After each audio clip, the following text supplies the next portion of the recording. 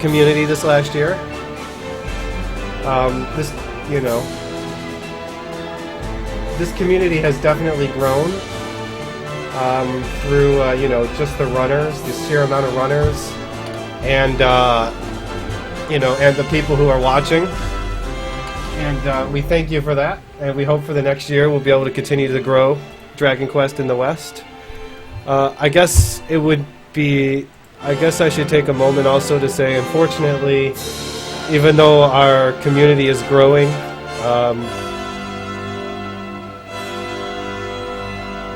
you know, recently this week we lost someone very dear to the community.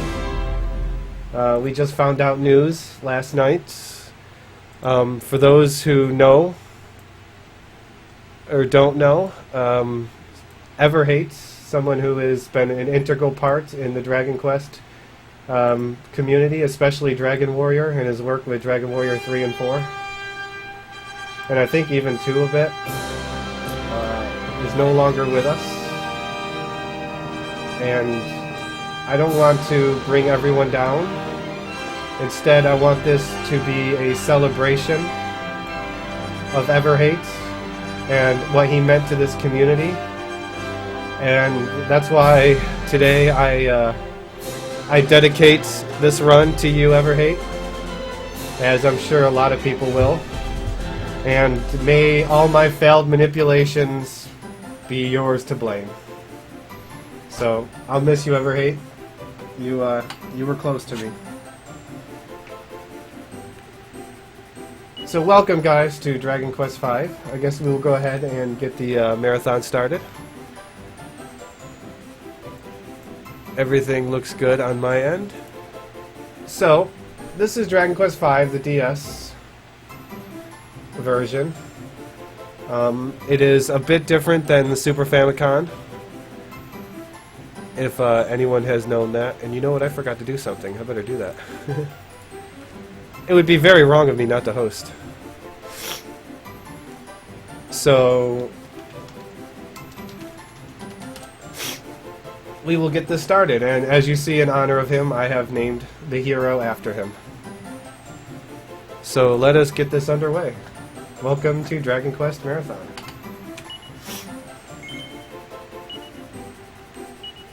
Oops, and of course I botch it because I hit the wrong button. There we go. Let's try it this time for real. So this is Dragon Quest V. It is one of the darker games in the series. Let's just say everything that bad can happen to the hero really does happen to him. And, well, actually not everything bad, because we start the game out with the hero being born. This is us. There's my daddy, Pancras. And this is a joyous momentum. Hello. Where there's me.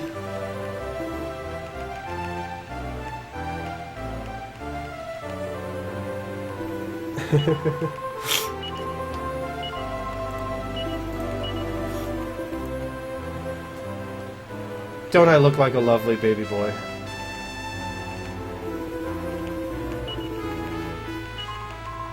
Unfortunately, on the day that I'm born, my mom dies. Welcome to Dragon Quest V, you guys. Didn't I say this game is pretty dark? This game will span generations. And we're going to start off as a 6-year-old boy who's been traveling with my dad. And we are on the verge of coming home from a adventure, which they really don't say anything about.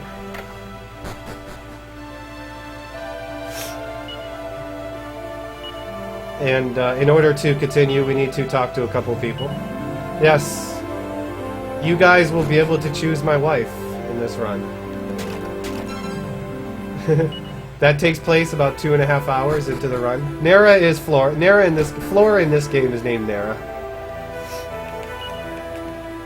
So I'm going to be picking up a few, or handful of items, I should say, the beginning part of the game. This is a staple of a lot of Dragon Quest games to start out.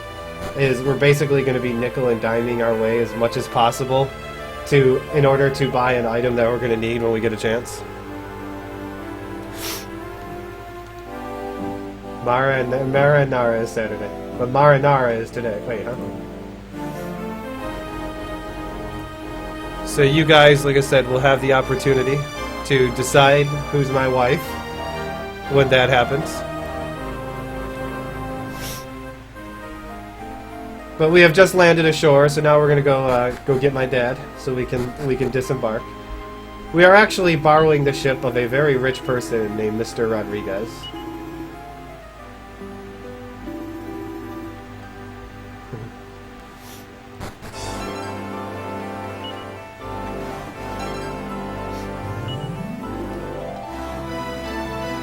Every life has her own little quirks. In fact, we're going to meet a couple of possibilities right now. Say hello to young Deborah and young Nara. There's Deborah, who basically just pushed me out of the way. She has hope when she grows up. I have faith in her. And of course, you got the prim and proper, sweet Nara. Also, I want to apologize right now, guys, if I sound a little bleh today. I've been sick for the last week, and I'm still in the process of being sick. So I will try my best today.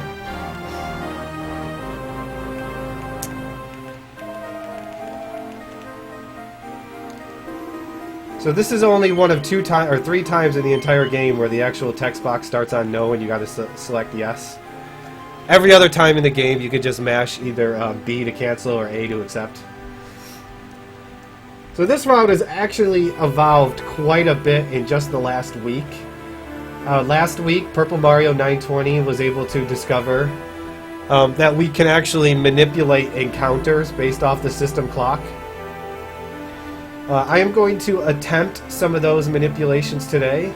I don't know how well they're going to go. I may give up on some of them because we are still learning a lot of the variables involved.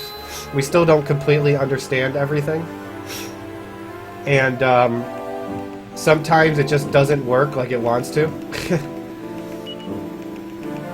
So I will give some of them a try, but it's going to be a little while before I attempt the first ones. So Dad gives us a map and says, go play, but don't run off. So what are we going to do? Well, we don't listen to our parents.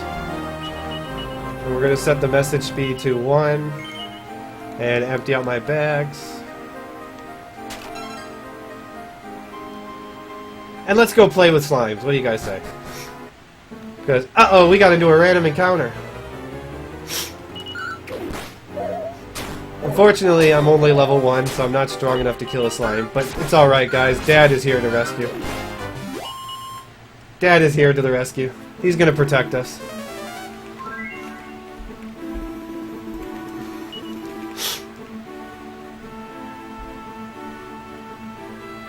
And oh no, another random encounter. It's alright, guys. We got Dad with us. Now, this fight can actually kill you. And that's a bad thing because we kind of want the experience on it. So sometimes Dad does 1 attack, sometimes he does 2. Battle of the Slimes. Sometimes it's really nice when he does 2 attacks. But it's alright, guys. We'll have Dad to protect us. We don't have to worry about anything bad ever happening to me. Well, you know, besides my mom dying on the day I was born. But we can forgive that, okay? That happened 6 years ago. So everyone is going to stop and say hello to me. Because we've apparently been on a long voyage. This is Wheelbrook. This is our hometown. Well, our current hometown.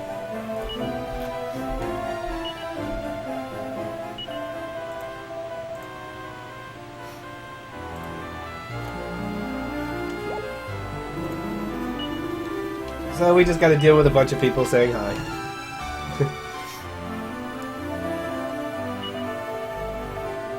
So you see a nice little pudgy guy sitting in front of a door. That's Sancho. He is my father's, my husband, I was gonna say, my father's friend, Senor. One thing about the DS remakes of these, of 4, 5, and 6, that you're gonna notice very, very quickly, is they decided, I guess, Westerners couldn't handle the serious tone of a Dragon Quest game, so they decided to make everything a pun. I.e., like starting off with Sancho as a Mexican. And say hello to Bianca, another possible waifu choice later in the game. She's our childhood friend. She's gonna want to read, she's older than us though, so, she's gonna want to read a book, but she's gonna open the book and realize she can't read any of it.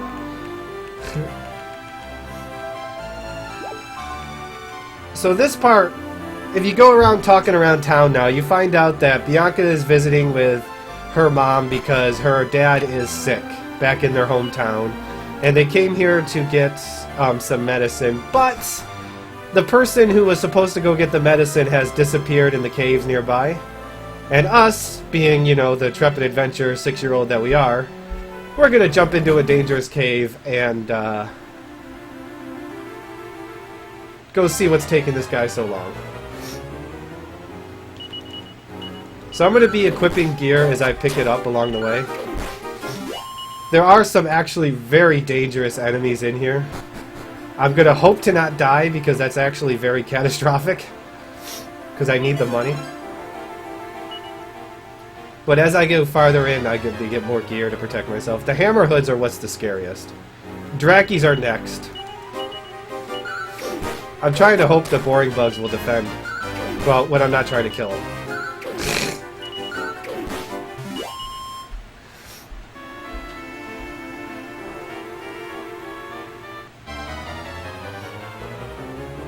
So this is a horrible encounter, and the hammerhoods don't do anything to you unless they crit you.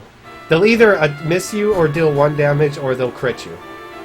Drakis do a lot of damage, especially until I get some better armor, which is in this next chest. And again, a hammerhead. So I'm not getting very good encounter luck. I do need to finish this cave with 116 gold. There is a straw poll going around, aggro. So this is the guy who is looking for the, to get in the medicine. He's trapped under a rock. And, oh, by the way, his name is Mr. Rockefeller.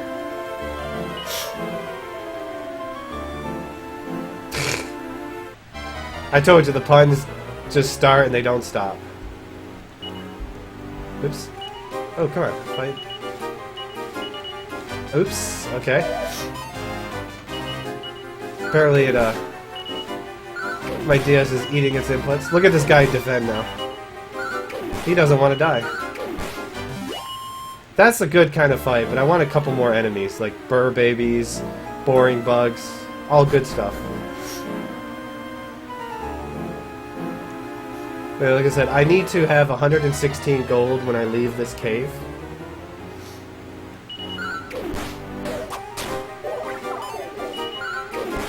Still got a couple hours to vote, though.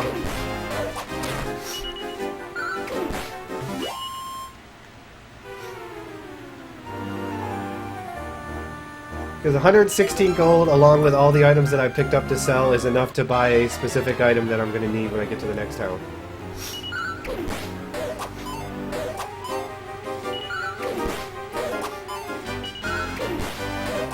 Pretty bad damage rolls, but really safe fights.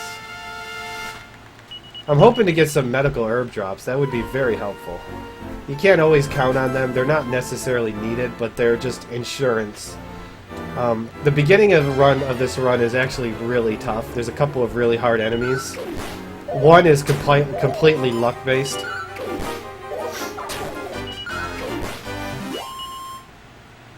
And that's the second boss.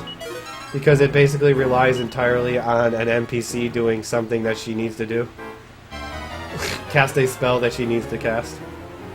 So I get a lot of slimes. It's not really good gold. I'm not really worried about the experience as much as I am the gold. I need 5 more gold before I can leave. I mean, I could leave now, but that would involve selling an herb, and I really don't want to sell an herb. Here we go.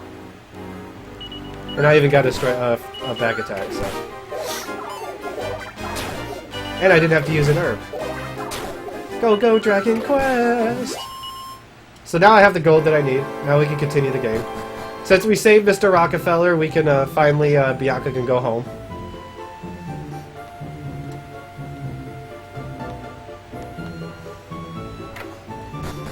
There's actually a stranger in town that you could go talk to if you do certain events.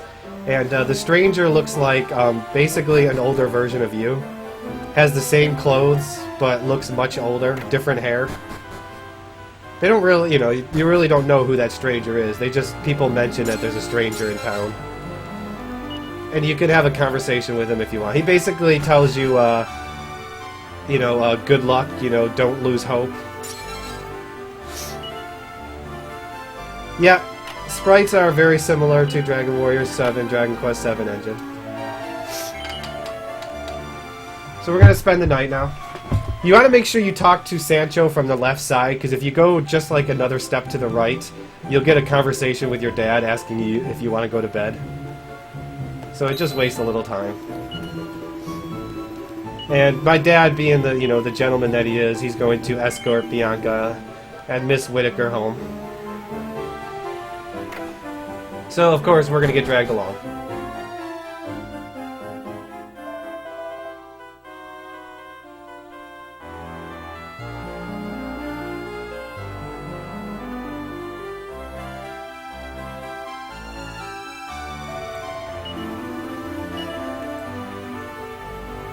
Yes, the hero is named after Everhate, you guys. In honor of him. Although a lot of bad stuff does happen to the hero, we are gonna get our vengeance in the end, which is how it should be.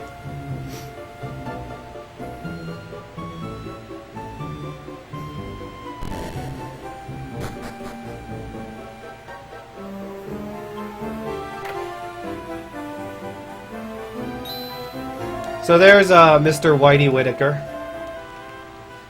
And Dad's gonna say, why don't you go run off and play for a while? So we're gonna go run off and play. Yes, Tonic did add a bunch of Frank Rafazi emotes. Some are relevant to this game. So we come over here and we see these kids picking on this weird cat. That's so cruel of them. So Bianca tries telling them to leave him alone, and they're like, well, fine then, we'll make a deal. We'll leave the cat alone if you go beat up the ghosts in the nearby haunted manor. And of course, being 6 years old, we're gonna be like, sure, why not? I'm not afraid of ghosts. I ain't afraid of no ghosts.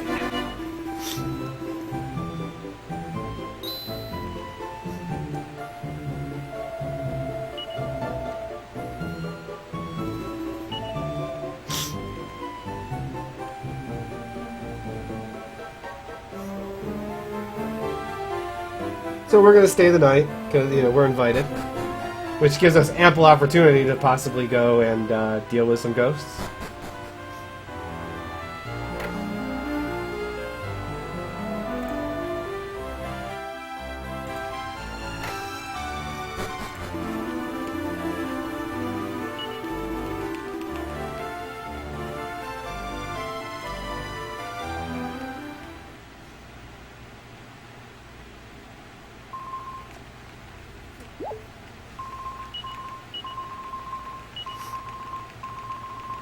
So the name of the place we're going to is Uptaden Towers, and that's a pun in itself, and I'll get to that when I get to that.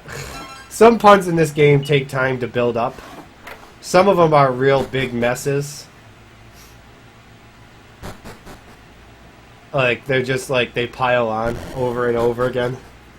So all that money that I've saved up, all the items that I picked up, is all for this moment. This guy that's working at night. We need to sell a whole bunch of stuff. And we're going to need to buy a boomerang with it, which I'll have barely enough to do.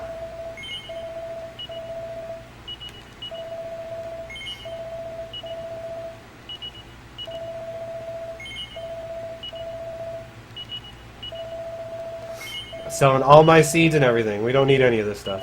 Well, we technically could use it, but...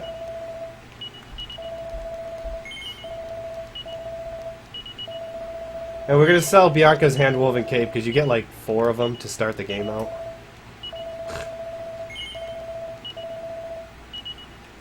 And you'll notice I sold a thing called TNT tickets. That's actually a mini-game.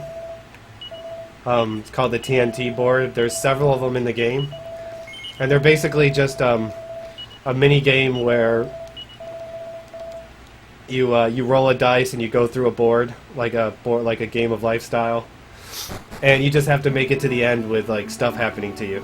Whether you're gaining money, taking damage, fighting, all kinds of good stuff.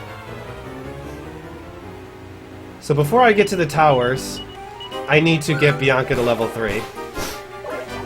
I'm going to stick her in the front of my party in hopes that she'll take more hits. And then just defend, because she can't do any damage. I sold her weapon.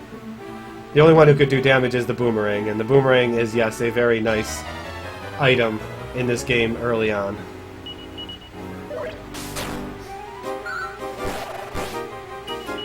The funky ferrets can be the worst because they can put you to sleep.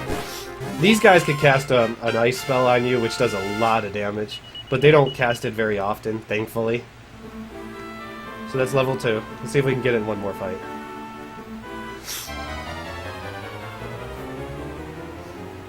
Good fight, but I gotta survive it.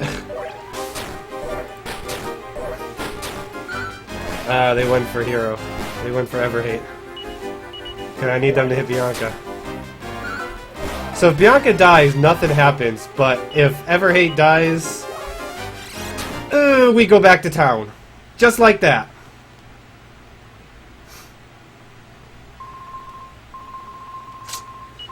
If the hero dies, that's what happens. And they focus fired me down, so I didn't stand a chance. So you come here and you find out that your dad is sick. So he says, let's stay for another night. Oh, I gotta talk, yeah. I haven't died there in a while, so I forgot who I had to talk to. I gotta go talk to Bianca. And then we'll try again.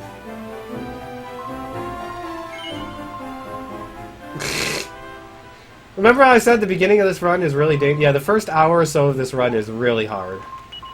Yeah, about the first hour. Maybe the first hour and 5 minutes now. We're gonna be fighting bosses at low health. Very low health.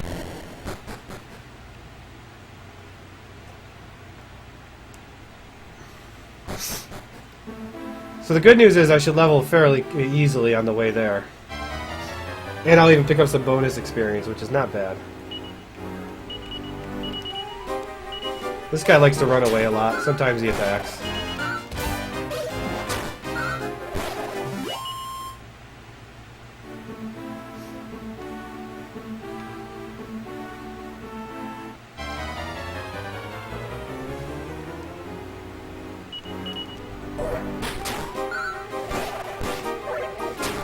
See, now they're all going for Bianca, which is fine because, you know, she's defending. She could take a couple hits. So there's our level that we need.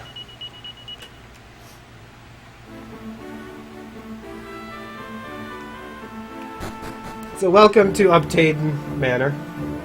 Haunted Manor.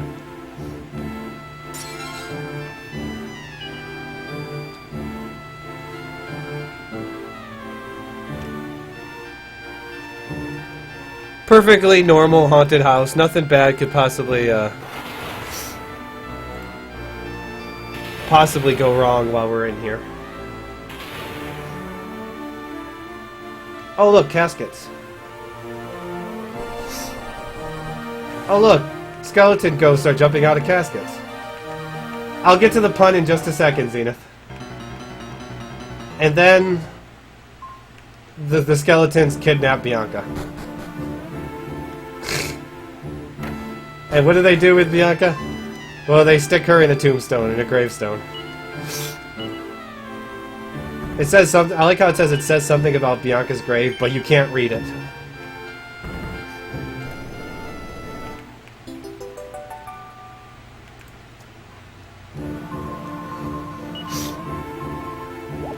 You'll find out here in a second why it's called Uptaden Towers. So we're gonna talk to, you know, the Countess here. She looks sad. There are enemies in this dungeon, but they're only in 2 rooms. And of course, we got the crows. Nothing ominous about that. Stick Bianca back in front. Because we want her to pick that up. And we want her to start collecting the herbs.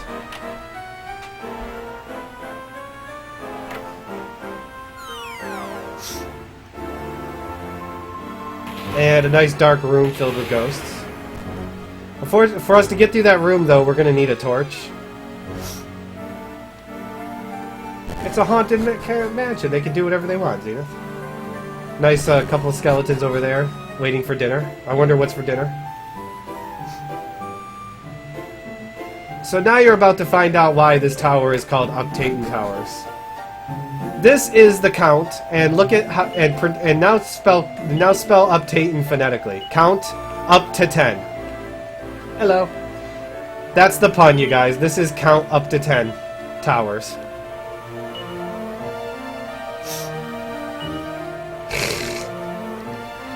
And he's going to ask us to take care of the mean ghost that's haunting this place and torturing all of his subjects. And making it really unsafe for this ghost to live here. Count up to 10.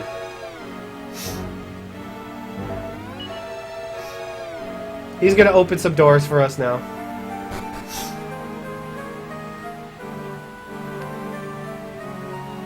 And we're going to go through the front door, which is much faster to go this way.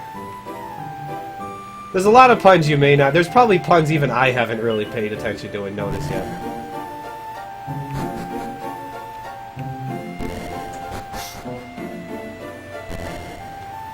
And this haunted manor comes complete with a flame inn, where we can spend the night and get healed up.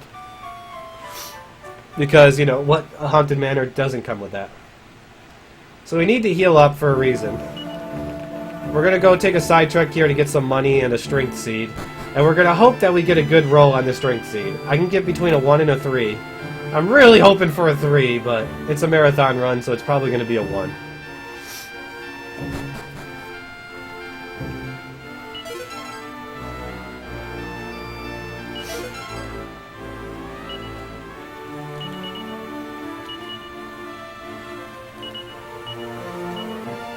Three, nice. That does help out considerably on the next part. Now, before we can actually go confront the boss, we need to level one more time to get to level 4. So we're gonna, and we have to go get the torch still to light our way to the boss. So we're going to fight 1 or 2 fights, depends what we get. And depending what we get, it can kill me. Oh, look what's for dinner, guys. Looks like giant chickens. And yes, the torch is in a pot. In a random pot in the kitchen. So what are we gonna get? Not a horrible fight. The Wickermen over there, the wax murderers, I'm sorry, they're called wax murderers. Those guys are the dangerous ones. And I have 8 magic, which is actually a good start.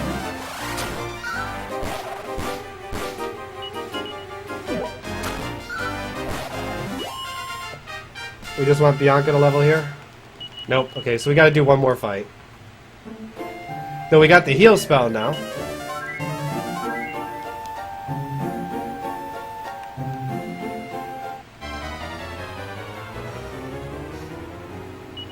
Two wax murderers. Yeah, there is an enemy that is a purple version of these guys called Wickerman. I know the puns. Okay. So we're gonna use the inn one more time, because why not? It's free. Gotta take what's free, right?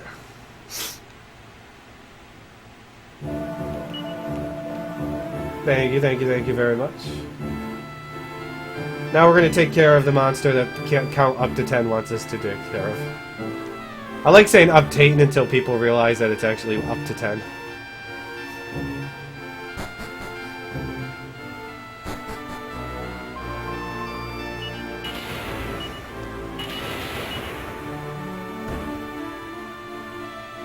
And we're going to rotate the camera a little bit. So say hello to the haunted housekeeper. Throw your hands in the air. Wave hi to him, you guys. Uh-oh. Trapdoor. Whee! As we fall down. And guess what's for dinner, you guys? It's me! And a couple of giant chickens.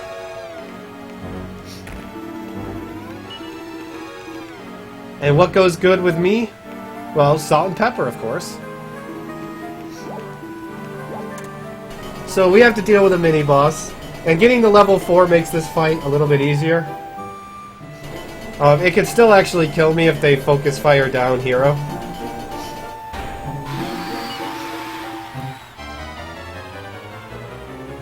So as long as they split damage, we're fine. Casting Frizz a lot is bad. The 3 Strength Seed is going to make this a little bit easier. Because I might be able to kill 2 in this first round. And we're fine now. Once they started attacking her, we're fine.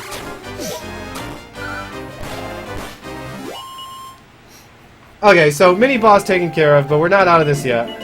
Before we can actually fight the haunted housekeeper, we need to get to level 5. I know, they're going to eat me raw. Can you believe that? So 1 or 2 fights, depending what we get. Ooh, a dangerous fight. Well, it's much better if they attack Bianca this time. Level 5 is the absolute minimum that you can take on the haunted housekeeper, and even then, that's still dangerous and risking it.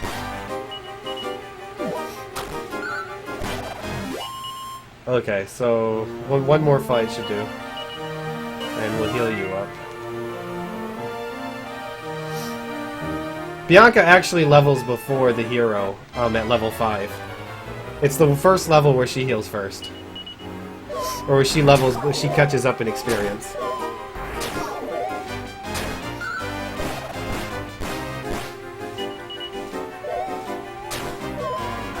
Ooh, ghosts in a goat and haunted manor. Go figure. And we'll let her finish that one off. Lots of XPs. She's also learned a spell called Dazzle at this level, which has a chance to cause an enemy to miss attacks, which we're gonna pray works on Haunted Housekeeper, because some days he just decides to not want to miss me, and I kind of need those misses to help me survive. Okay, so we're gonna fill her up with herbs now.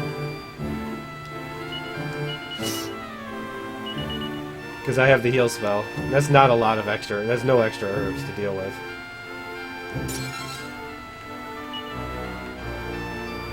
Chimera Wings allow you to teleport.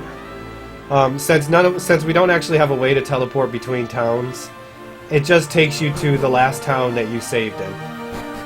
Or that you were in, I should say. Oops.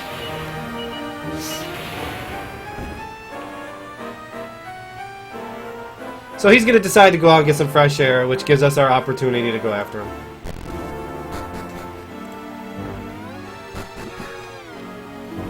So what we need him to miss some attacks early on because of Dazzle, and we gotta hope that he doesn't Sizz, because that's dangerous. That hits both party members for a lot of fire damage. And Dazzle's off to a dazzling start. Nice. So we're going to use her phrases first.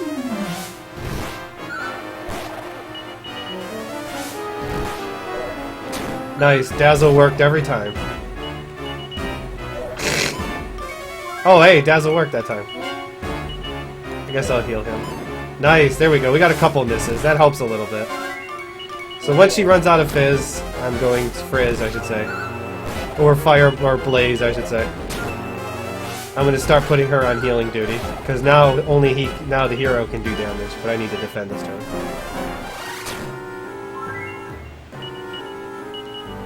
Okay, so we need some cooperation, like him hitting the same person twice, like that. Now hit Bianca. Not quite Bianca.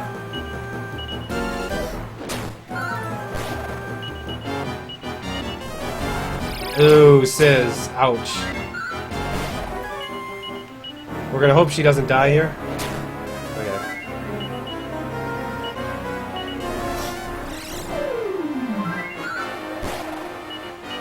Not getting very good damage rolls. 9s and 10s is what I'd like to see. We should be about fine, though.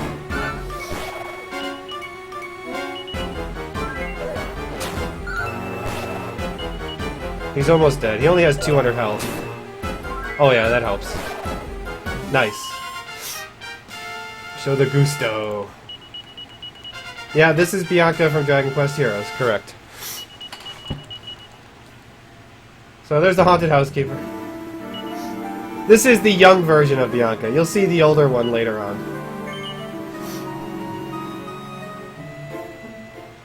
Yes, we named the hero Everhate, in honor of Everhate.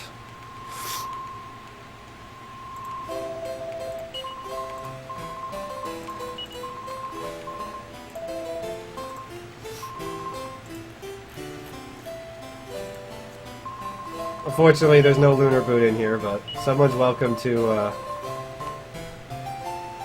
Nara Coogan. Or Flora. I think Flora is right in the straw poll. It's Nara in this version. So we get a gold orb, just a meaningless gold orb. I'm sure it has no use at all.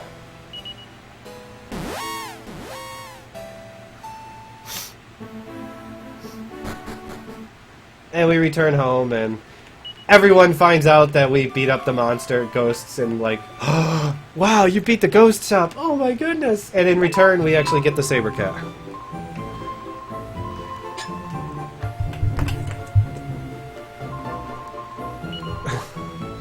And my phone is dying, which would be a bad thing because I need the timer on it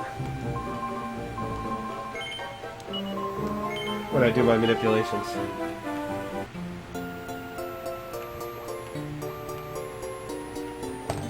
So I might want to plug that in.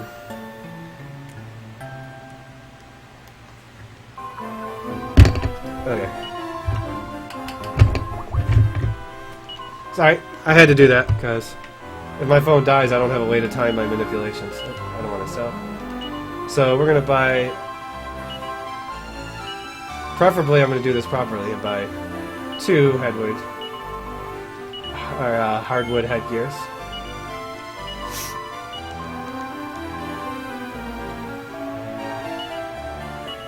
And let's see, we got perfect amount of money. Stock up on 9 herbs, and then we got enough for 4 Chimera Wings. And we still have 1 gold left over. And there's something called party talk. When you cancel out too many times, you'll say something, and you'll see me do that a lot. Because party talk is annoying.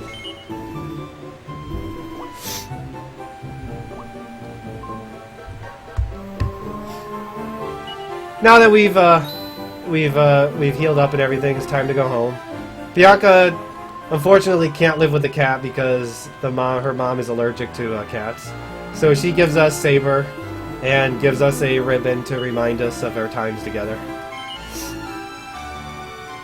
Still a long ways to go on the waifu vote, you guys. Still 2 hours and roughly 2 hours until the wedding, at least. And oh no, another random attack or random encounter. What will we do? Come on, one shot. Ah, almost. So this fight is just to have Saber join the party and protect you since you saved him. Yep, Bianca is in the early lead right now. Which waifu for Laifu, you guys?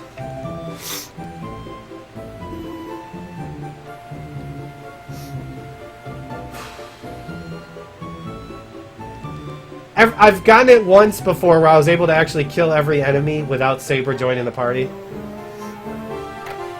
I was like 1 damage point away from being able to pull that off. Should have added Mr. Briscolati. I have tried to ask him to marry me once. So, you know, I know, I'm 6 years old, you guys. We've had a really stressful time so far. We just traveled. We just went and defeated ghosts. You know, I'm just a 6-year-old kid, so I'm gonna do what every 6-year-old kid would do after an adventure. Go to the bar, pick up a woman. So say hello, guys, to Honey. She's a fairy. Unfortunately, only children can see fairies. So she's like, oh my goodness, you can see me? Please come meet with me because I need to ask you a favor. And I'm like, oh, great.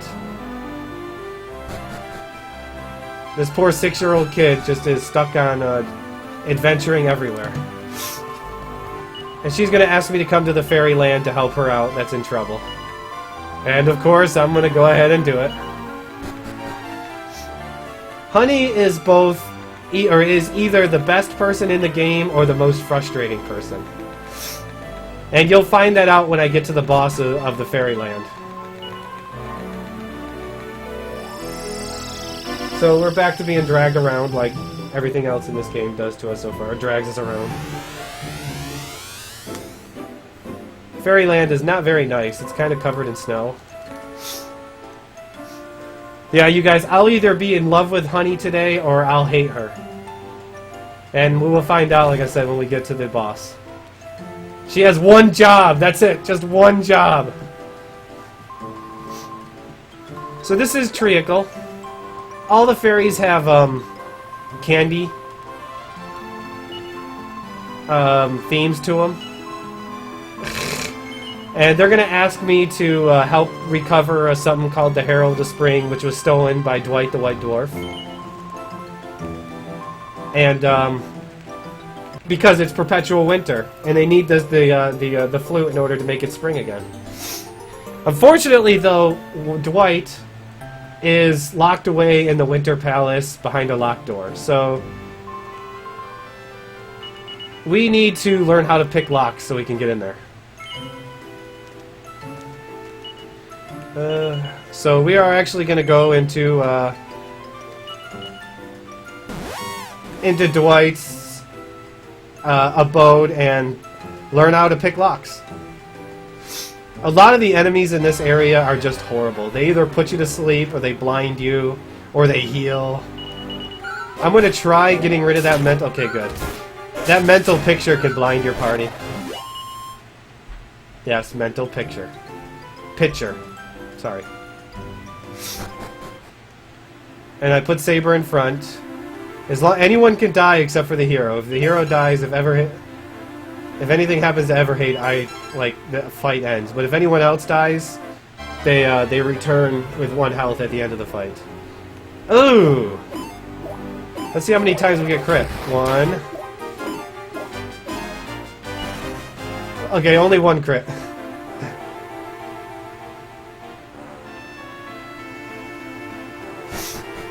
This is a pretty short dungeon. I'm going to get into 1 encounter on the way in, which I already did, and 1 encounter on the way out.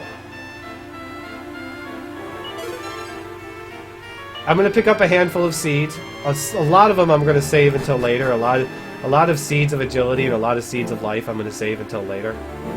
Wow. My bad, you guys. What'd you do? I went up the stairs to reset the encounter rate, but I forgot to go back down. So how are we going to learn to pick locks in order to break into the Winter Palace? Well, we find a book called Lots About Locks. And even though I can't read anything because I'm 6 years old, I learned how to read that book and learn how to pick locks.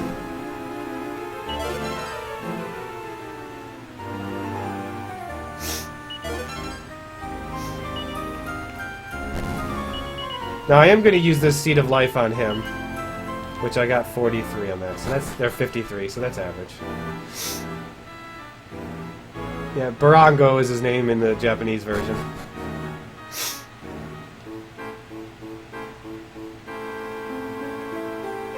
I think the one name that was important is just making sure the hero was Everhate.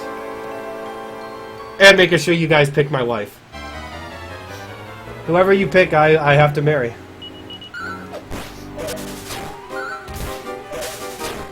Lickspittle. Not a fight that I always take. Especially if Honey doesn't attack.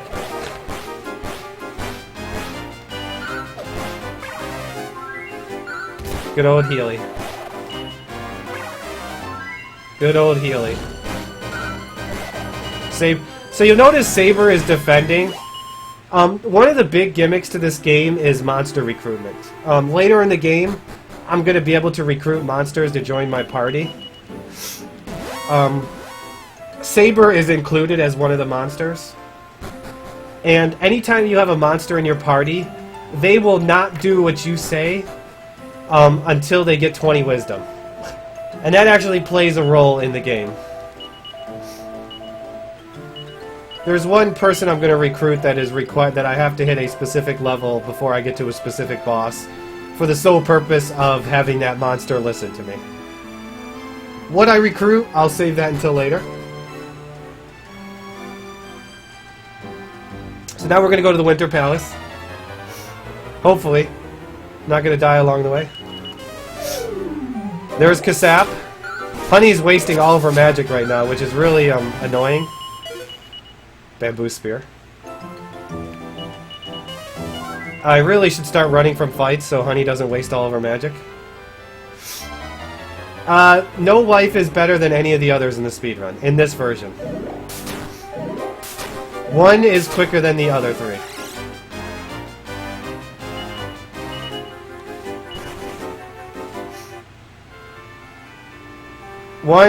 Two of them cost me about 2 minutes. The other one is just the faster option. Nera or Flora, yeah. So we got ice physics here. I should only get in one encounter unless I get really unlucky in this room here. Okay. So, odds are I'll get into one counter before Dwight. Yeah, that was a very early encounter, too. So we just would like to run away. As long as the hero doesn't die, that's all that matters. In a speedrun, their magic doesn't matter, because their magic is not going to get used in a speedrun.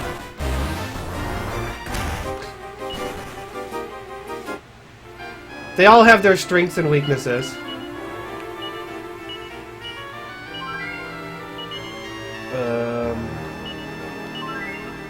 Dwight is most likely going to steal my magic, but in an off chance that he doesn't drain my magic, I want to use some herbs. Okay, so Dwight the White Dwarf.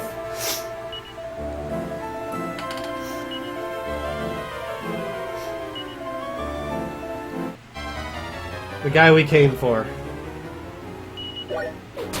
His annoying things is he can heal and he can steal heroes' magic.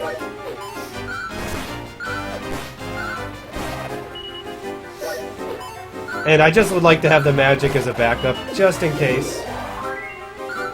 And heal sucks when you're not doing any damage to him. Especially when Saber defends, because he doesn't have 20 wisdom. So this fight could go on forever, or, you know.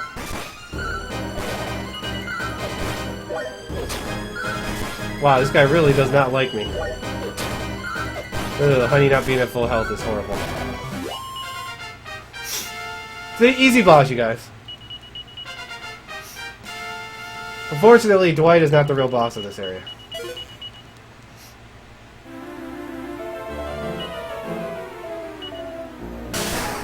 This is the real boss, the Winter Queen.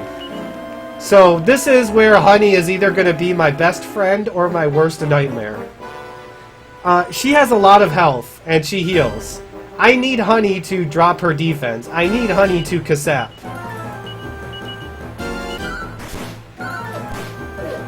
Preferably before she dies. So, Honey, please sap. We also need her to heal, too. That's important. This can one-shot her if she gets hit. Okay, we want to see Cool Breath. She's not healing, by the way. She either needs to heal or Kasap. There we go. So now we need to see Kasap before she runs out of magic. No, wrong spell. Come on, Honey.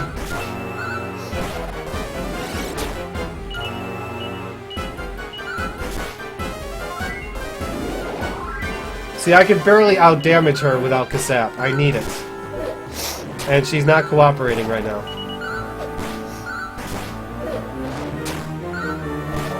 I'm gonna keep healing with my hero. Dazzle. Well, Dazzle's a start. It might save me here if she attacks. But I need Kasap. Okay, whew! Thank goodness that missed. Come on, Honey, before you run out of magic. Dazzle is a good start, but I need Kasap. Because I can barely outdeal this damage.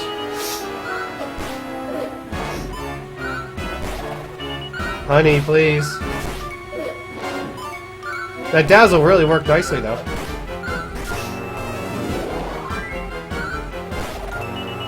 Honey, please. Dazzle wear off. Honey.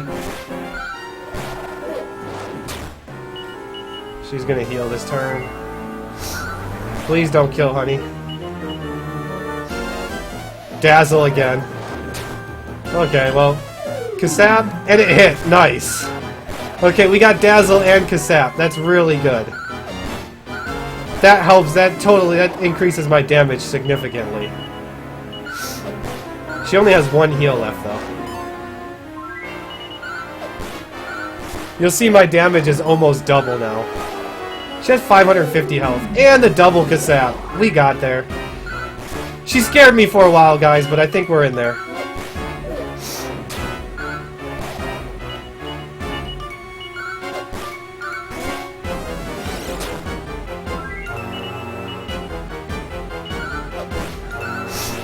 There we go. She scared me for a while, you guys. She scared me, but we got the double, we got the Kasap. We even got the double Kasap. I don't know exactly, Parallax. Okay, so that's the last scary boss for a while.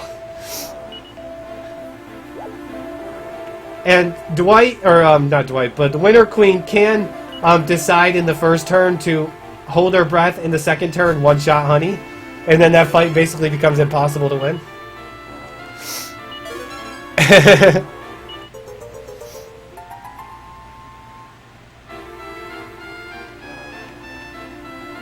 So I'll probably get into an encounter on my way. No, wow.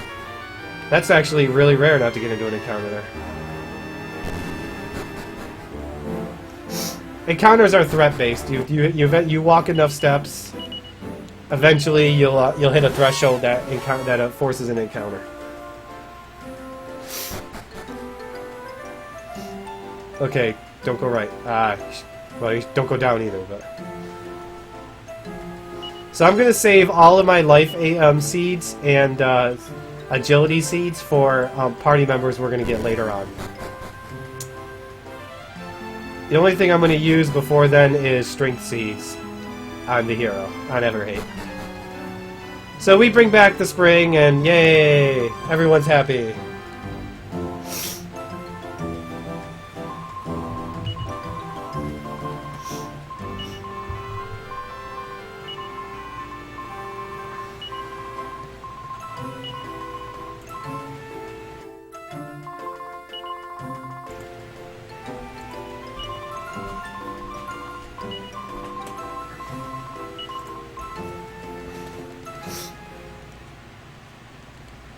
And now we get a cutscene. Well, I guess I'll say it one more time for those who are new to chat. It's not something I think I want to keep refreshing all day, but there are people that are new here. We're twice as many people. It was found out yesterday that Everhate passed away this week, and the hero in this run is dedicated to him, because he was a good friend of mine and an important person of the Dragon Quest community. So this is for Everhate. Then I get a little teared up anytime I say it, because he actually meant a lot to me.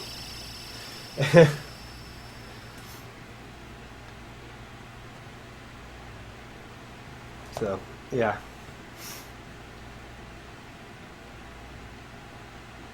So we come back to reality with, well, out of the fairyland. It's unknown right now.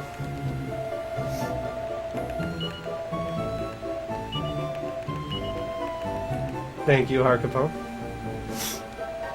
So when we left Fairyland, they gave me a branch, and it's an item called a knick-knack. You can actually collect a whole bunch of them in this game, and there's like a town that's dedicated to them. And Sancho's gonna say, "Oh look, you got this branch," you know, and you got to say no to him, or he spends a lot of time actually taking the branch out of your pocket and planting it. Oh, we come into the church here and we talk to Dad, and we find out that my dad has been called to the castle, that the King of Coburn has an errand for him. So guess what? We're gonna get dragged away. So time to get dragged around again.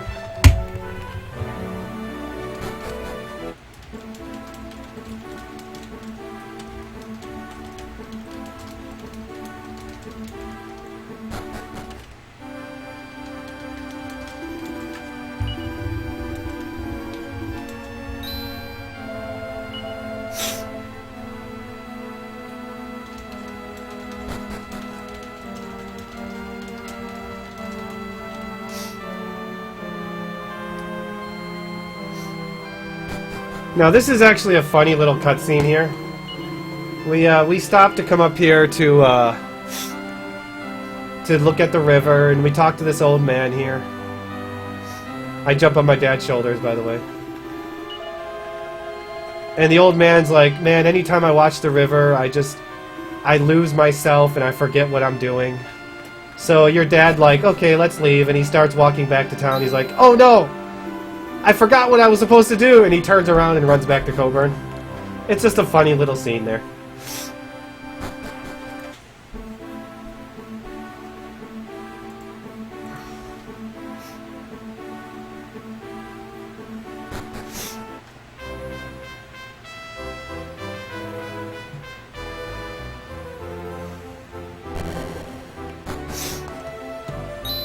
Cha-ching!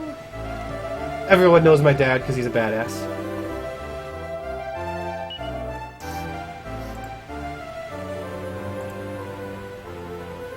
I love you, Daddy. Nothing bad will ever happen to me as long as he's here to protect me.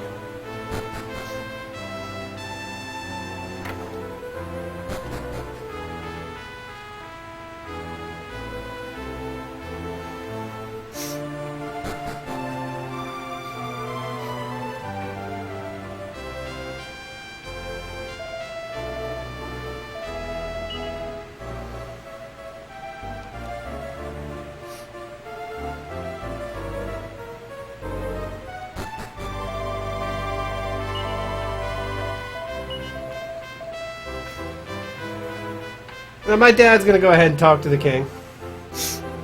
Don't know what you're talking about, Zenith. No clue what you're talking about.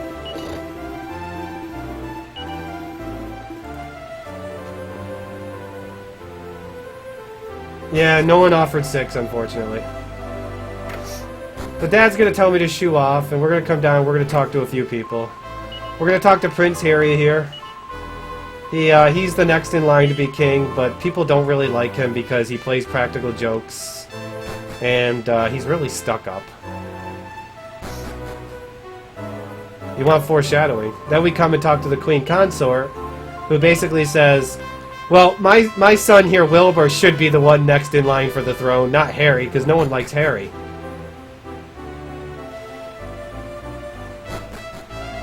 And then we come over here and talk to this guy in green, and he tells us that he's confused because the Queen Consort has been meeting with some unsavory characters lately. There's foreshadowing for you. And you have to talk to those 3 triggers in order to progress the story. So they kind of just pretty much spell it right out to you that, you know, something's going on. So we're going to go back and talk to Dad. And he's not here. And you find out that the King of Coburn has asked my dad to basically watch and babysit Prince Harry so he'll grow up to be a decent person. And my dad's like, well, you know, he's not talking to me, so maybe you can become friends with him to make my life a little bit easier. So we're going to try to become friends with him. And he asked us to become his lackey, but in order to do that, we have to pick up a badge that's in this chest down here. And, you know, he plays practical jokes, the chest is empty, and he's gone. It's alright, guys, we know exactly where he is. He went down these sneaky little staircases. Haha! And I'll never let you get away again, Prince Harry. You're gonna be my friend whether you like it or not. Oh, crap. And he gets kidnapped.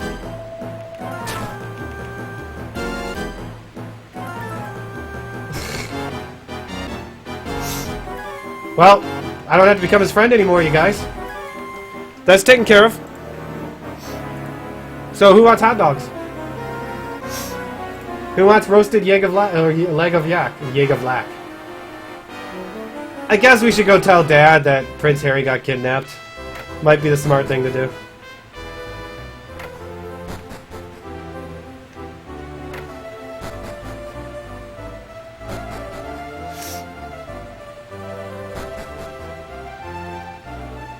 Exactly, Zenith. I have no clue.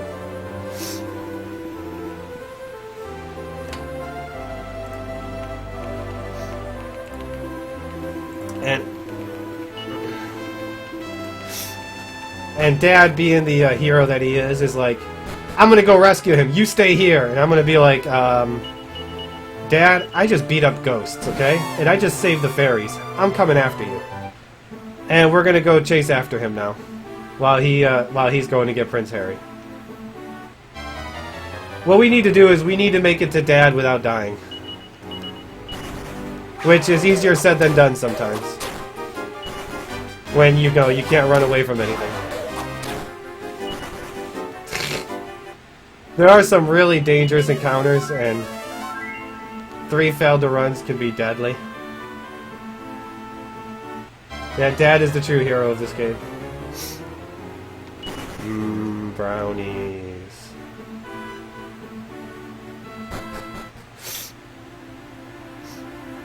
So these are the ruins. And you can see Dad up there fighting some enemies. We need to get there and rescue him. Nice. So there's... Depending on where I get this encounter, will make it so I can skip the next encounter. Because when you enter an area, or leave an area, you reset the encounter rate.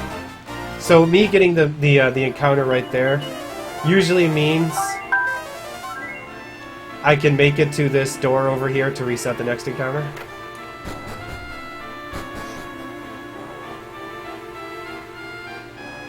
It's all about resetting encounters, especially when, you know, you can't run away from anything.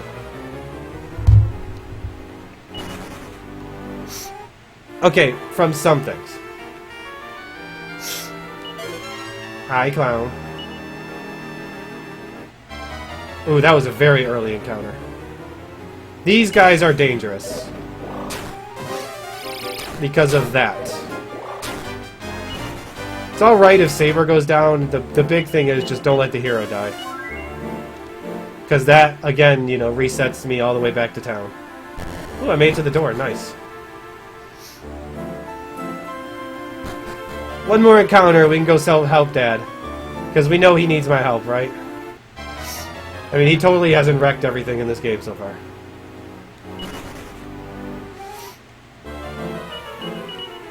I'm healing now for a reason.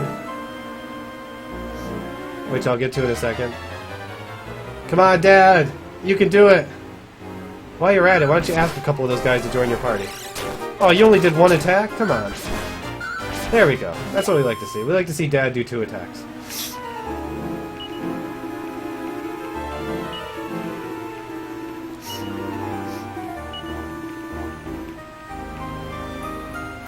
So he's going to join us, which means we're perfectly safe now. And we're going to keep running now to get Harry. Now that we have Dad in the party, oops, we're going to apparently miss the stairs. Sometimes the DS D-pad is like really wonky when you're dealing with a very heavy console, which, by the way, I am playing on an actual DS. Sometimes the D-pad doesn't do what you want it to do. But yeah, now that we have Dad, we're going to fight what we can. And we really don't want to take any damage. Every time we take damage, there's a 5-second cutscene after the fight of your dad healing you. Although I will take any poison, though. Poison is fine. There we go. Nice. Is it not taking damage, getting XPs?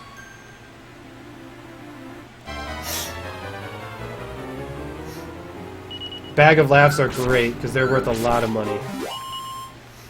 Well, a lot of money for, you know, any part of the game, whether you're fighting the goodie bags or the bag of laughs. So there we guys, we found Prince Harry, locked up in the jail cell. And the door is locked, but it's alright, because remember, Dad is a badass. He just crashes into that jail cell and it goes flying off, and then Harry gets back, talks a little bit, so Dad just decides to knock some sense into him. I think out of all Dragon Quest games, my favorite monster is always Gigantes. A big old giant blue one-eyed giant with a giant smile on his face. So, uh-oh, monsters attack. Now Dad's here to fend them off while we run. And there's no more encounters. So I'm going to take a chance to pick up a couple of chests.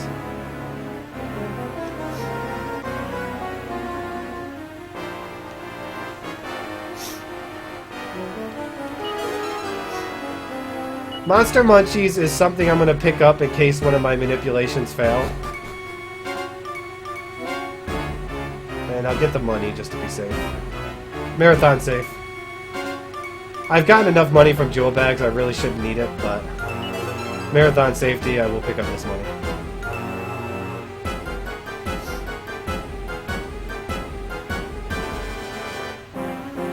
So we're home free, you guys. All we have to do is just get by this guy who's blocking the way. But it's alright, guys, I can take him. This guy doesn't stand a chance against me. You know, I'm the guy who slayed Ghost. Okay, well, maybe I'll just flee. Ooh. Okay, this guy hurts. I don't think we can beat him. Come on. Okay, he's taunting me right now. There we go. The fight doesn't end until the hero dies.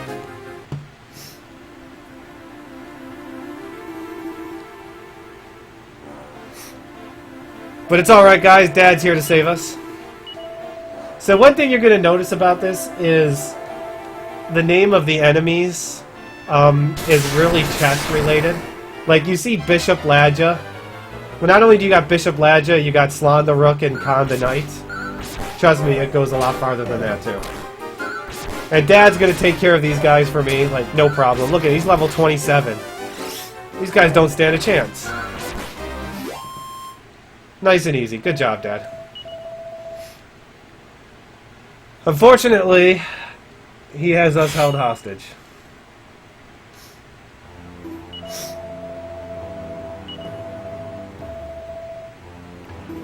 Remember how I said this is a very dark, depressing story?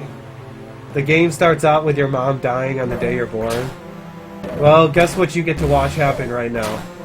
So get your thumbs down, you guys.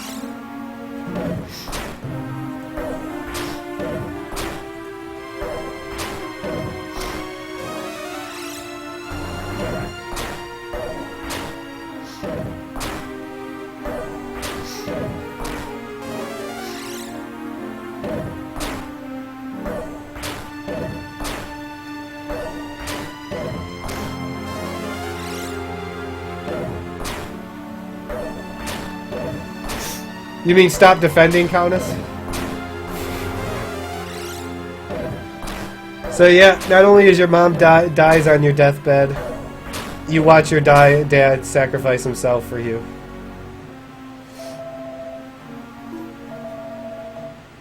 But it's not all bad news, you guys.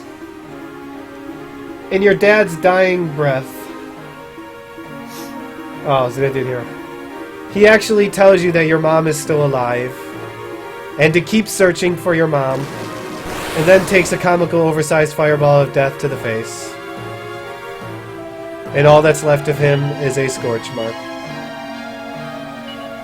So your mom is not dead, that's good news, right?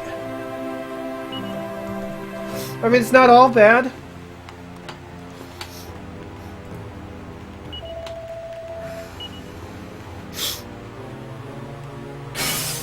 And Ladja decides to destroy that gold orb that you had on you. So, to recap the story, your mom is kidnapped on the day you're born. Your dad dies in front of your eyes. And now, I'm going to be sold or put into slavery for the next 10 years. As far as I know, Kefka, it's pretty similar. So I am going to spend the next 10 years of my life as a slave. And this marks the end of Generation 1 and the start of Generation 2. 10 years later, we're now 16 years old. And we spent most of our lives in luxury in the slave pits. It's not all that bad, you guys. I mean, yeah, we gotta work, but the pay's good. We get free meals and room and board. Hey, I get to stay with Harry the entire time. That's not bad.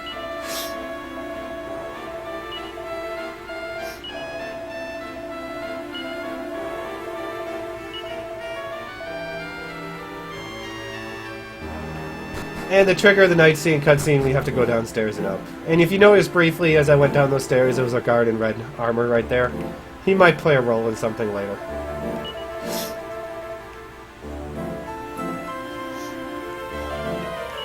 So now we need to talk to everyone in order to trigger the next cutscenes.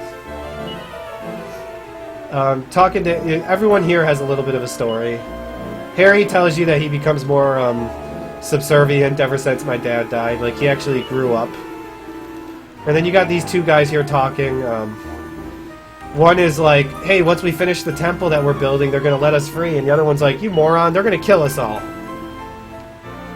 And then some people, Oh yeah, by the way, this is the temple of the Order of the Zugzwang. Again, another chess reference for those who don't know.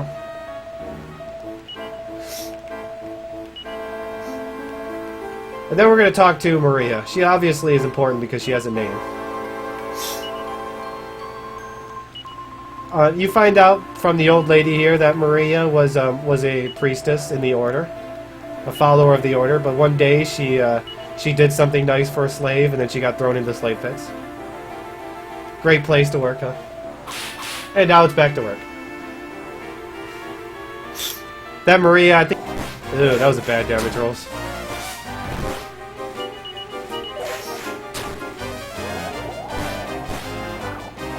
Lear dance is fine.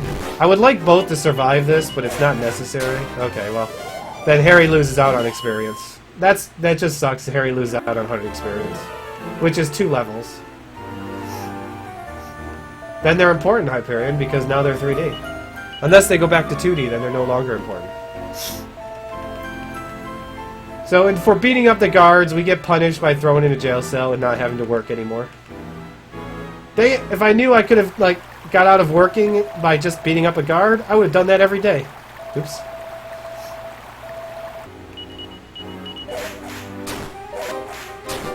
And they're going to be nice and just focus fire down Harry, probably.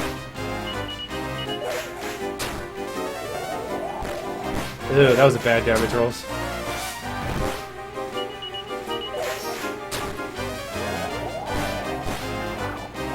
Lear dance is fine. I would like both to survive this, but it's not necessary. Okay, well, then Harry loses out on experience. That just sucks. Harry loses out on 100 experience, which is 2 levels. Then they're important, Hyperion, because now they're 3D. Unless they go back to 2D, then they're no longer important. So, and for beating up the guards, we get punished by thrown in a jail cell and not having to work anymore. If I knew I could have, got out of working by just beating up a guard, I would have done that every day. Oops.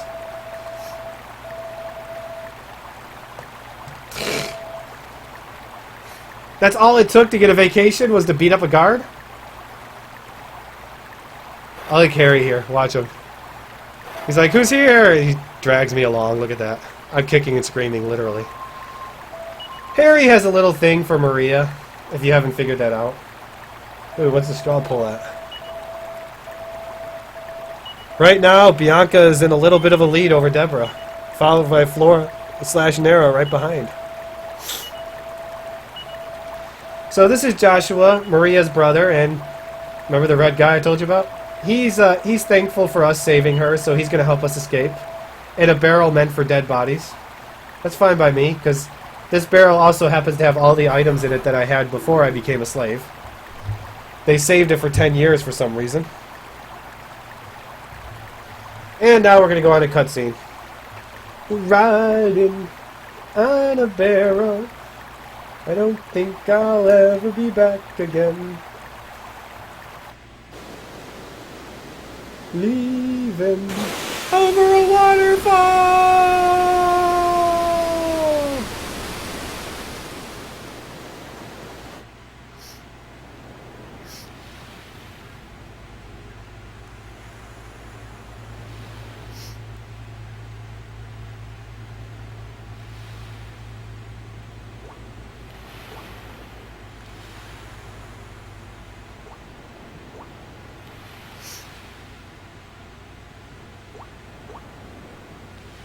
And now we're just gonna drift away. Hey, we're free though of the slave pits. That's good news, right? I mean, you gotta look at the positive sides, right?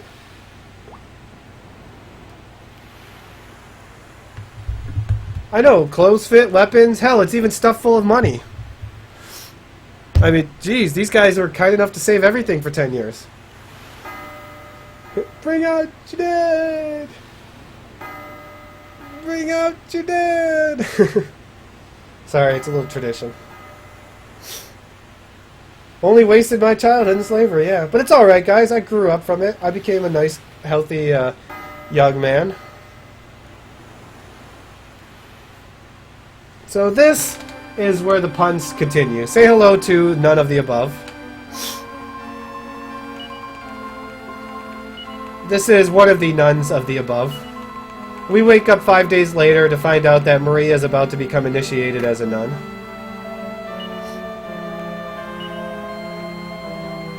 Harry stays dressed up as a slave, but I'm in my old clothes.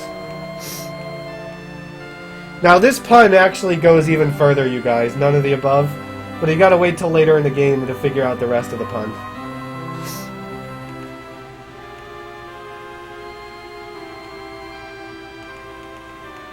Well, then you just roll the barrel to the other side, Zenith, so the one with the hole is facing up. All I gotta say is that's a pretty big barrel if 3 of us could fit in there. That's all I could say.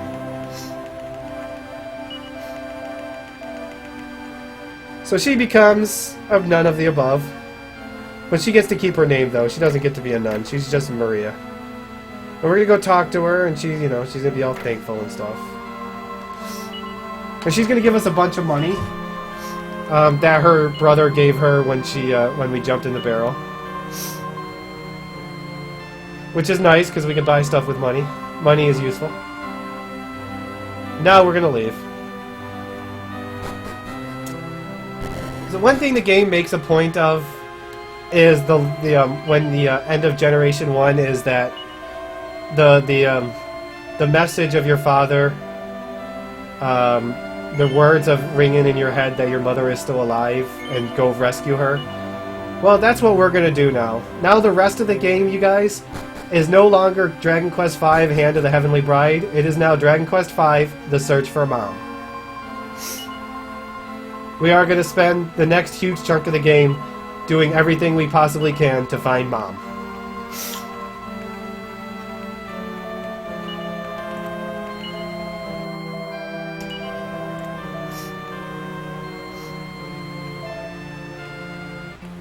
And we get stuck with Harry, too.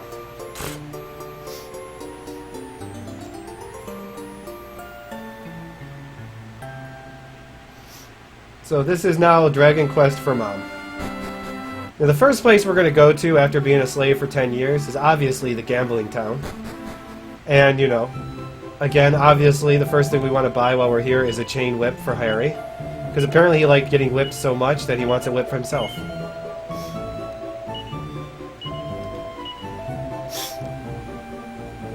And then the second thing you want to do after you buy a whip is you want to go to an exotic dancer's dressing room and steal her clothes. Which, guess what, guys? That's what we're going to do. Assuming I open the right one. We're going to steal some dancer's tiara and clothes.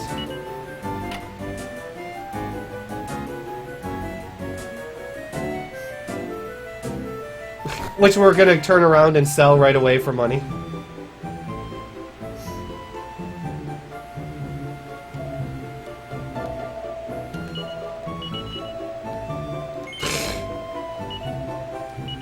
Just your average grown-up. Oh, it gets worse later on, guys. Wait till later. And we're gonna buy a slime Guniform with it for someone later on. And the rest of the stuff we need to do in town, we need to wait till nighttime to do it, because there's a shop that's only open at nighttime. So we're going to kill the day away by walking in between the abbey and the town until it gets nighttime, because we want to reset the encounters.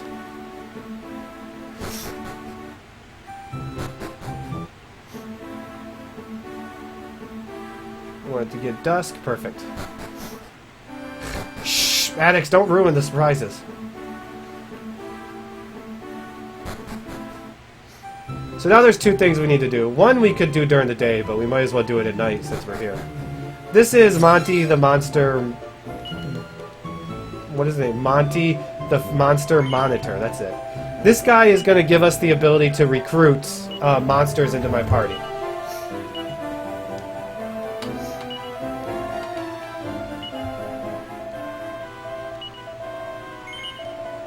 That's fine, Maddox. We all are. I'm just teasing you anyways.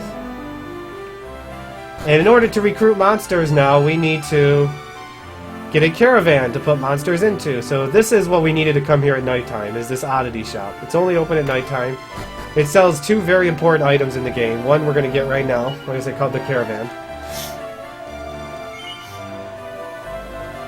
And then we're going to head to our old stomping grounds to see if we can recruit a couple of monsters.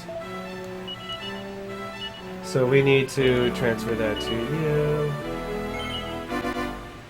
And we need to use that on you.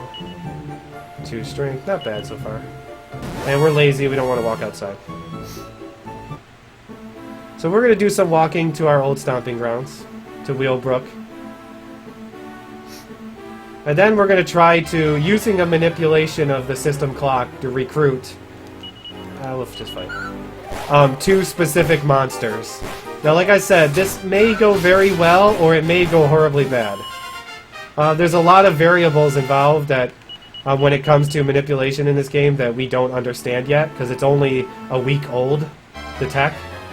So I may need several tries in order to hit it, because the window to do it is very small.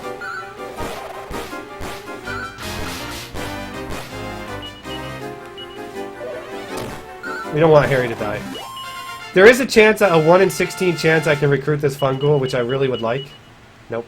So how recruiting works is the last monster that you kill in combat has a percentage chance to join your party. Not every monster can join your party, but a lot of them can. So what we're going to do is we're going to come to the town here to set this here. And now we're going to quick save and reset the game. And we're going to try to see if we can pull this off in one try. So what I need to do is I need to set the system to a specific date, which I already have, which is 1/10/2010. And then I'm going to set the clock to midnight. And I'm going to start a timer on my own. And what I need to do is I need to turn the console on in a very small window of about 0.15 seconds. It might even be less than that. And then I need to load the save file in, again, a very small window of time. And I will know, depending on where I get this encounter, if I pulled it off or not. I got it. So now we need to get this monster to join our party, which hopefully this is going to work, because again, this is something that's finicky. By defending, attacking, and then attacking both encounters. Nope, he didn't join. See, sometimes, from what I've learned, is there's different seeds, and you don't always get the right seed. Sometimes they don't join your party. And so now I have to try a different way.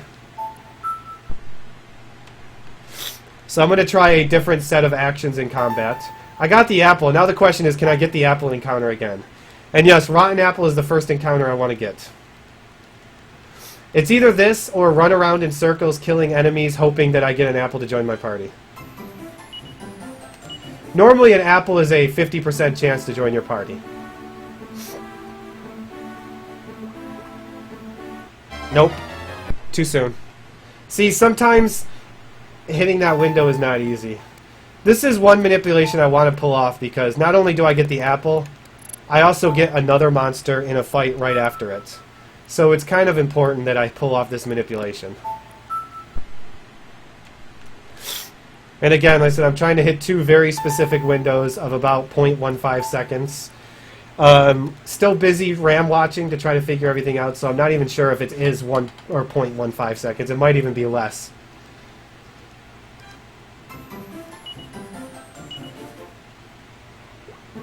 And then I turn on the loaded the save file, hopefully at 24.2 seconds. Okay, so now we're going to try a different tactic. I didn't see how much damage I did, so I'm just going to attack and pray the hero doesn't do too much damage. Ooh, he did too much damage. Yeah. Okay, so there's a third way that I have now. I can't kill him in the first round. If I kill him in the first round, he does not join my party. So there is one more seed that I'm going to try to get him to join. And that was way too late, so I'm just going to reset and try again. I hit the timer way too late.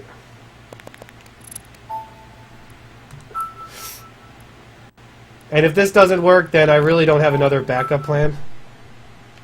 I have to just farm the old-fashioned way.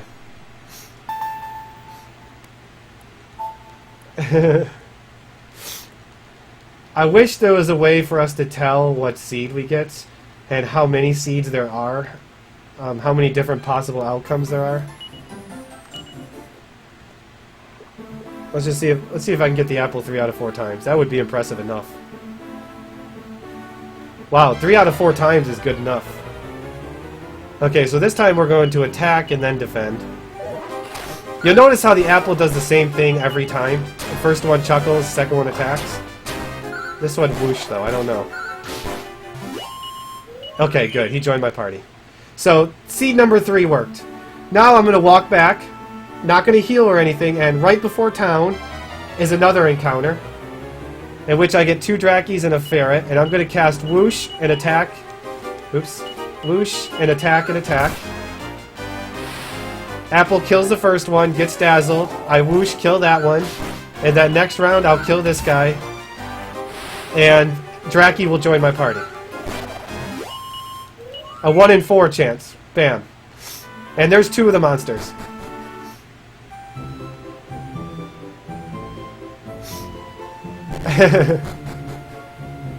Draki is only useful for 1 fight, basically. 1 boss is all I'm going to use him for. Hopefully, he's going to help me like kill metal slimes along the way, too. But his purpose is mostly for 1 fight in a couple hours.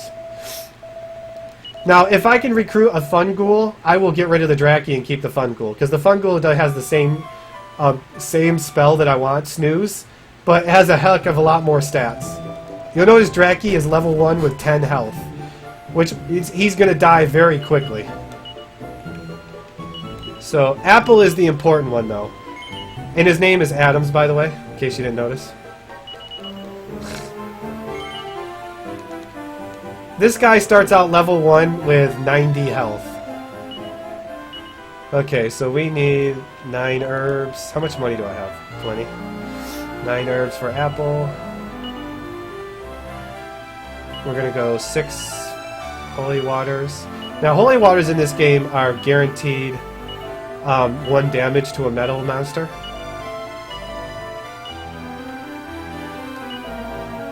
And we're going to need monster metals now.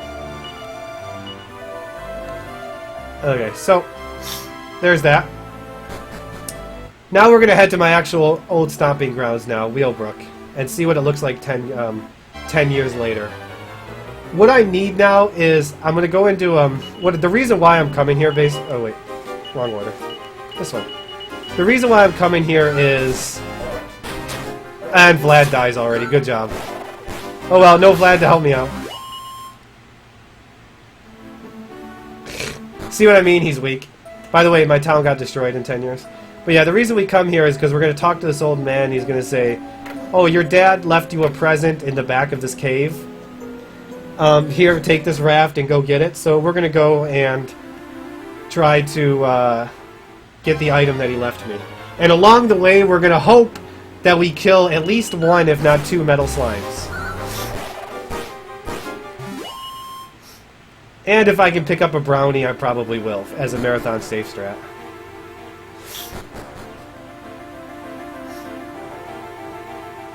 Now Vlad, the reason I want him is alive usually, so he gets some experience, but also because he can do damage. Possibly attack. These guys give no experience, but if I fail to run, it's 8 attacks I gotta deal with. Hey, Slime tried to join my party. In the Super Famicom version of this game, Slime is actually used a good portion of the speedrun. In this version, not really. Medals. So Apple is not going to listen to me. He's not going to. He might not attack. I want one to run away. Okay. So oh, he attacked, but I'm going to split damage probably. Nope, I didn't split damage, but I need to do one more damage to that one. So don't run away. And it ran away. I was 1 damage away. They have 3 or 4 health, so I was 1 damage away from killing it.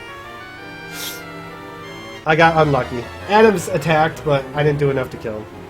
I can't kill the turtle really easily, so I'm going to pray that I can get the slime, and then I'll deal with the turtle. Nope. Well, I can kill the turtle if I drop it holy water on him. Just attack. And I'll have you frizz. These guys have insanely high defense. Until I get the way to drop his defense. I know Zenith. Knowing Vlad, he would have just defended. Or attack the other slime. So, not having a lot of luck with metal slimes. So we need to open up a passageway by standing on these blocks. Not getting the best encounters. I need experience. That's kind of important. I definitely need experience in order to survive the next monster recruitment fight. Now I'm going to pick up an item here called the Nightlight. What it does is, has 2 uses. When you use it as an item, it changes it from day to night. And, ooh, they might kill him. Owlbear's hurt, by the way. And if I use it when I'm in a town, then I'll actually exit the town and go right to the entrance. I'm kind of hoping a brownie will join me. Just so I have that extra person to help me out. Nope. What I really need right now is Apple to get to level 8 before I get to a certain part in the game. So the experience is required. I need him to get experience.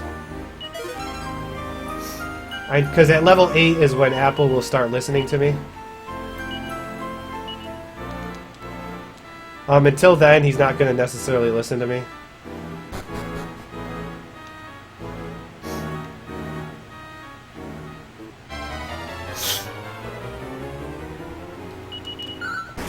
Need to keep fighting because I need the experience. Especially if I'm not getting metal slimes.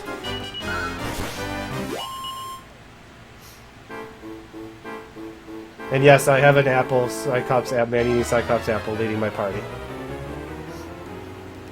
Ooh, I'll take that. But yeah, Apple, the reason why I have him is because he starts off with a ton of health. He doesn't gain a lot of health as his levels go on, but he has a lot of strength, a lot of health, and he gets the sap spell, which lowers defense, which is very, like right there, which is very helpful against bosses later on. So this is what we came down here to get. This pot. No. To get the present that my dad left me. The Zenithian sword.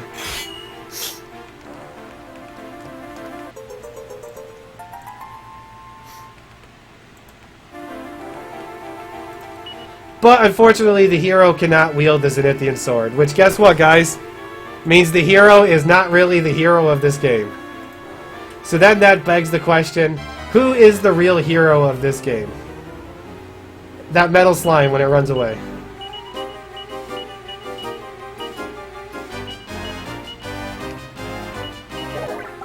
Okay.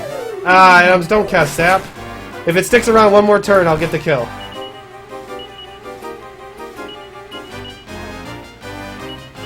Yay, I get a kill! They're worth 1,350 experience, you guys. This guy is worth, like, 50. Wow, the vote's still getting really close, you guys. I need more medals, but that's definitely a good start right there.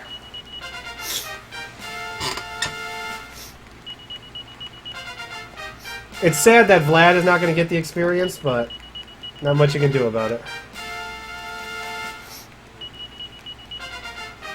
Oh yeah, that definitely saves time.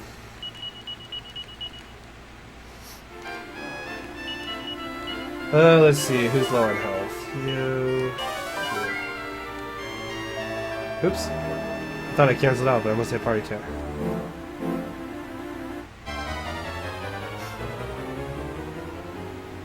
Well, I can kill that turtle now because I can cast Kasap on it.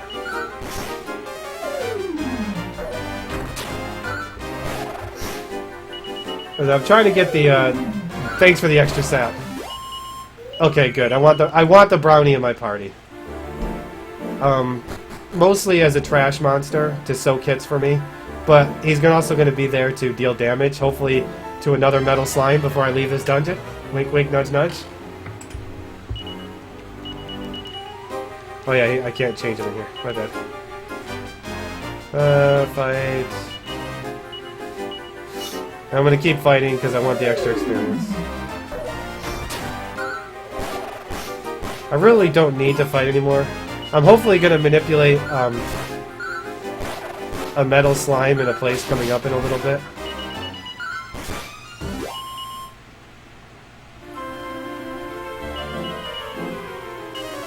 One more heal, so we still got one more big encounter we gotta deal with. And I don't have a way to evac out of dungeons, so I have to walk out.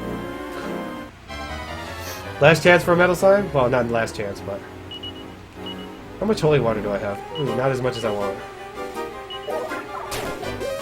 Okay, everyone focus on one. No, not sap! I hope this holy water gets to good use. Okay, good, we got a second kill. Now, normally I want another kill, but I want it later on, when I have my next party member. But, hey, beggars can't be choosers. I think what I'm going to do is, since I got 2 metal slimes, I'm going to skip the metal slime manipulation in the next tower. Because that one is definitely the most finicky of all of my manipulations. But Apple is 7, which means just fighting a handful more fights, he's going to get to level 8. And he's going to be exactly what I need him to be. Good old Adam's apple.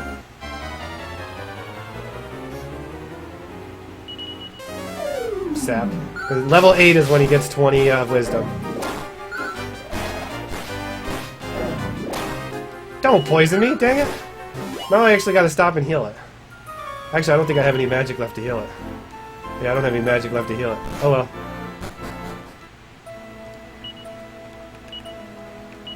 And we're going to Chimera Wing out of here. Well, when we were back in the other town, in Rollingbrook, we heard news from people in town that the Queen is being a pain in the ass. I want that fun ghoul. And that she's doing really bad things to her people. So we're going to head home. Nah. It's a 1 in 16 chance, by the way, to get that fun ghoul. It's not very high.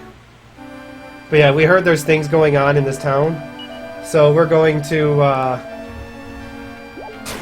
head back to town, or head back to Harry's hometown here, and find out why, what the heck's going on with the Queen, with his mom.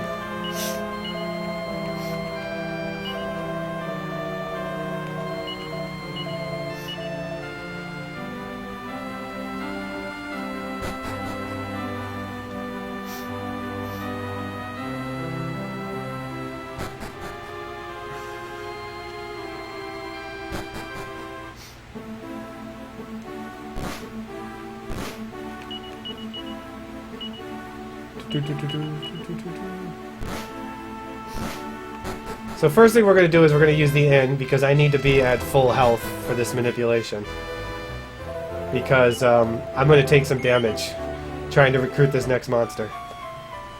The fight is not the best fight. It's worth a lot of experience, but I'm going to suffer for it.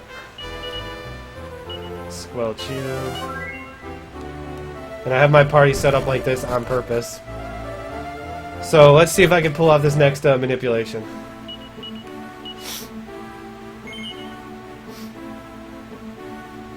So the reason why I also use the inn is because it has to be daylight. If it's nighttime, this one won't work. So I'm going to change the date now to the 9th.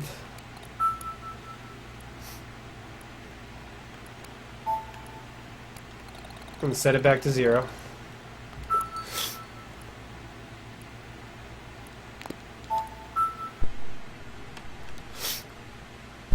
This one is tricky because I really have to mash. I have very little window for error to pull this off.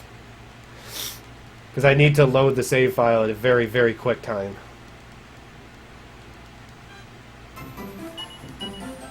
And we'll see if we get it. Nope, too late.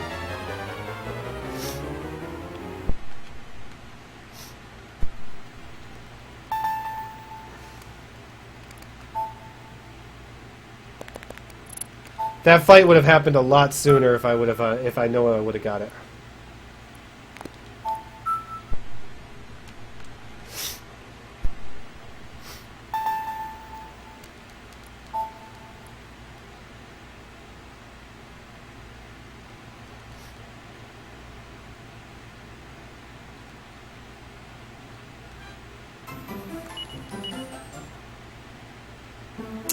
Come on, encounter. Ooh, we might have it. Nope. Wow, the right encounter spot, but the totally wrong encounter. So I hit one of the timings, but I didn't hit quite the last one. I turned the DS on at the right time, I just didn't load up the save file at the right time. That's what that means. If I got the encounter on the right amount of steps. Because apparently, turning on the DS determines where you're going to get the encounter, and when you actually load the save file determines what the encounter will be.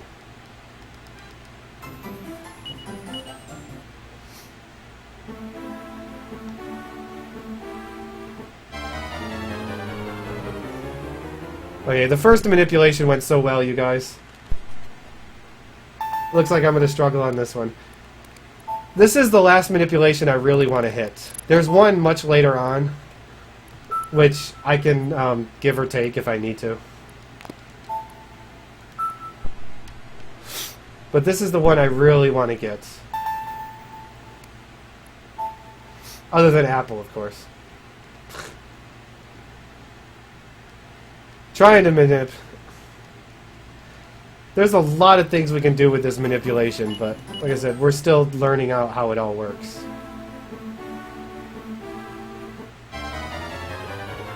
Not having much luck with this one. Not having much luck with this one. I had a feeling this was going to happen for at least one of them, which I did warn you guys about, but...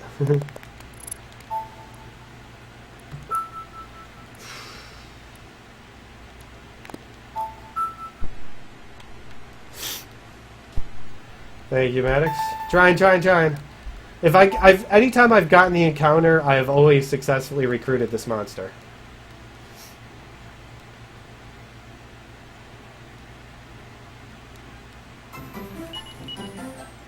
Wow, that's really early. I don't know if I'll get it. Yeah, that was way early. I'm not even getting, like, the right monsters that I want.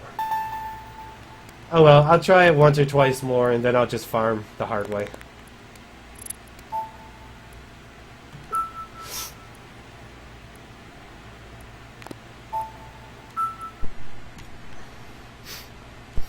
The old-fashioned way. No, Purple Mario discovered this, Maddox. I am just trying to learn everything I possibly can about it.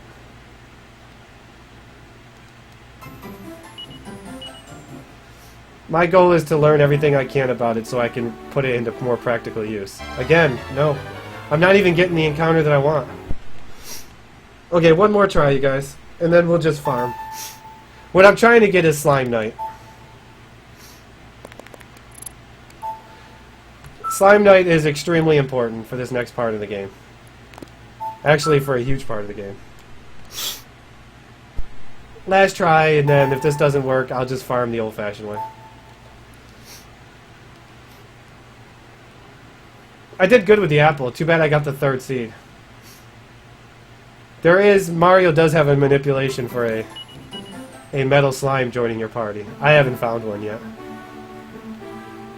Okay, well, we're just going to farm Slime Knight the old-fashioned way. Hopefully this counter won't kill me.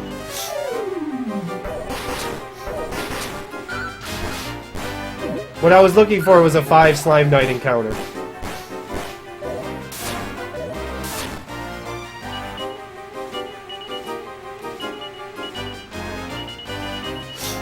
So I have a 25% chance of Slime Knight joining my party. A double. Yep. Well, it doesn't work all the time, apparently. Nope, he didn't join. Yeah, this is all new.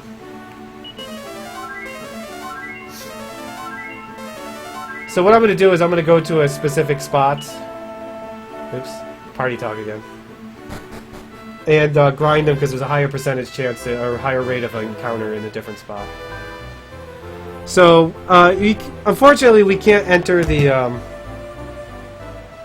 castle because, well,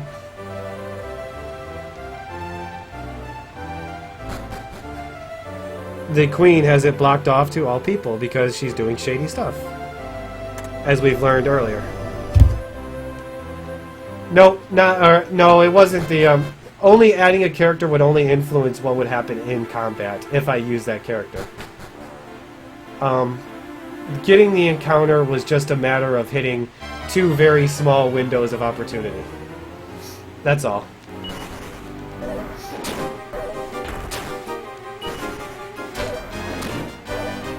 I really don't want him dying.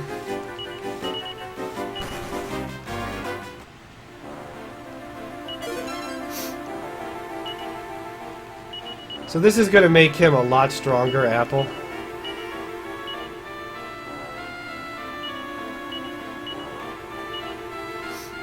Like, he's going to be able to start one-shotting a lot of things now. Nope, heal yourself.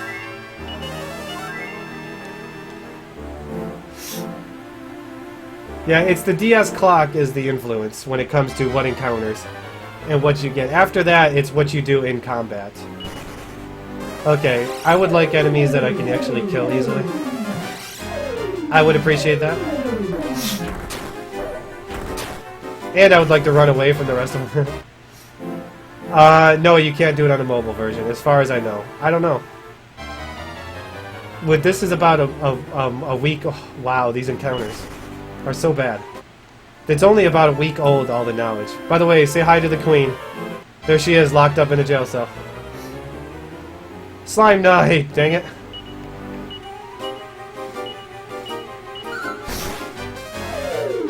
Apple is level 8, by the way, so he's now going to listen to me.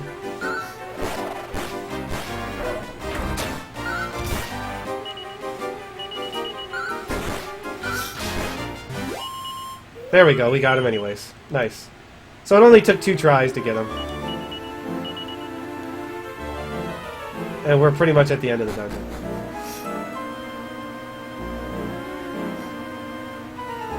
Yes, this game is on mobile. The only one that's not on mobile in the West right now is 7 and 9. Though 7 is on mobile in Japan.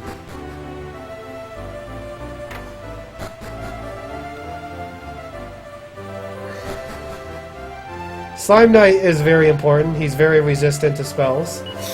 Good fire resistance. He gets a lot. He gets healing spells, and he's fast. Ish.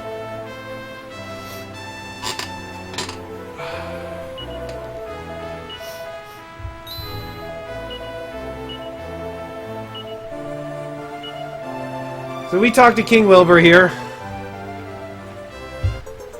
Harry's brother, and we tell him about the Queen being locked up in the jail cell. So he tells us, well, why don't you go to the nearby tower to get an item called the Mirror of Ra, so we can reveal the fake queen.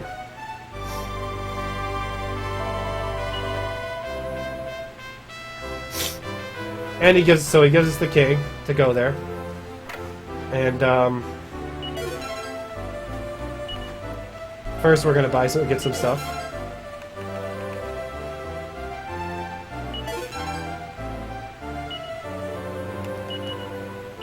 Let's see, so we want him beefed up nicely.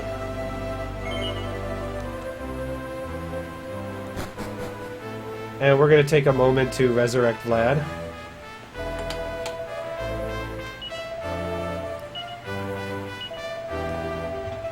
Poor level 1 Vlad.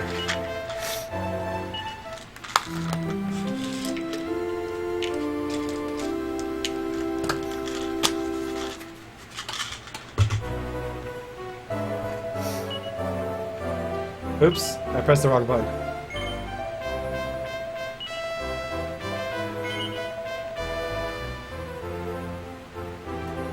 I heard 7 is selling really well. It's sold out on Amazon, the pre-orders.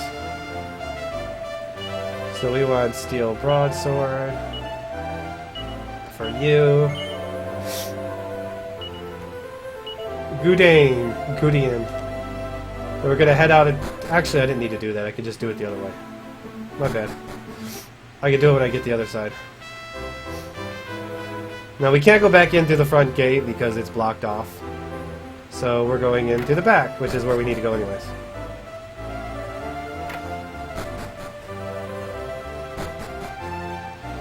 Now, the tower we need to go to is actually locked.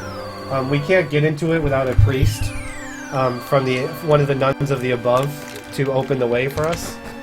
So we're actually going to have to go get a nun of the above to help us out. And we want a lineup change. And then we're going to set Gudian's tactics to show no mercy and just let him go ham. And we need him to get some levels. Preferably 3 before we get to the fake queen. Oh, wait. Something like that, Coogan. But remember the none of the above pun that I told you guys about? Yeah, it's about to get worse. Once we go to the tower. So these are the nuns of the above, and the tower that I need to go to get the Mirror of Ra is called the Above It All Tower. So the nun of the above has to open the tower that is above it all.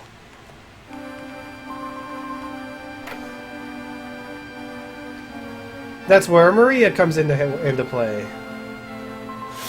Above It All Tower, yep. Don't mind me, I'm gonna have a small snack because I'm still sick. And I need it.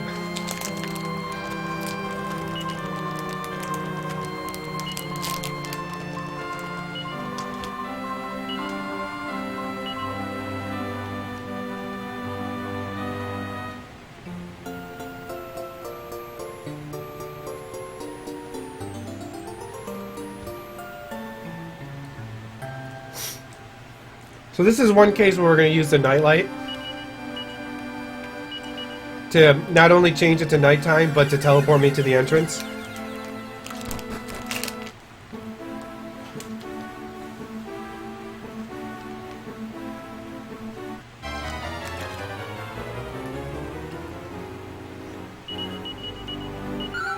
We're basically setting the day-night cycle how I want. Exactly, Maddox, because they sold out of pre-orders.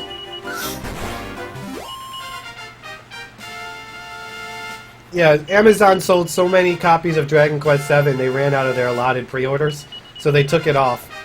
You can't pre-order it right now on Amazon. Jeez, Game Boy, don't eat a couple. You're gonna like kill yourself.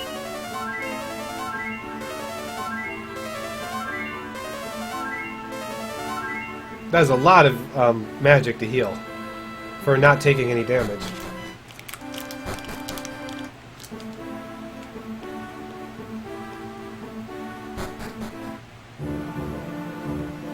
Yeah, digital, but Amazon is what I'm saying. It's just the one.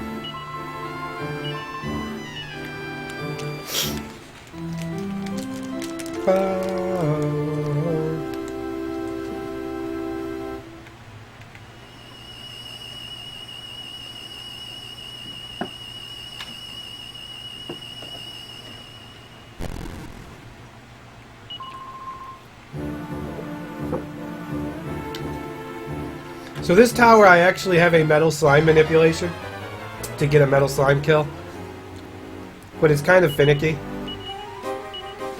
I want to get rid of that iPod. There we go. That guy blinds.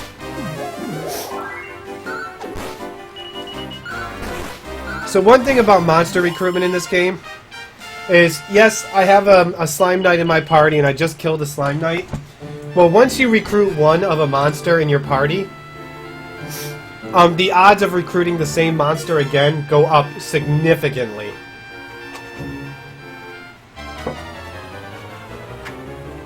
So the odds of me getting another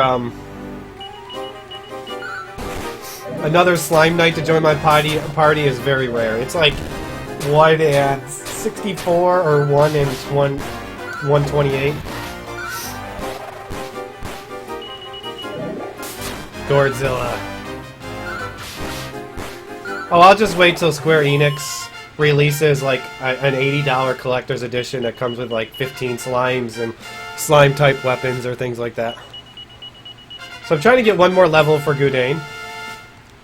There it is. Level 3 is the minimum that I want when I fight the fake queen.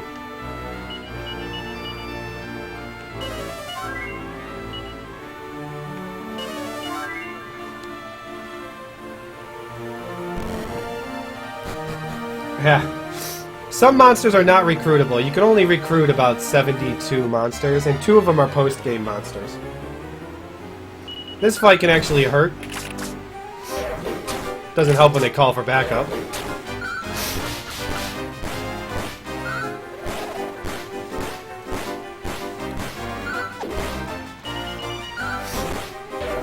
These guys can actually drop a very nice armor that sells for a ton of money.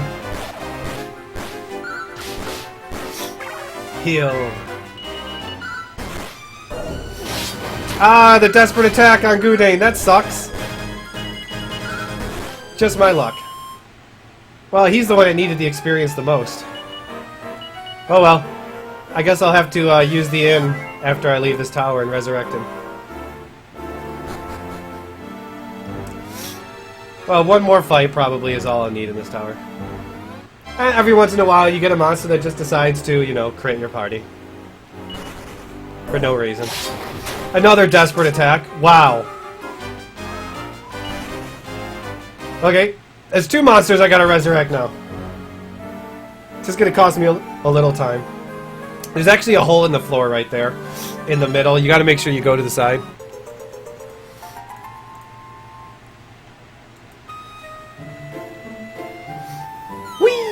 And we fall all the way down. So what's the poll at right now? As we're about 40 or 45 minutes away from getting married.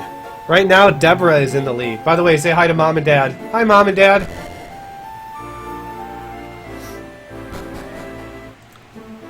It's Dragon Quest. There'll be lots of instances this week where the game is just being cruel to us.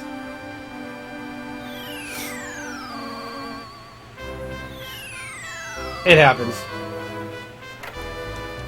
So I'm gonna go resurrect them before I go take care of the fake queen.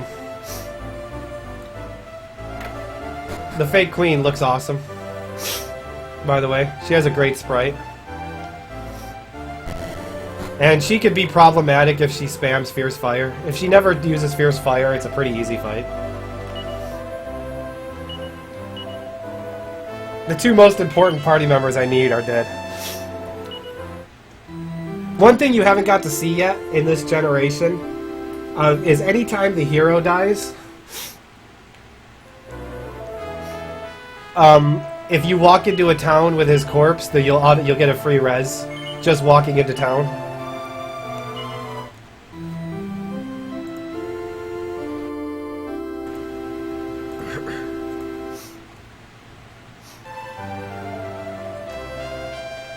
I'm gonna go ahead and use the inn. I gotta go outside anyways because I need to change my party out. Can't change my party when I'm in town.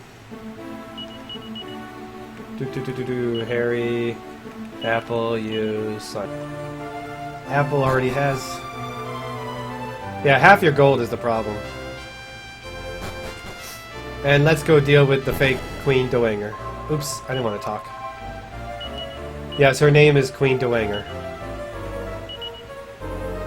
So what we don't want is Fierce Fire spam. We just want her to summon allies, or miss when I put Dazzle on her. Miss is always good too. Nope. You. So, Dazzle, Sap.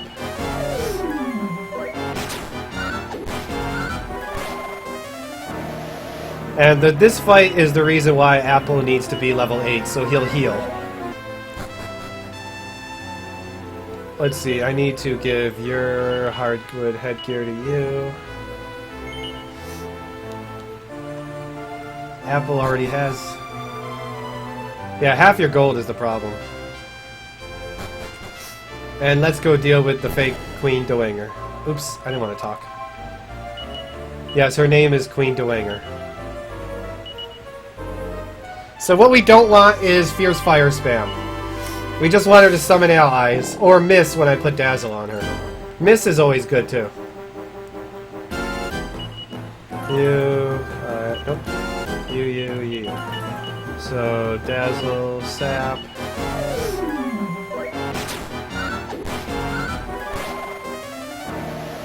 And this fight is the reason why Apple needs to be level 8, so he'll heal. Fierce Fire start. Not what we want to see. As you see, that does a lot of damage.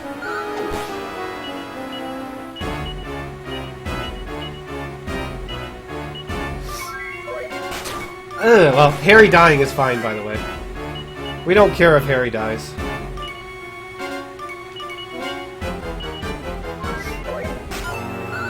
Actually, in fact, we kind of want Harry to die. Because then he's not going to get experience. Okay, she's not cooperating. She's not summoning allies right now.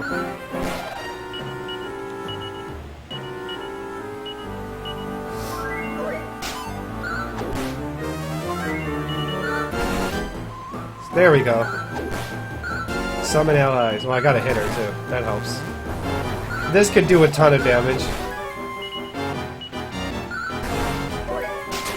Ooh, Apple survives. Like I said, ooh, Gudane died though. That's not good. He kind of needs this experience really badly. What a cheap shot at the end, you guys. Seriously. Wow, what a cheap shot. Gudane just lost out on a ton of experience. Which is going to force me to grind even more now.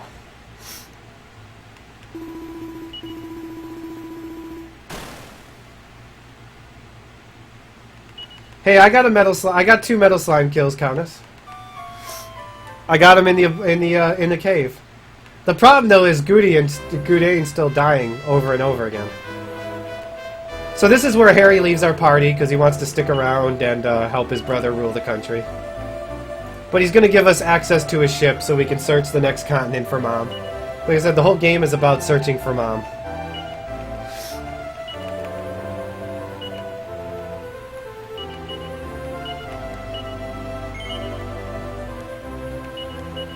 Let's see, we want to... We'll give that to Brownie, because I'm probably going to use it more than Vlad. And transfer that to you for Boomerang. And then Chimera Wing out. No, I didn't want a Chimera Wing, I wanted a Nightlight. My bad. That was my bad. Let me fix it, because I need to set it to nighttime. For the day-night cycle.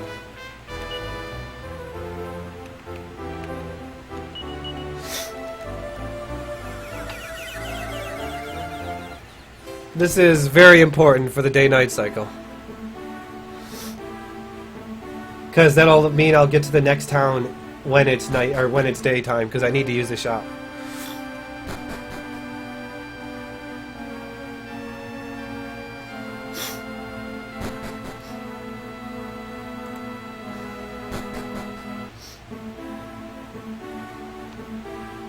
So we're gonna go back to a ship that will look very familiar. I want that fun ghoul. If only I can get that fun ghoul to join my party. Nope. That fun ghoul joining my party would be so much better than Vlad. Just because he has 5 times the health as Vlad, and the same attack.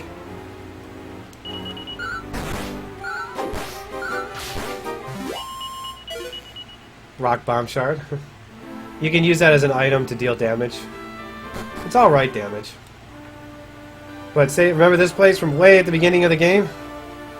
Looks familiar?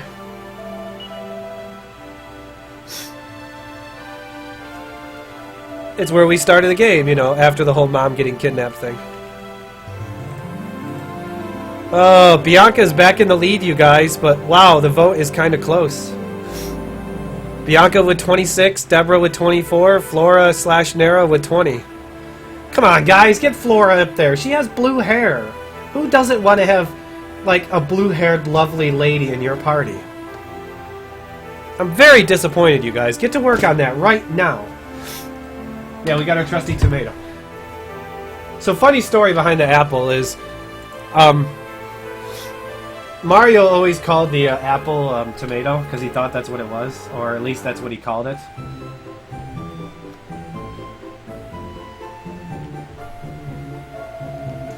Can't believe there's a tomato emoji.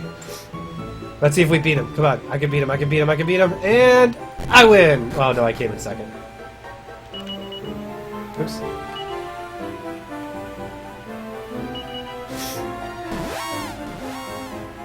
Counts. It's just like I push buttons. So in order to travel a lot better, we're going to go to the next town called Zoomingdale to learn the legendary Zoom spell, which is going to allow us to teleport around. Let's see. Not usually a fight I want to take.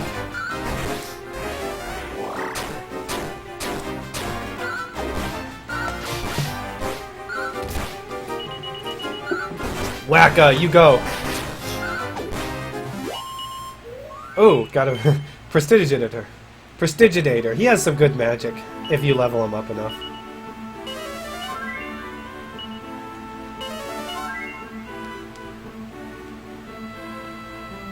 Oops. Well, a lot of people in here haven't seen me speedrun this game, so they don't really know what I do in a speedrun. Okay, 9 herbs for Gudian. And then we're going to stock a bunch in our bag.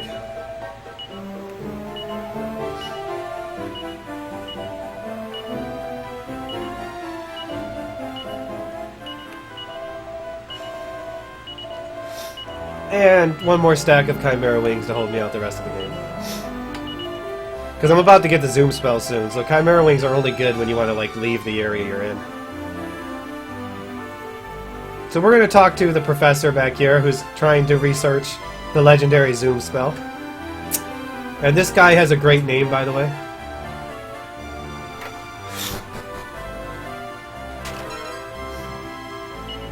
This guy is Professor Toil and Trouble.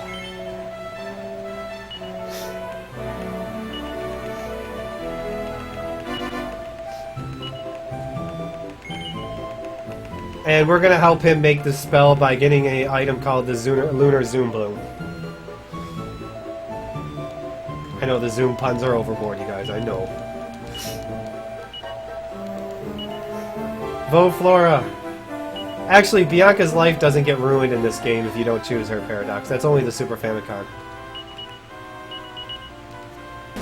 Yeah, in the Super Famicom version, if you don't choose Bianca, her life falls apart and you basically ruin her life, and she lives in misery the rest of her life.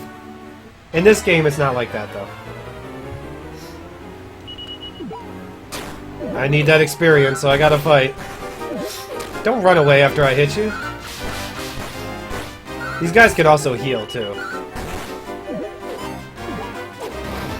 Dang, the desperate attacks are real in this run. Everything is just like critting me to death.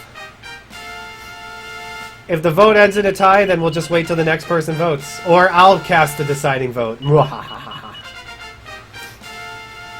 So Gudian's level is extremely important for the next part of the game. which is why I'm farming experience, because he missed out on experience that he should have got from the fake Queen Dewanger. You know, that boss in Mega Man X.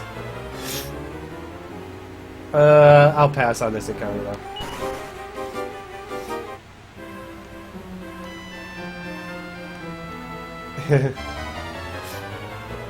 So she ruined your life. I want to go for that Fungool. I still have faith that I can pull off a 1 in 16. It doesn't help when Adams goes to sleep, though. He's kind of like my huge part of my damage. Oops.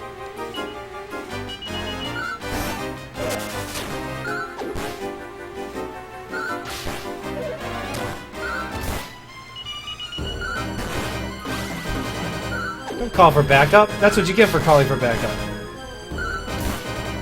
I don't think you... No, I can't recruit Drooling Gruel, so I can still get... usually I just run from these fights. Like I said, I need the experience. Oh yeah, Bjorn, baby. That is that is an amazing boss, by the way. The one that Tonic just listed. If you've never seen Bjorn the Behemoth, oh, you're in for a treat. He's amazing. So with this, we're going to get the ability to teleport around to towns that we've been to.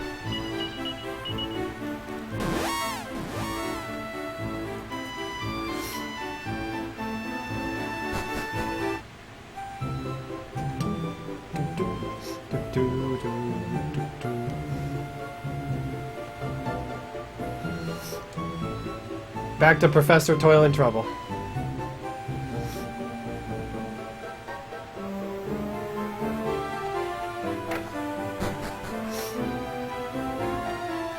Yeah, a lot of people consider Slime Knight one of the best monsters in the entire game to recruit. And you get him fairly early on.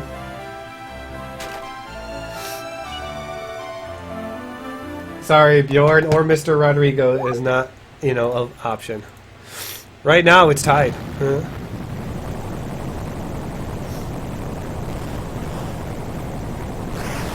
And oh no, the spell's gonna blow! Ah! Poof! And we learned the spell. So now we need to go do a couple of trips now. First thing we're gonna do is go back to Fortuna, where the oddity shop is, because now we're gonna pick up a very important item. Oh no, you gotta fight Bjorn. Oh yeah, you gotta fight Bjorn. Bjorn is considered one of the harder bosses in the game in a speedrun. In the game, period, to kill. But just his, like, sprite and his entrance and everything is just amazing. Yeah, you don't want to fight him if you're too low of a level. So this guy gives us the Book of Beasts. It's an encyclopedia that holds all the monsters in the game, but it also has another use though. When you open the Book of Beasts in the world map, it resets the encounter rate. So basically, I'm going to use the big Book of Beasts to keep me from getting into random encounters on the world map. Unless I'm very slow at opening the book, which will happen at least once or twice. It's a Pokédex, yeah. So we have to come back to Coburn here before we can progress the story, because we're going to be forced to. Because we find out that our buddy Harry, well, he got married. And we need to find out who he got married to.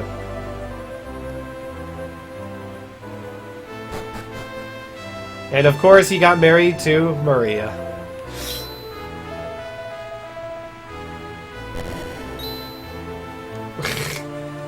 Yeah, I can fight Bjorn like very early in the game, but he would absolutely slaughter me.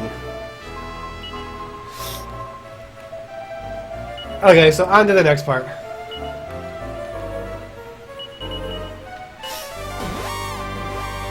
So if you come to Lodestone Harbor here and talk to people, you find out that there's a town to the south here called Hay, and that there's a beast terrorizing the town and killing and eating all the crops and whatnot, and they actually pay you to to come here and deal with the beast, but we don't need the money that much.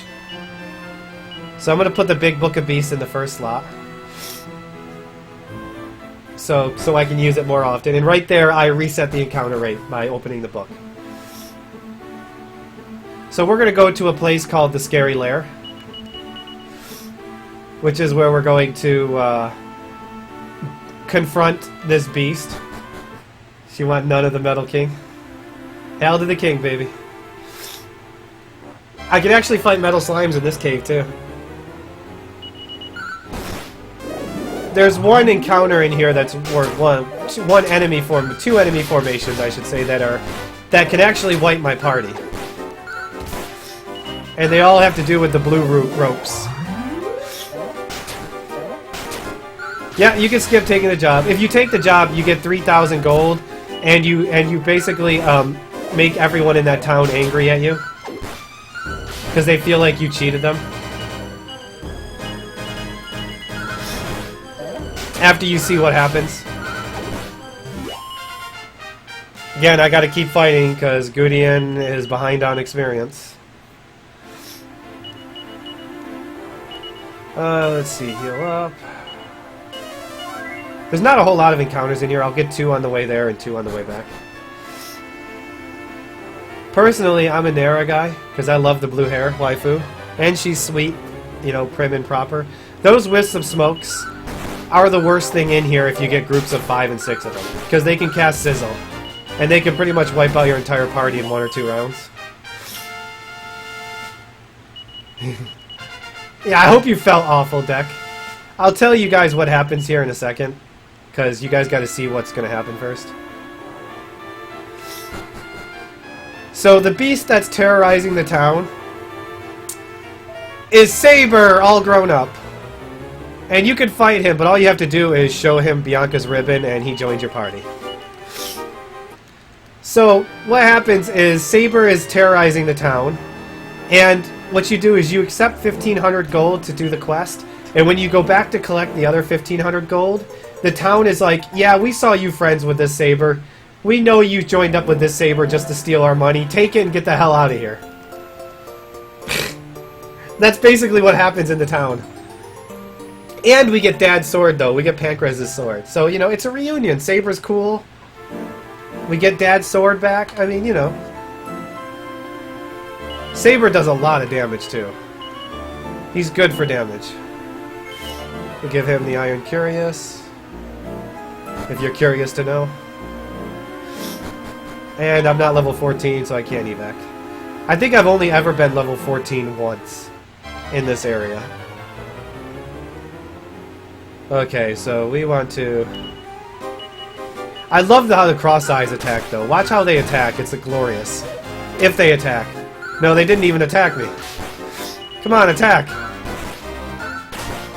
There we go. They just backhand you. They're like, wham! They just pimp slap you. They basically just pimp slap you.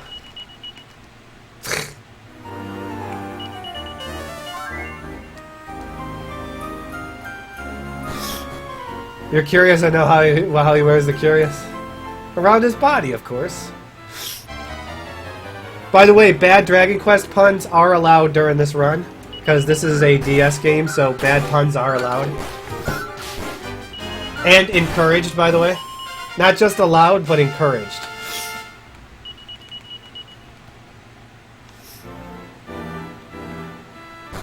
Okay, so let's head to the next town now.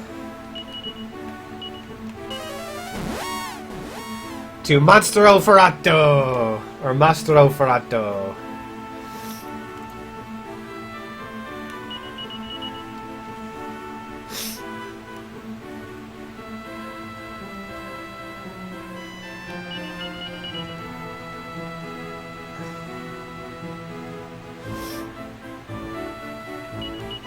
I probably could have made it to the cave, but I didn't want to risk it.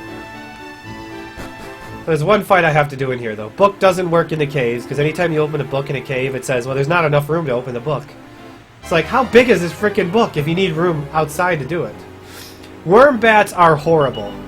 They're probably one of the worst things that you could come across in this next stretch of the game. Because they can paralyze your party, and they do it very often.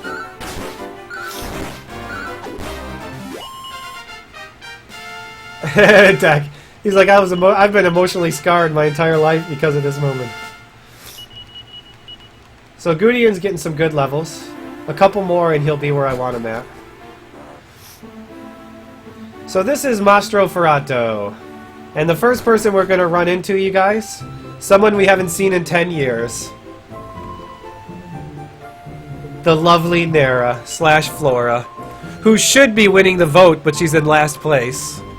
Come on, guys, why would you not want to marry that delicate flower right there? Look how beautiful she is. Yeah, but Burr, it's even better when you learn about the Above It All Tower and that it takes the none of the above to get in the Above It All Tower.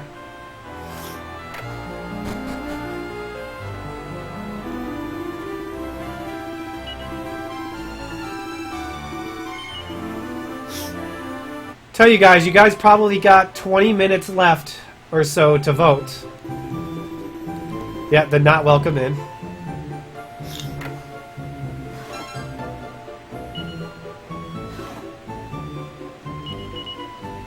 Let's see, we want to give the Iron Shield to you. I am giving all my best armor to Gudion because... Thank you, Max. Because the next dungeon we're going to go into is pretty much all Gudion, the boss. So we come to the manor here, and apparently there's a contest to see who can win Nera's bride, or Nera's hand. And this is Nera's best friend, Crispin Burns.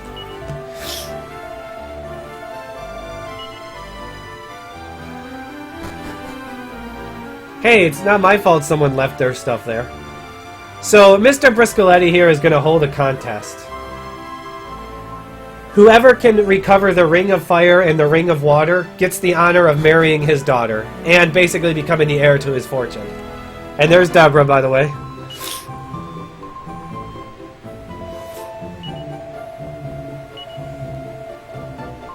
He's not a nice mage, Shiner.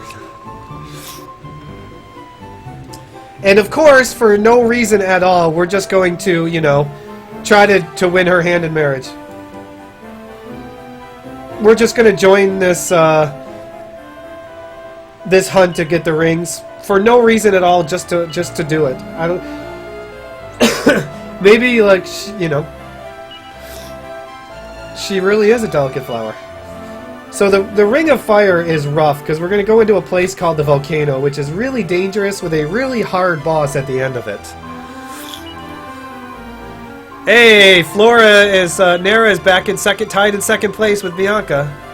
You guys are making me proud. There is an out of bounds that I'm gonna attempt to do in the Volcano a couple of times, but I think my DSD pad is breaking and I'm having trouble hitting the magic pixel to do it. So I'm gonna try it a few times and see if I can go out of bounds. Otherwise, I'm just gonna run through the Volcano like normal.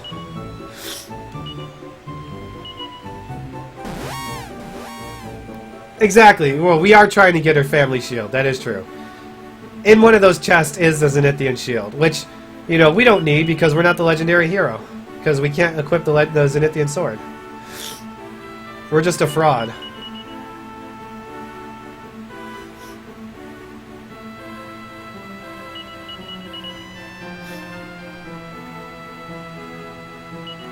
So here's to me actually pulling off the clip. I haven't had a lot of luck doing it lately, because like I said, I think my D-pad is breaking. You'll notice a lot of times when I'm pushing over, I'm actually going up. Let me refresh it. Let's see if I can do pause buffer strats. I need to hit one magic pixel.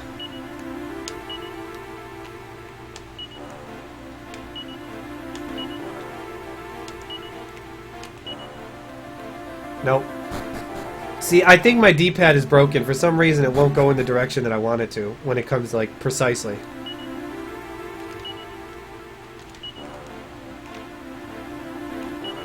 Okay, well, I'm not going to try anymore. There is a way that you can clip up those stairs, go out of bounds, and walk right to the exit with no encounters on this floor. But, like I said, I've had trouble doing it recently. I think my D-pad is dying, my right button.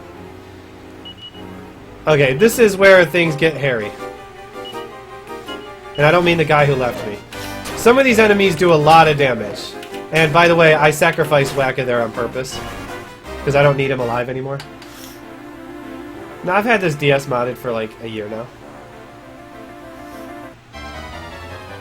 We do want to fight some things, but not enemies like Gamageans there, because those guys are horrible. I just want to run away. You're going to notice I'm going to start rotating party members in and out depending on who takes damage. This is going to happen the rest of the game. No, that fight takes too long to kill. Come on, give me some good fights. There is good fights in here. If there was two of those guys, I would have fought them.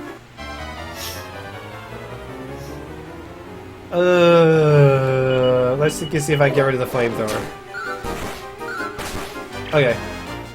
Ah, don't call for backup. Though the bag of laughs, not quite what I want. I want goodie bags, because goodie bags are in here. They give 200 gold. No, I can't get the wall clip anymore. I think my DS is screwed up. But I want to get Goody in at least maybe to level 8, if I possible. I'm hoping to get a metal slime kill. My goal is to get a metal slime kill. Though it doesn't always happen because they don't always appear. Magic doesn't matter because there's actually a heal pad before you get to the boss.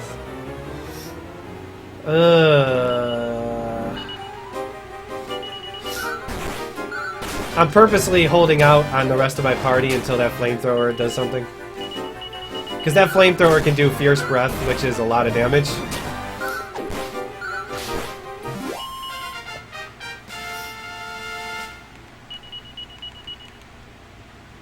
What level is Vlad?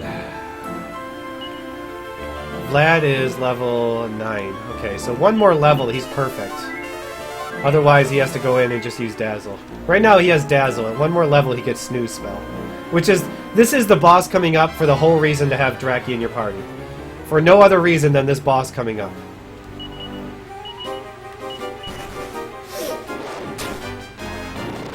We don't want rock bombs. We saw what they did to me yesterday if you were in my stream. Rock bombs are the worst things ever. They sacrifice in Kamikaze if you deal damage to them. Dang it. That's not good. I failed to run 4 times. 5 failed runs. Wow, that's definitely the worst one I've had in a while. Welcome back, guys. Yeah, if I had Fun Ghoul, I would use Fun Ghoul, but I don't have a Fun Ghoul. Draki is the closest thing that I have. 5 failed runs, you guys. Yeah, I am not getting good fights at all. Holy cow. These are all the worst encounters you can possibly get in here. Okay, give that to you for Hardwood Helm.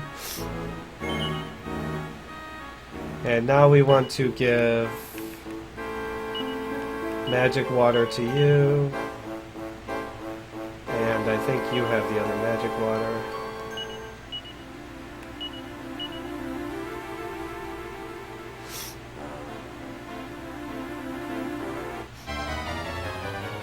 Yeah, there's no guaranteed run. Hey, this is a fight I can take.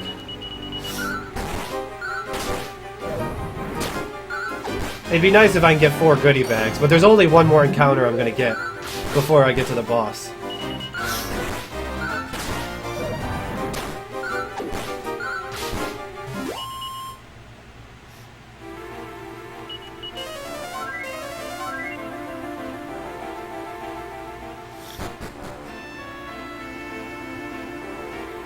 And it's Ani's Point Lava Floors. Yeah, Lava Floor is the bane of metal slimes. Ugh. Kill one of them first, thank you. I was banking on one of them dying. They actually have a breath attack that does over 50 damage. That one's the light attack. Come on, level Goody and level. Yes, he got to level 8. I'll take it.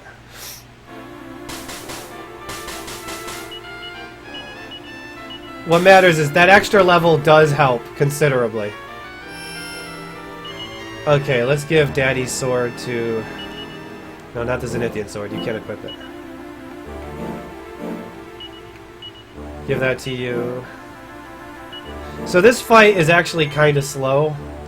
There's no way around it. You gotta do it that way. Draki did not get another level, so I'm gonna have to go with Dazzle.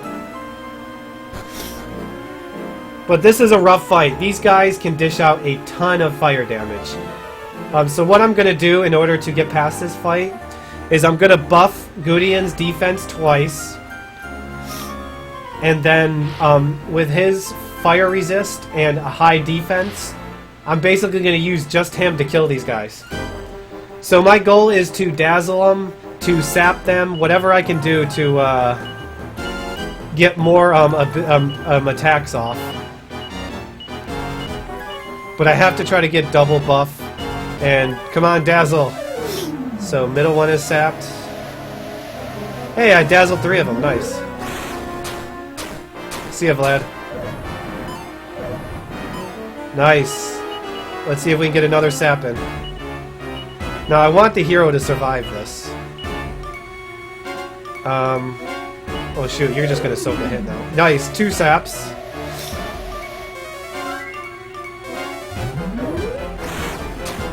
No more Fierce Fire, please. Dang it. Please don't Fierce Fire again. Okay. Well, we lost Apple, which is fine. It's not great, but it's not horrible. So I got my double buff up, and these guys are just going to spam Fierce Fire. And you'll notice now they do... Oh, he attacks the one that doesn't have sap on him. Good job, Gudion. They have 420 health, so... The more they Fierce Fire me, the longer this takes.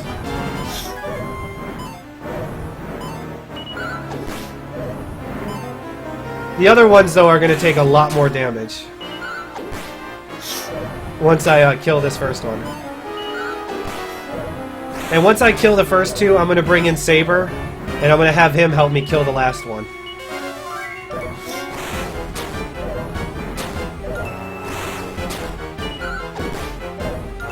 Because Saber takes a lot of damage from Fierce Fire.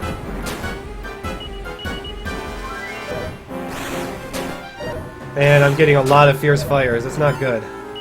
I'm burning through all my healing and doing no damage. Look at this. Okay, we got 1 is fine. Just don't do 2 and 3 every turn. I have magic waters to restore magic, but I really don't want to use them unless I need to. And it sucks that he didn't attack one of the ones that are sapped, so it takes forever. He has natural fire resistance, but he also has the iron shield on, which increases his fire resistance.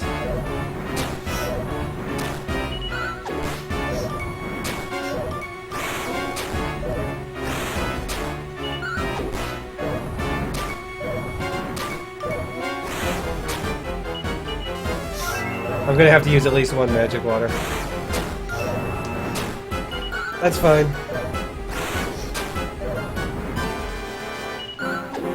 Nice crit. Still not dead though. Double Fierce Fire. Wow, this Fierce Fire spam is real. Okay, first one dead. Let me use the magic water. Good. I got enough back to do 3 mid-heals. These guys will die a lot faster now.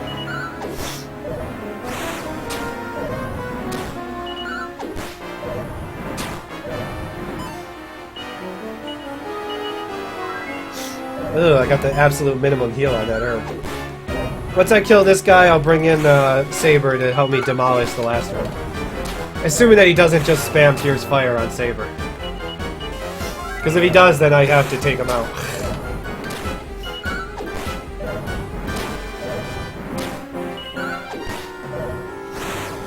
Still a pretty good time, you guys. Be nice, Maddox. I took a risk not healing here. Okay. Next one should die quickly. Thank you. Now hopefully we don't get Fierce Fire spammed.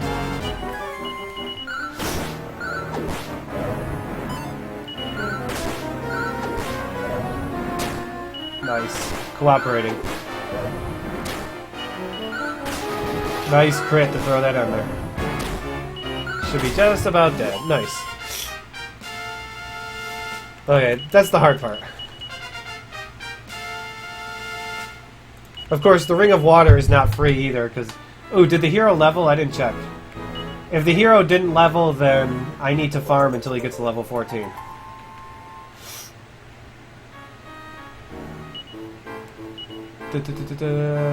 Nope, he didn't level. So I need to go and farm a fight without Apple in my party. Hopefully only a fight or two. So he gets evac.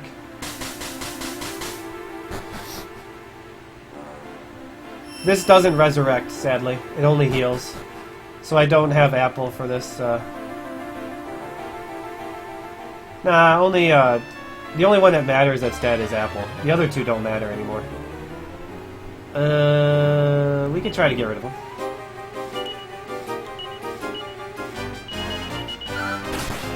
No frizz, okay. Attack is fine. That's what I wanted to see was attack. But he has a Fireball Frizzle spell that does a ton of damage. Without Apple, I don't do a lot of damage.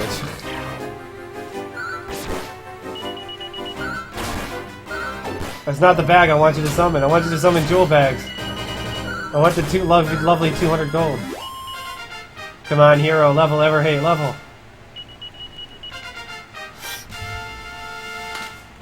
Nice. Now we got evac. It's either that or Death Warp, but I really don't want to lose half my gold. Especially in a marathon setting.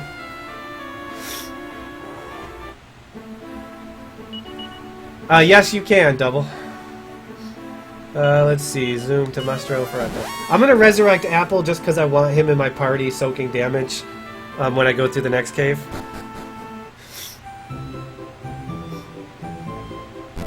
Dream is dead.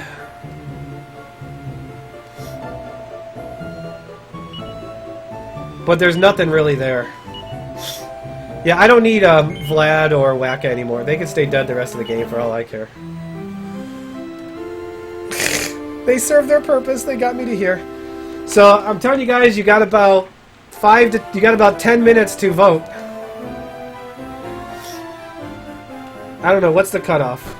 We'll say 2:45 is the cutoff on the timer, you guys. Yeah, you're one special marriage away from getting more money. That's true, Mario. I don't know, who is leading the poll right now? Right now, leading the poll is Deborah, which means, yeah, more money.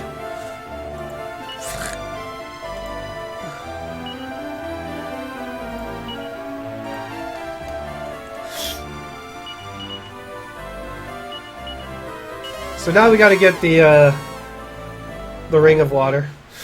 But yeah, 2:45 on the timer, you guys, is the cutoff.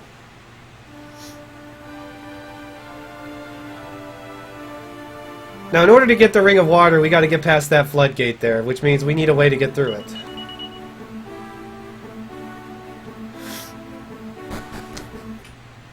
Here enters Bianca! You can see her farming out here.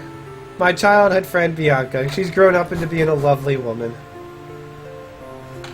And here's good old Whitey. Remember the guy, you know, way at the beginning that we helped?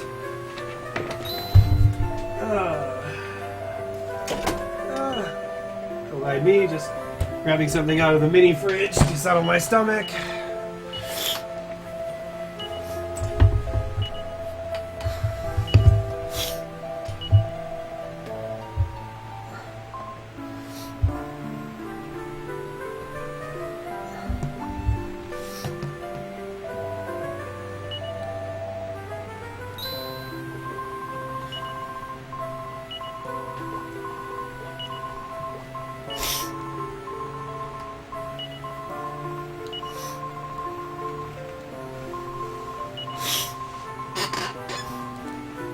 Yeah, you guys are definitely keeping it close. Good job. It's gonna come down to the wire. Once I see 2:45 on the clock, that's when I'm gonna look at the poll and decide or see who's gonna be my wife.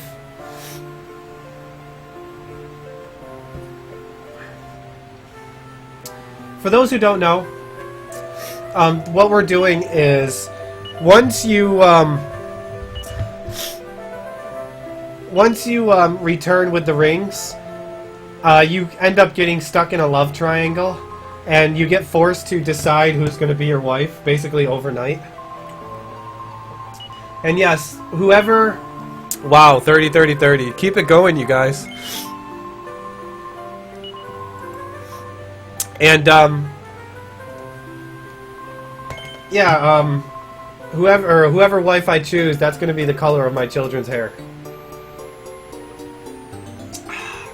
This is good stuff.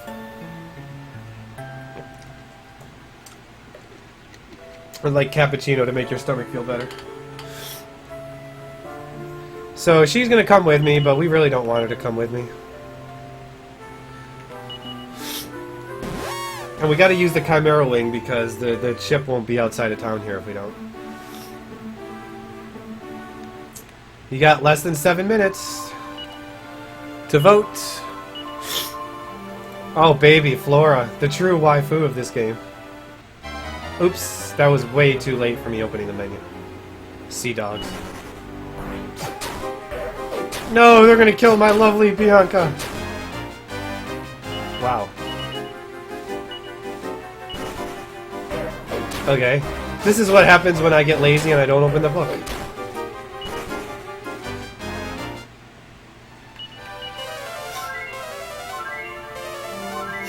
If it's tied at when my clock hits 2:45, you guys, then I will be the deciding votes.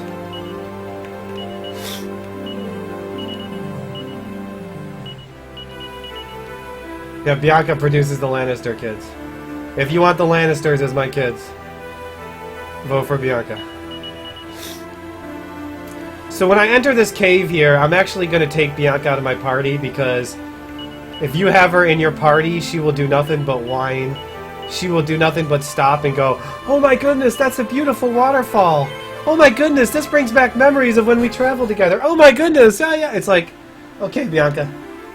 She even whines when you don't take her into the cave. So there's two things we gotta watch out for while in here. One are worm bats that I warned you about earlier. And the other is groups of like 6 diggery pokers. Because they just do a massive amount of damage. And if you fail to run away multiple times, they will beat your party up.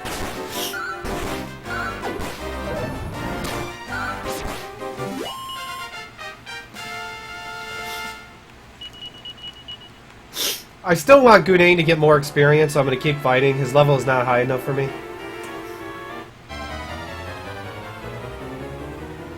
Worm bats, right there. These guys have a high chance of paralyzing my entire party in one turn.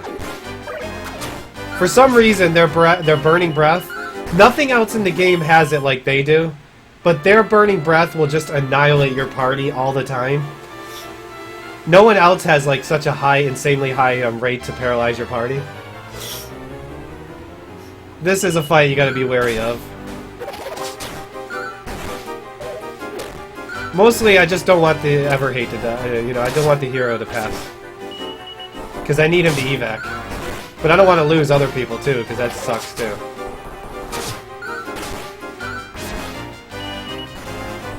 Don't flee! Get back here, you coward! Fight me like the man you are!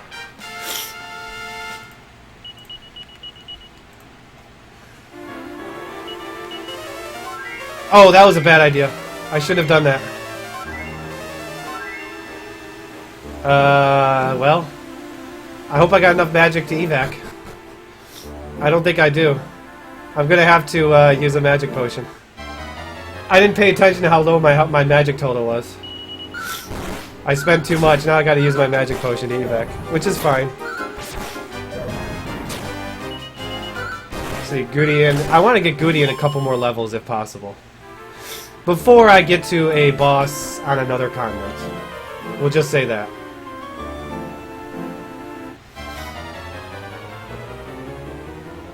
Cure slimes! He slapped me! I'll slap you back.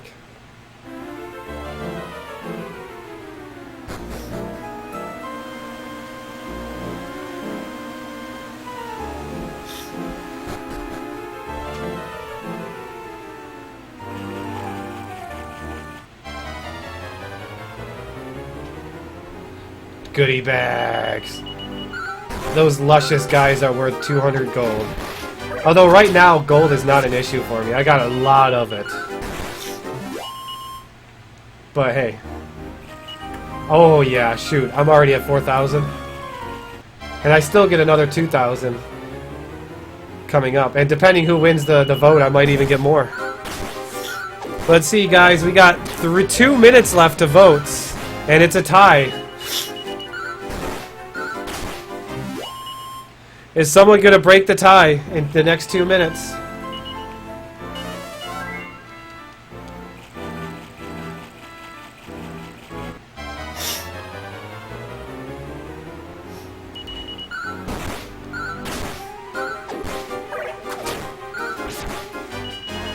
Yep, 2:45 on the clock. You might want to put the vote up again, just so people can make sure they vote. So they know the link, Tonic.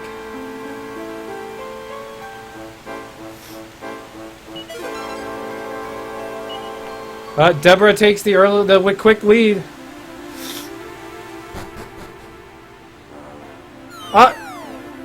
Deborah's up by 2 now.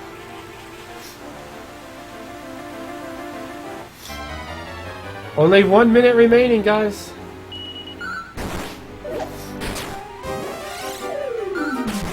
Flora Nera is trying to make a comeback. Bianca's catching up from behind. It's a 1 vote difference with 45 seconds remaining.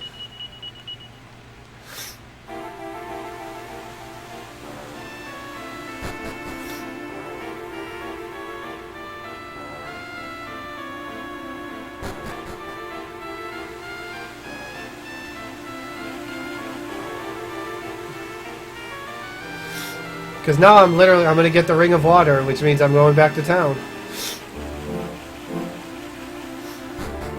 Last chance to vote. 15 seconds. Last chance to vote.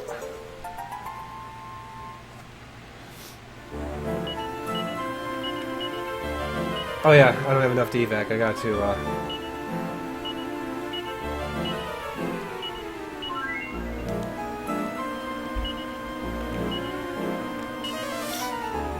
And the winner is Deborah by a vote.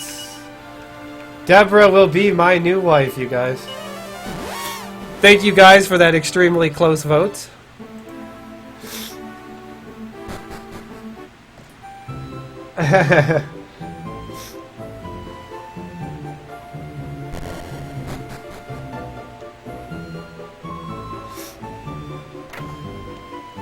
For those who don't know the speed run, Bianca is the fastest choice because marrying Nera or Deborah includes an extra cutscene plus a small side quest. It costs a couple of minutes. Yeah, this is the first time anyone's ever picked Deborah for me. So we come back here and we're like, we're gonna get married to Nera, and Nera's like, wait, you're in love with him, aren't you?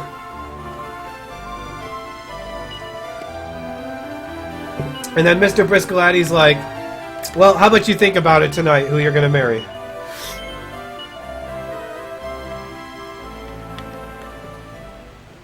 And Deborah's going to come into this in a minute, though.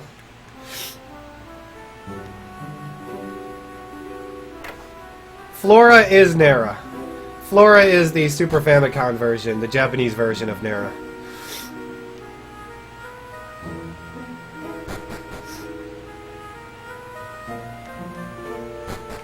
Show us to Mr. Briscolati. So I need to talk to a couple of people. Well, I'm busy thinking tonight. Oh, I'll show you guys one thing too. You might see this later, depending on when the run ends.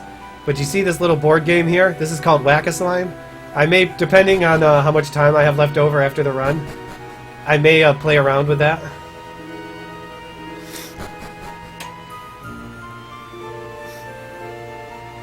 Because the next game is not going to be ready until closer to 7 o'clock. And this run is most likely going to finish within 6 to 6 hours and 15 minutes. Probably 6 hours, 15 minutes, 6 hours, 20 minutes. Which means I'm probably going to have some time to play around with you guys. Unless I get, like, really bad, like, liquid metal luck.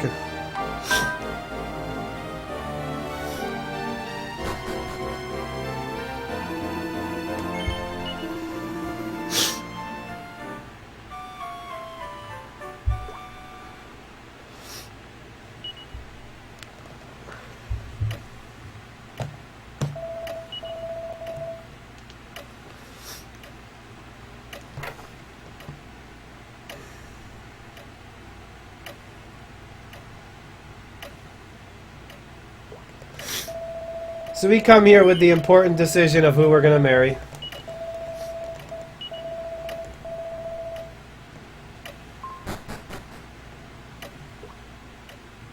And Deborah decides to butt her way in and say, well, you got the ring, so I think you're good enough to be my husband.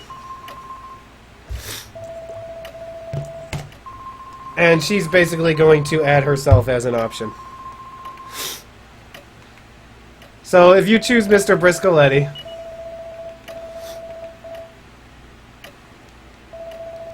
you have feelings for me, Everhate? I like you too, but no, that's not an option. You will reconsider. I like what she says. Well, get on with it already. I know you're a bit lacking, but I guess you'll do.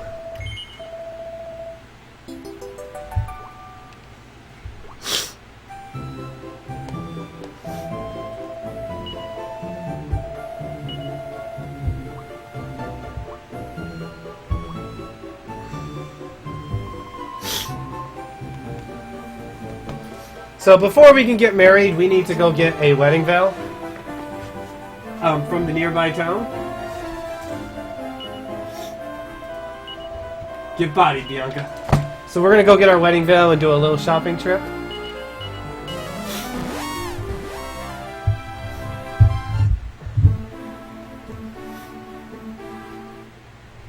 And then we're going to get married. Yay! So, for those who don't know the differences between the wives, basically, Nera is the delicate flower who's prim and proper. Bianca's the tomboy, rough and tough tomboy. And Deborah is the man-eater. You're going to do what I say, I'm going to crack the whip, and you better just enjoy it. I've never had a Deborah wedding on the stream before. Nope, she's never won a poll. So we're going to buy...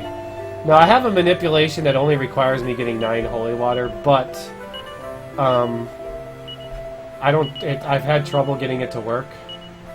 So I'm going to stock up on extra holy water in case the manipulation fails, and I can just go with what I normally do.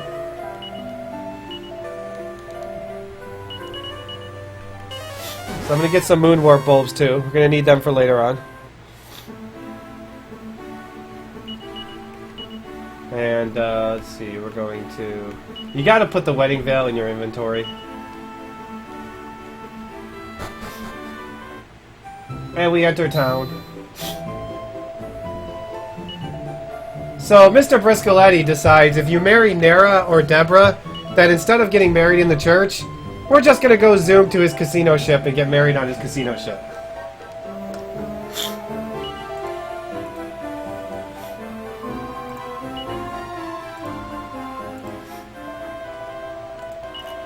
No expenses spared, of course.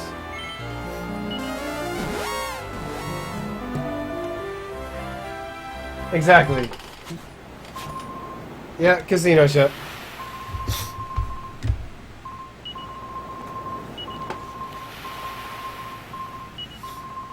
I need you to... She's really bossy, if you watch what she says, if you listen to her conversation.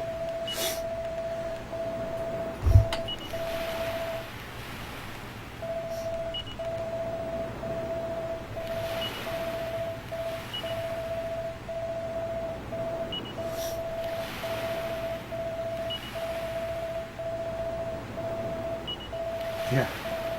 The mass zoom is... That's what's funny is you end up sleeping because, you know, you zoomed all those people.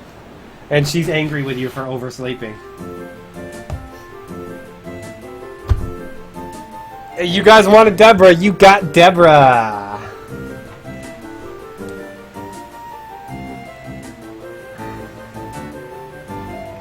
Yeah, she actually does get a very specific weapon called Achilles. And she's actually a really good physical attacker.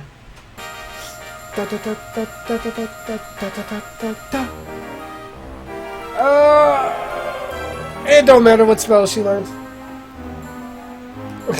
You could actually go around collecting pieces of a tuxedo and whatnot if you want, but you don't really have to do that.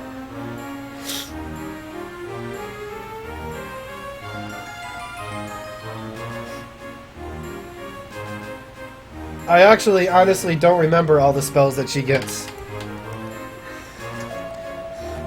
I just know that she's a better physical attacker.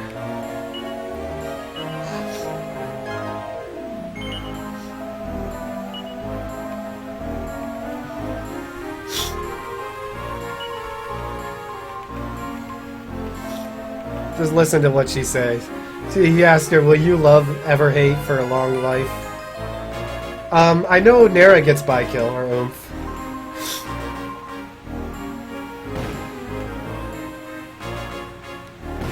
Exactly, Maddox. There is a benefit to marrying Nara or Deborah.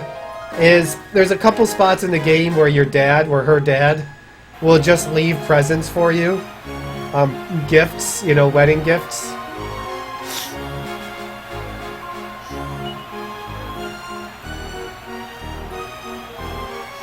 In fact, we're actually going to pick one up fairly early.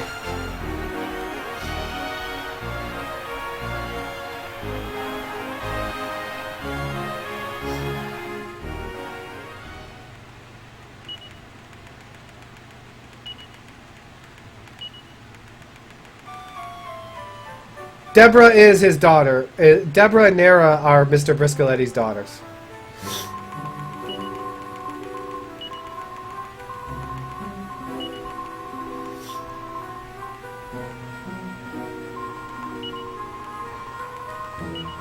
That's why I married you. You're the kind of man that'll do anything for me. You'll treat me like a princess.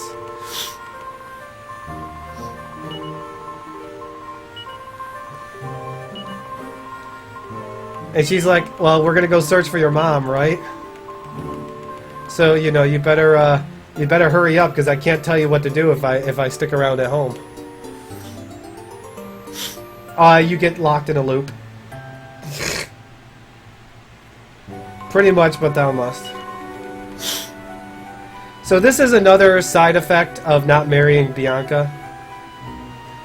Is now, in order to get Mr. Briscoletti's permission to take his daughter out on traveling with me to look for my mom, I have to do a small side quest that involves looking at the color of a pot in order to get access to the ship.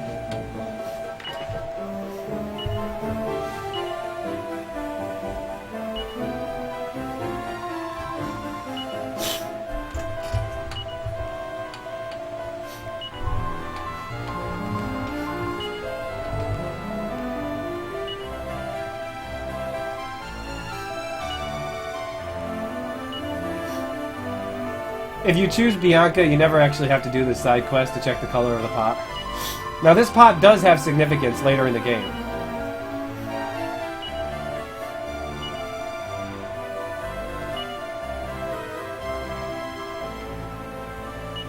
And we get the Zenithian shield, which we can't use because we're not the legendary hero.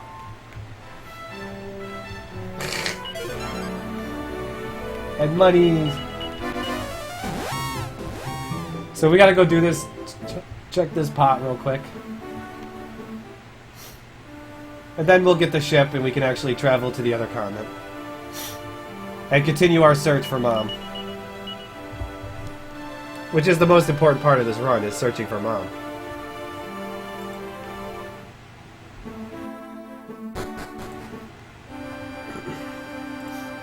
Now this game actually has a very interesting glitch.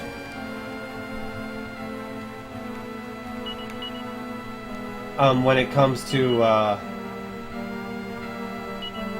the ship, and I'll show that. I'm going to probably show that off at the end of the Oh yeah, she can't wear the robe of serenity. Never mind, I don't need her. The one downside of having her, though, is she doesn't got really good magic resist. So we come down here, we see the pot is blue. Blue is good. Blue is good. There's another color later on that's not very good. But that's a little ways. She's like, this doesn't look fashionable enough for me.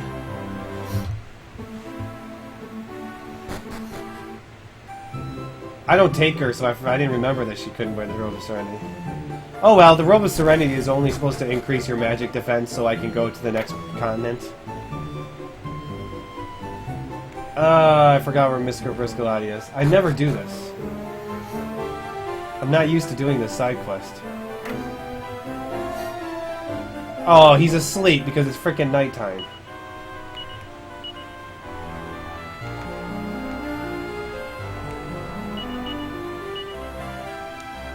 Okay, well, I guess we have to use the end because, you know, it turned to night. I forgot to use what I should have done is use the nightlight when I was leaving town.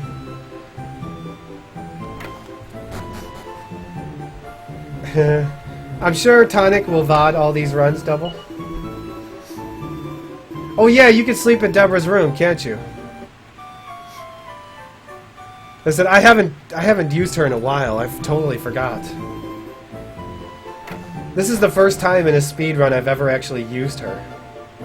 Because every time I've ever done a vote, it's either been Bianca or Nara that's won the vote.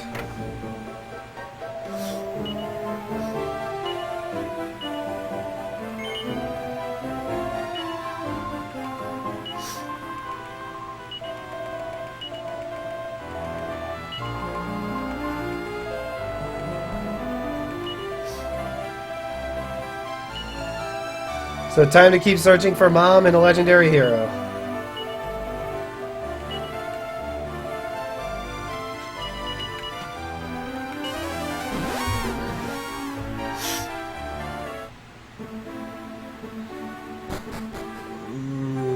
Well, we just had the wedding night, so I can't imagine it's that bad. Thinking out loud.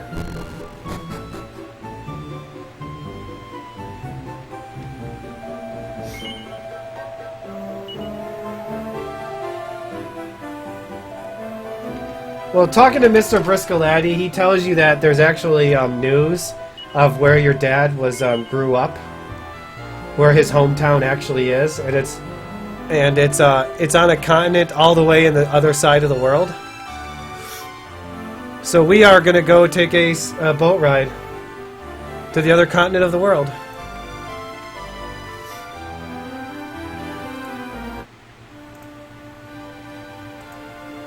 Along the way, we're gonna stop in a little town here to get the return point.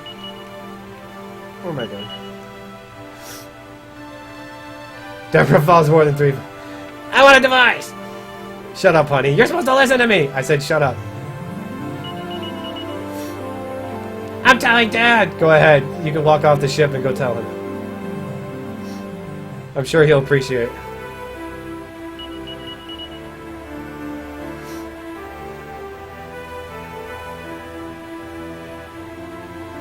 So we're going to stop at Knickknackery. This is just to get the return point. This is the town you would go to if you collected all those knickknacks throughout the game. That's the town you would go to unlock the museum of knickknacks. I have a couple of I have a couple of knickknacks on me right now that are story related. One being the branch that I got from Fairyland, and one is the honey buns that I got from my wedding night. Yes, I got a pile of steaming honey buns in my bag. So this is the Mount Battenberg Mountain to get to Gotha, which is where my dad is rumored to have been born. We're not going to fight anything our way through here. Basically, I want to just survive and not get my party put to sleep.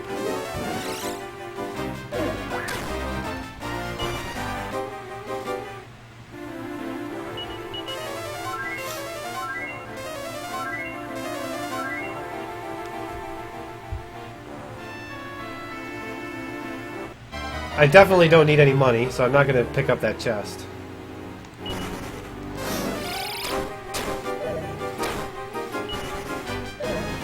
Not very good luck running away to start, huh?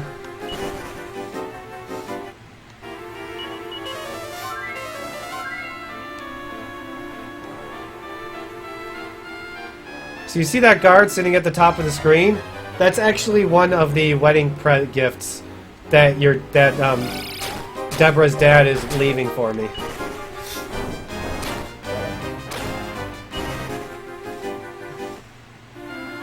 So I can talk to him and he's going to give me a wedding gift. Which I'll take it, because why not? This is important, prayer ring. Restores MP when used as an item, but it has a small chance to break when you use it. So, I don't have any magic water left, I had to use it all. So that's actually going to be very important at a certain part.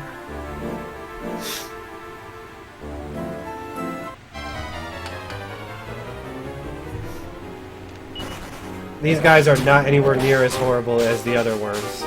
These guys only stun you briefly if they lick you. Well, what wedding present is this guy going to give me?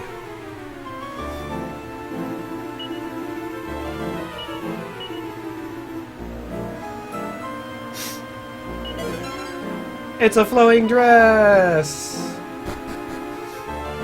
Something that we could sell for a lot of money. Like, my money issues are completely solved right now, you guys. I have no money issues right now at all. Even if I die to the next major boss, I'll still have all the money in the world because I could just sell a flowing dress that I don't need. I wonder if Apple can use a flowing dress. I gotta imagine it'd be better than the slime uniform. No, don't die, Deborah! No!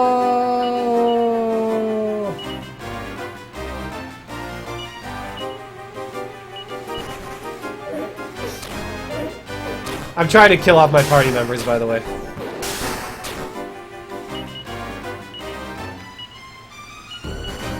I purposely was trying to kill them off. I only got one, though. Yeah, I know it's better, but I don't know if exactly if Apple can equip it. You know what? There's an easy way to find out.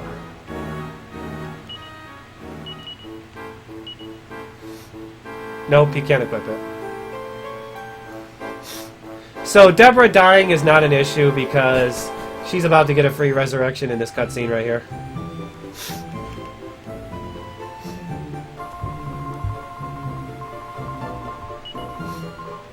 And she's about to fall. Everything's spinning right round, baby, right round. You spin me right round, baby, right round. That would have been great if Apple could use it. That'd be better than his slime uniform. I do get another flowing dress, which I'll still pick up, even though it's a small side quest. Just in case I need the money later on. It's all about money. This is why she collapsed, by the way, because I killed her.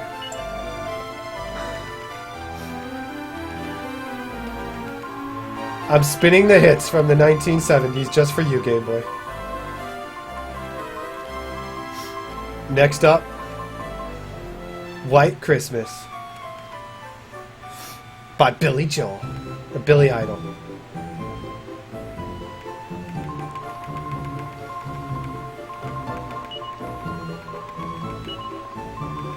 I can't dance, I can't walk. How about some Genesis? We'll go 80s and 90s, or 80s and 70s. So I'm going to pick up an item over here called Pack-a-Punch. Yes, it packs one pack of a punch. When used in combat, it doubles your attack power. And I am very good on money. So get the Fire Claw for Saber. That's going to make him do a lot of damage. And now we can go through the other half of the mountain. This is just a halfway point to Gotha. There's Gotha down there. You can see the view from the bridge.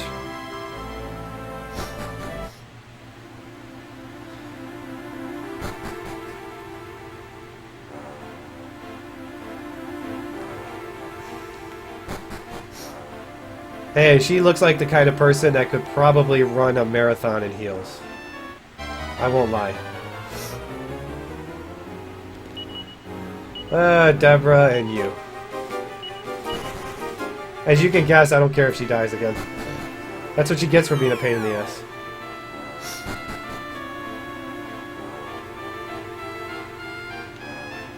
There's not a lot of monsters in this mountain. There's only a few that I'm going to get into. Snooze. Imitates Everhate's voice. No mercy!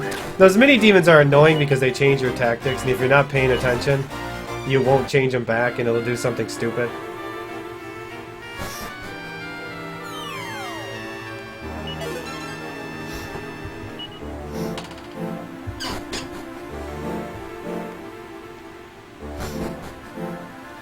Now I'm going to get my first of 3 Yggdrasil leaves. These resurrect you to full health when used. I only get 3 the entire run, and they're very precious. My goal is to try to save as many of them as I possibly can for the final boss. Although, odds are that's not going to happen. Yeah, I know, Siler.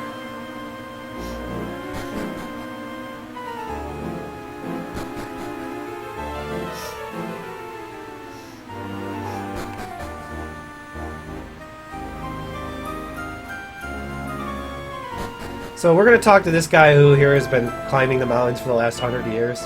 And he's going to ask, hey, did you come across this TNT ticket? And then we're going to say no. And he's going to say, hey, is this your mini medal?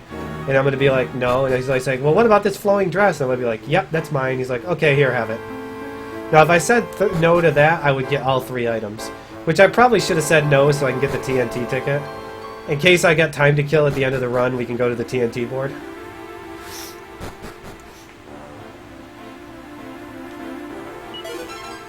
I should be pretty much right on for money right now. You know, taking out the extra flowing dress that I have. I should still be pretty much right on for money. So there's an item in that chest there called Diamond. D-I-E-M-O-N-D. When you have it equipped and you die, you resurrect. Get it? Diamond. Okay, so this is my daddy's, this is where my daddy was king of. This is Gotha. So we're gonna go say hi to someone that we haven't seen in, you know, a while. Good old Sancho!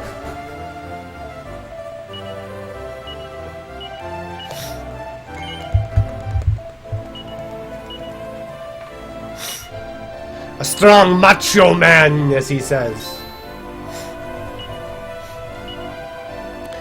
Hey, we're past the halfway point, guys.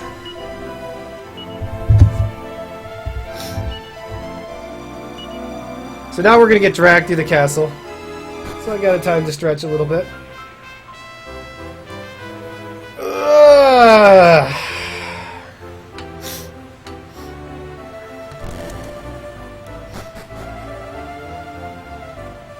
Macho, macho man. I wanna be a macho man. Macho, macho man. I already beat you to that, Game Boy. So yes, for those who don't know what we're doing today, this is Dragon Quest RTA Marathon, Part 2. Kind of like, you know, Dragon Warrior Part 2.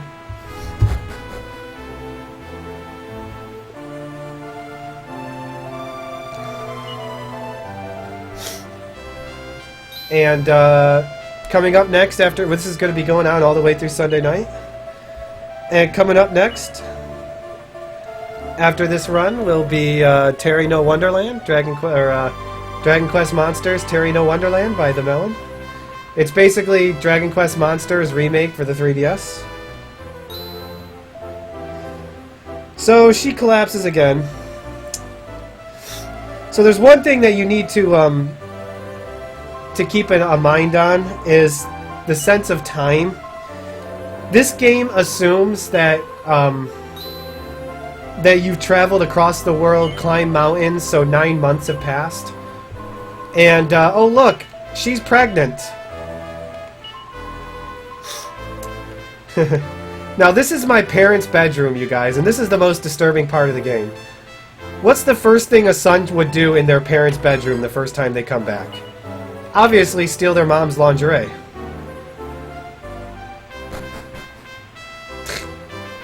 So yes, I just went into my mom's closet and I stole her lingerie.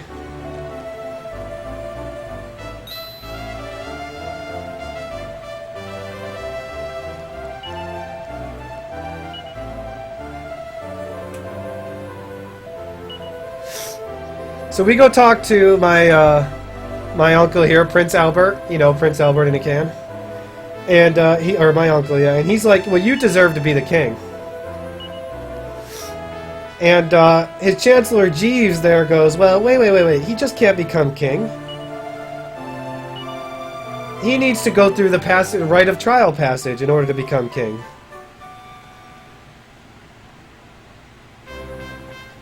So, in order to become king, we have to go through the rite of passage trial cave. Which is the name of the cave, by the way. It could be Sword, you're right.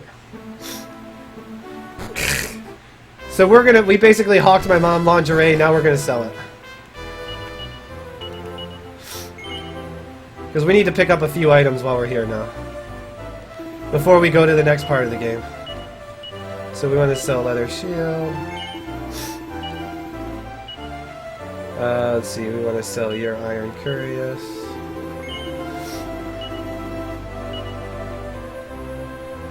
Your staff of animagic. You win, congratulations, Aeon. You get a cookie today.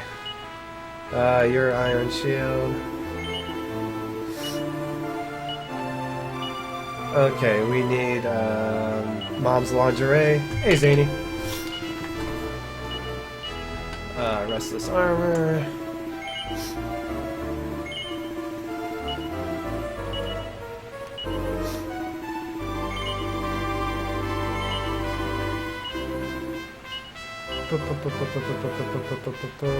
I got a silk dress.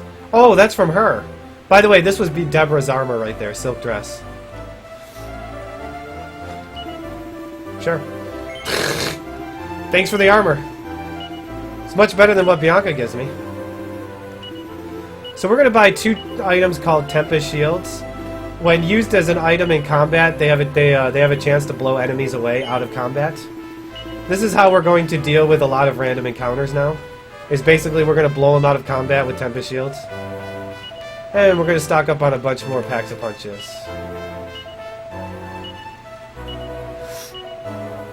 There, I just sold my wife's clothes, you guys. She can't go anywhere now because she's new. And now we menu. Use that on you. Okay, so we need hardwood here for you for Tempest Shield. Transfer that to Apple. I give the shields to Apple and Saber right now because they have they're the fastest, and you know, it's better that they get it. 2 packs of punches to you, 1 to you, 2 to Apple. I have a brownie. Does that count? 3 to Slime Knight, and then Chimera Wing out of here. Okay, so let's go ahead and through the rite of passage cave. Look at Wacka. Doesn't he look so adorable? The boss at the end of this cave is a little bit random and a little bit annoying too. Oops. He has the ability to crit whenever he feels like it, and when he crits, a party member dies. So if he decides to just crit, like, I'm dead. I can't do anything about it. And this is a little puzzle cave. The first room tells you to go. The little plaque in the first room tells you to go where the symbol is, and you go in there and you make the eagles face themselves. Very simple puzzles to get through here.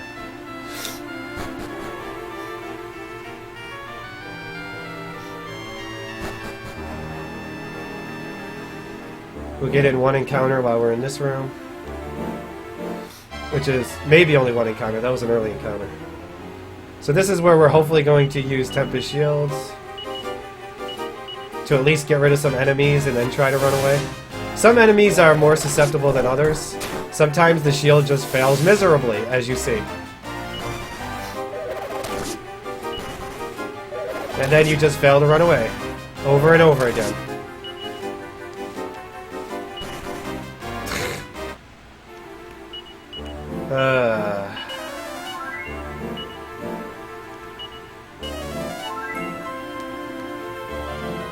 This one, you just gotta push the rock there and then squished apple!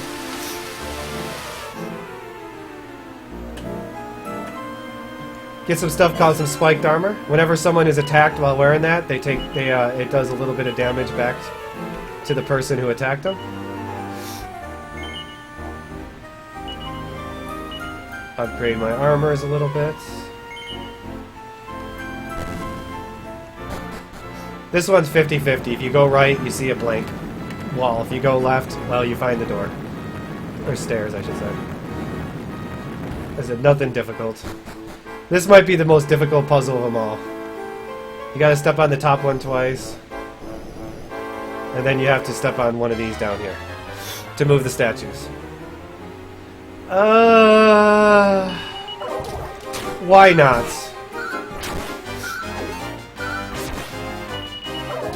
Wow, can I actually get a kill? Come on. Nice! 10,000 experience. Well, that's gonna help me out a lot. It's gonna waste a little bit of time, but hey, it's extra levels.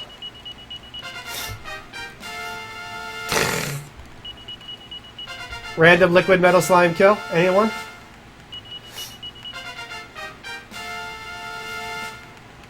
Higure! The levels for Gudian is what's the most important right here. Because this is going to give him a ton of health. And magic, too. That's the important thing, having magic. Oh, I'm sorry, Metal Babble.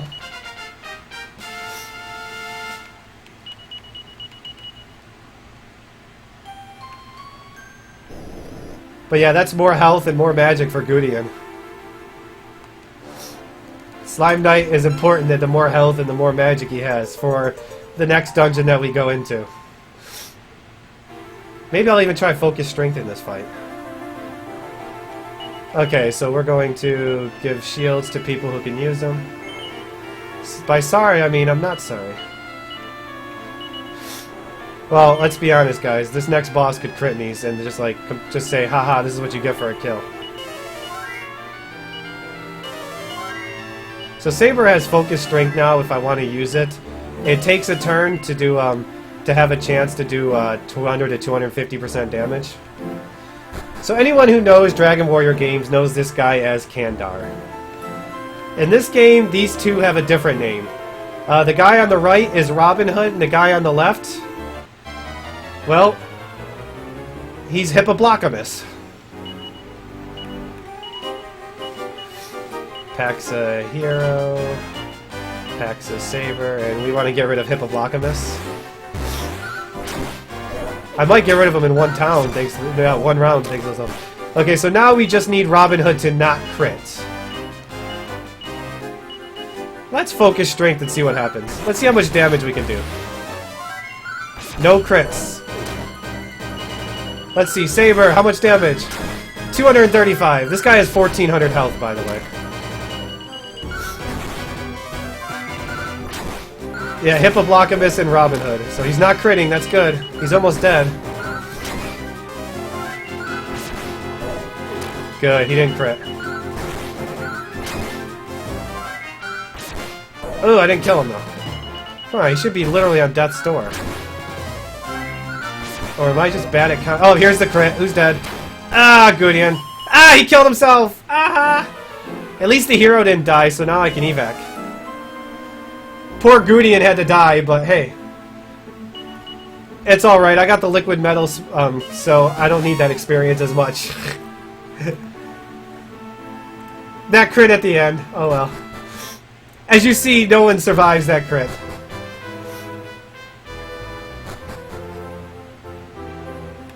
You know what? I should resurrect him now, because this is the best opportunity to resurrect him. Good news, though, guys, is I have the means to become the king, and I'm about to be a father.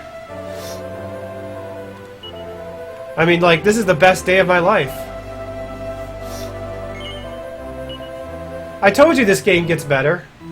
Even though, you know, your dad died in front of your eyes, your mom got kidnapped the day you were born, you got put into slavery for 10 years. This game does get better, I told you. Now we're about to become king and have, you know, a lovely child.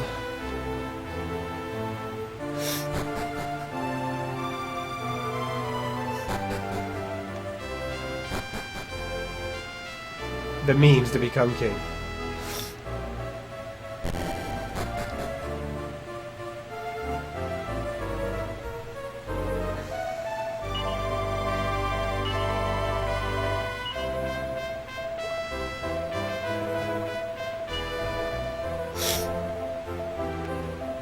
Of course it gets better. Look at this. I'm about to be the king. I'm about to have children.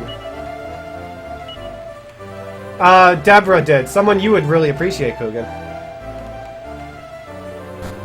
I have a feeling Deborah is right up your alley, Coogan.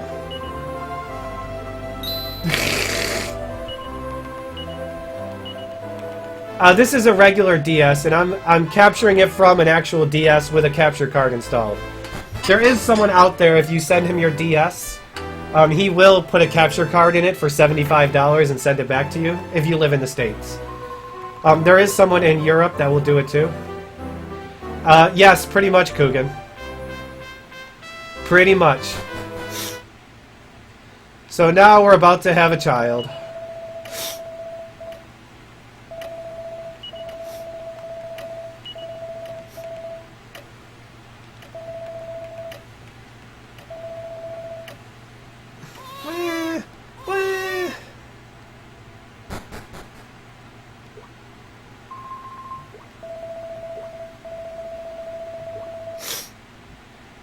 Let's go look at our baby.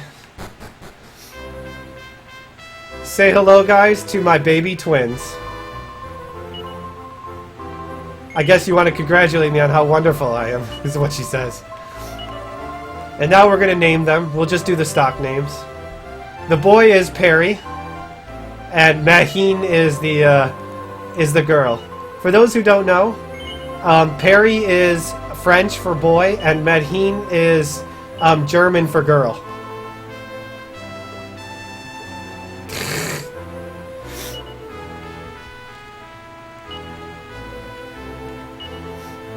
And now we're going to become king, too.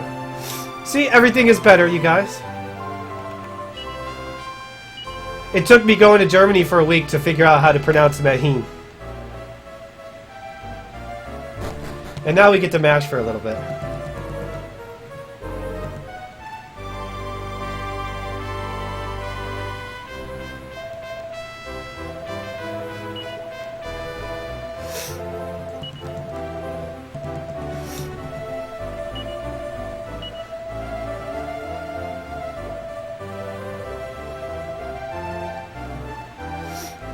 Yeah! We are the king now! Long live the king!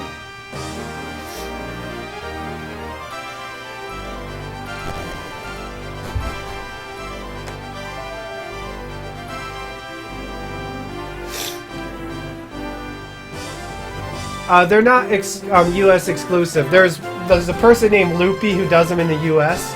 and there's a guy named Merkey who does them in Germany. So if you, as long as you're in Europe, Merkey can do it. There might be someone who can link you to either, depending on where you are. Like I said, Loopy does them for $75 and he ships them back to you. You usually get it back within 2 weeks total. Woo, guys, we're the king. I got beautiful children. Oh man, this is the best night of my life. Everyone in my castle is drunk, laying all over the place because they were celebrating a little bit too hard. My uncle still is wearing the crown for some reason. Might have to talk to him about that later, since I am the king.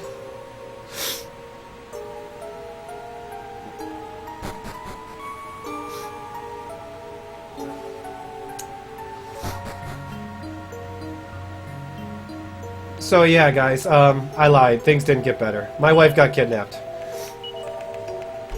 No one does 3D... 3DS capture cards will be coming out next month, Brutus. Our world record right now is 6 hours, 9 minutes by moi. And Mario is very close behind me.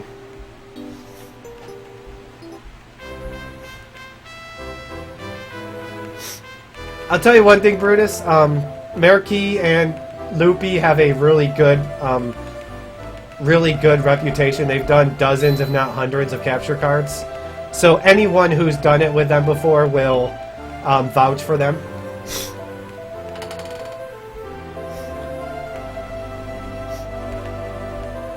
Though Marquis will be selling new 3DSs with capture cards installed coming up next month. Like, you can just you could buy a new 3DS with it and with the capture card installed. So, like my mom, who was kidnapped the day I was born, my wife was kidnapped the day my children were born. Mario is another person who has a capture card, Brutus. He'll tell you the same thing. We're fans of Loopy. And so we're going to go rescue my wife. And before I go rescue my wife, well, we give the Zenithian sword to Sancho to hold, you know, just in case, because, you know, that's not foreshadowing anything. And then we pick up a pair of these boots. We click our heels 3 times, go "There's no place like home." And next thing we know, we're going to the Nightmare Tower. Keeping up with the chess theme, you guys.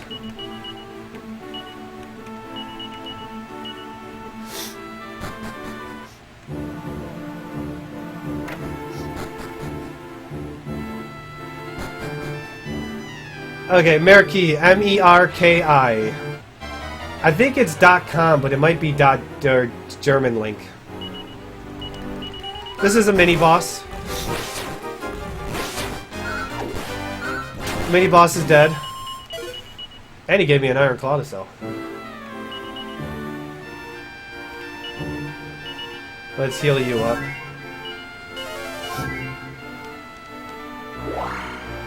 Yeah, M-E-R-K-I something. .something. I forgot. I bet you if you Google it, you'll find out.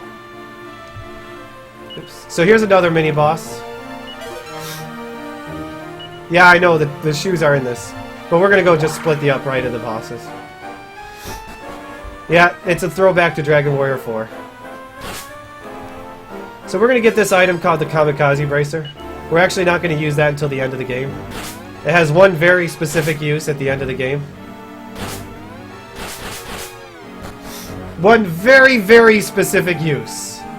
But it's not until the very end of the game, and I'll let you guys, keep you guys in suspense what that is.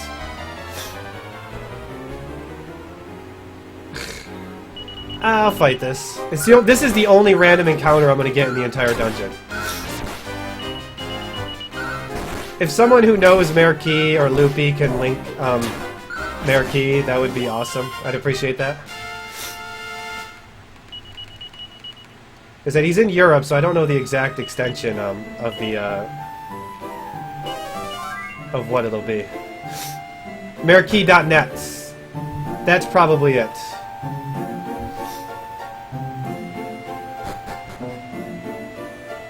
Yes, that is the site. Thank you very much, Alistair. So yes, this is the Nightmare Tower. This goes with the whole chess theme. These are fire traps, which I'm hopefully not going to trigger any more than I need to. Thank you. So there is one more encounter I'm going to get in, and it's a forced encounter right here. By waking up this rock bomb, because this encounter is safe. The random encounter that I could get in this room is not safe. That basically is just going to reset the encounter so I can come over here and get the Yggdrasil leaf.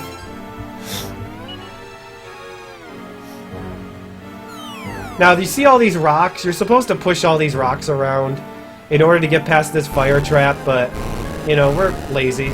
We don't want to do that, so we're just going to walk right through it. We have enough health to survive.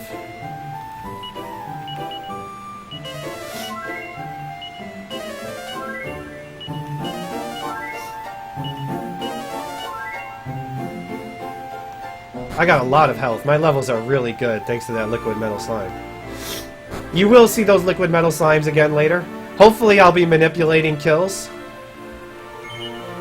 But that's a very hard encounter for me to manipulate.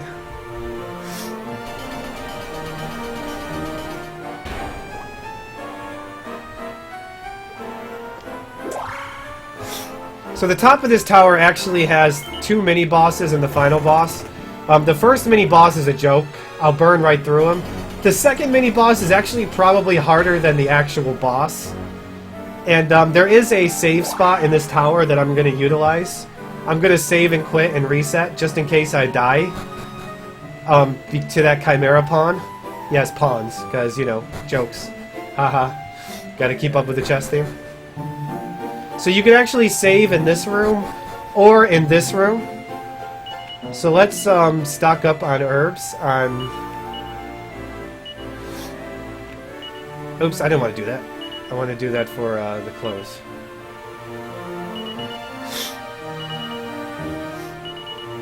Because odds are I'm going to need these herbs in these fights coming up. Okay, give you your packs a punch.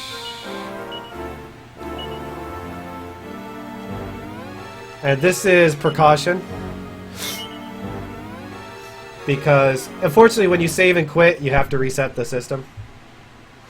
This is precaution. Well, the orc pawn is really easy. He does, like, single attacks, and he might Kasap me. Odds are I'll finish the fight with full health. The Chimera pawn breathes a lot of breath attacks, and is really devastating, because he can do 2 attacks in 1 round. So here's the orc pawn.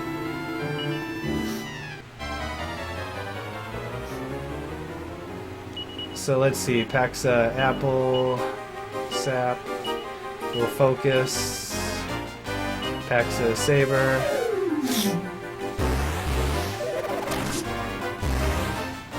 And we'll put him on healing. And this guy only, these pawns only have 800 health. There's 336 right there.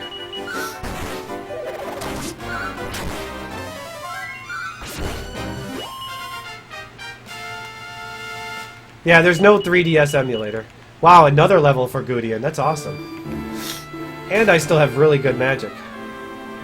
So like I said, the next boss coming up here, this mini boss is more of a problem than the actual boss. Even though the boss is still kind of hard. Because he has a very bad random element to him.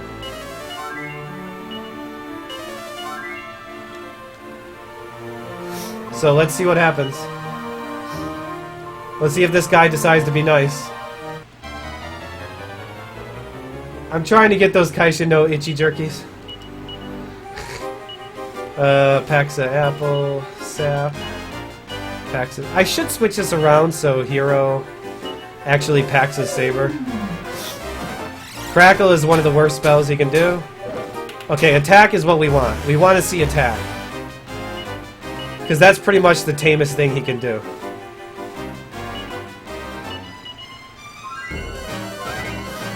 Wow, Gudane might actually be faster than the pawn because of my level.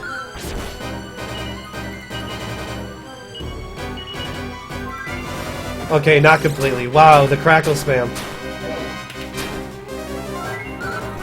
He only has 400 health, so he doesn't have a whole lot left. We'll go for it.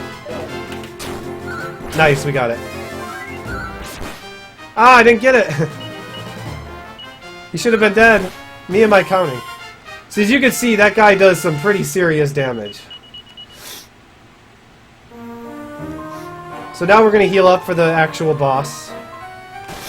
The boss has a random element. When he starts off the fight with an invulnerability shield that lasts anywhere from 1 to 5 turns.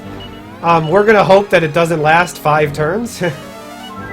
Because that would be really problematic.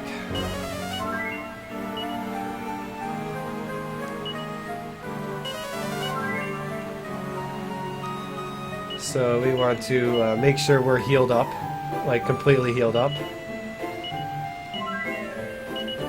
I'm going to use my prayer ring and hopefully it doesn't break. Didn't break, good. And let's give a Chimera leaf. And we'll give it to you.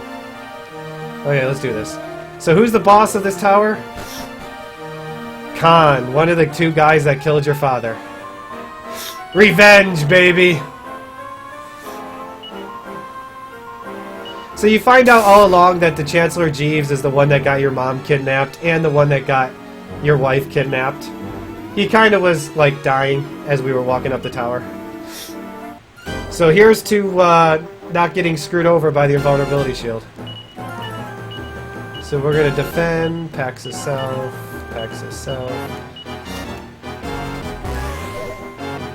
Chilly breath is rough. Defend.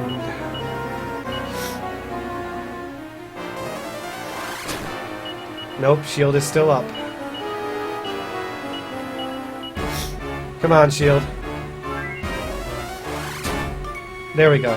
The hero gets a full heal out of this, which is nice. But not everyone else, though. Okay, what's my health? I should be able to... Sap, focus... This guy has 1400 health also. Cause swoosh...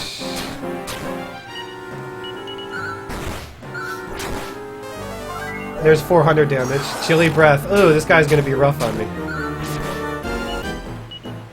Medical herb, you defend. At least with Goudain's level, he should do a ton of damage. With that, where he should always go first because of his level. Ah, chilly breath. Starting to get really low here.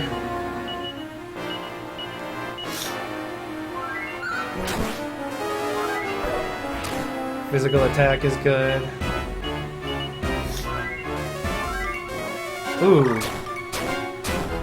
Everyone's still kind of alive. There we go. No levels. I don't think that's the first time I've ever...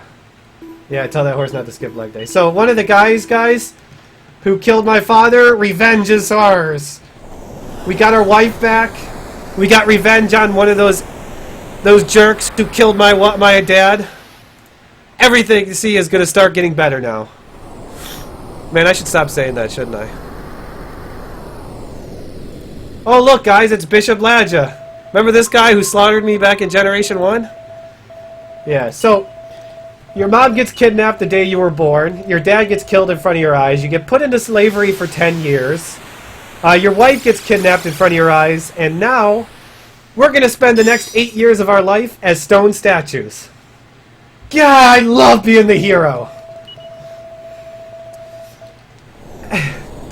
So this is the down portion of the run. This is about a 10-minute cutscene of just mashing. As we see what goes on with our life over the next 10 or 8 years as a statue.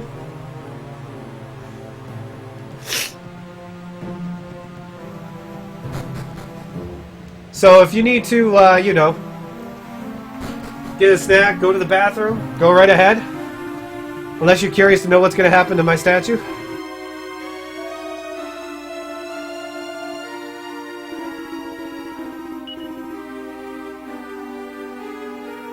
Yeah, I actually don't think you can get banned for getting stoned. Remember how I said this game is kind of a dark story? Yeah. Just a little bit.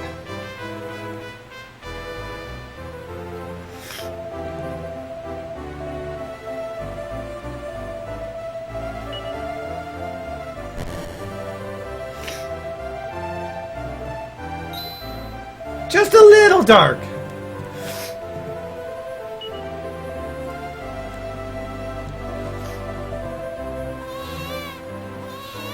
This is not a horrible run, you guys. This is actually on a really good pace, I guess.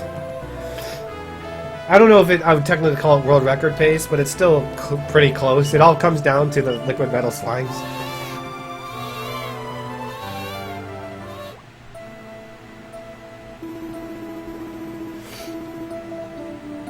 Like every good Dragon Quest game, the game comes down to metal slimes. No stone left unturned. Thank you. I needed someone with a pun.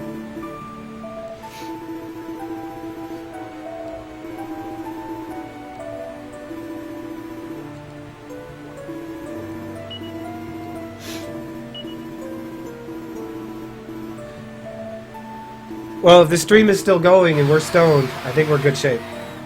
So we get sold at auction to Mr. Porgy. He seems like a nice fella. Puff puff free stream. Says Calamari.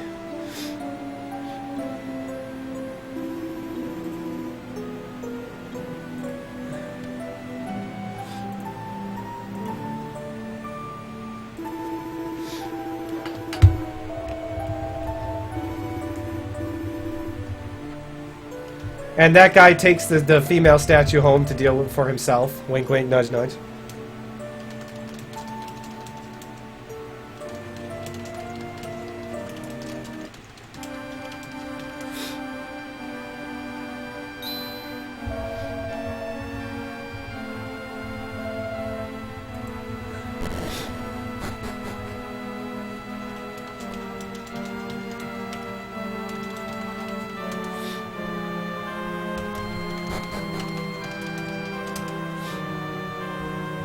So say hello to the good luck statue. My good luck statue. And oh, look at Mr. Georgie Porgy. Doesn't he look so adorable?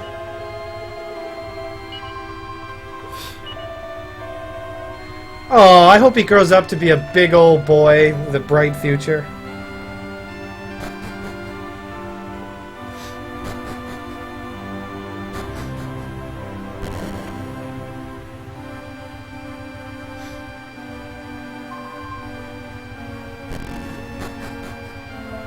Yeah, they built a statue in my honor, exactly. Oh, look at him, he's walking! Look at that Gerber patch on his head, too. I call it a Gerber patch because you know the Gerber baby, you know, on the Gerber food, baby food? How it has like the little hair, tuft of hair on his forehead? Call that the Gerber patch.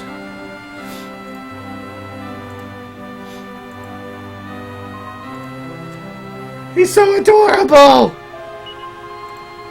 It's a good thing that I'm a good luck statue, you guys.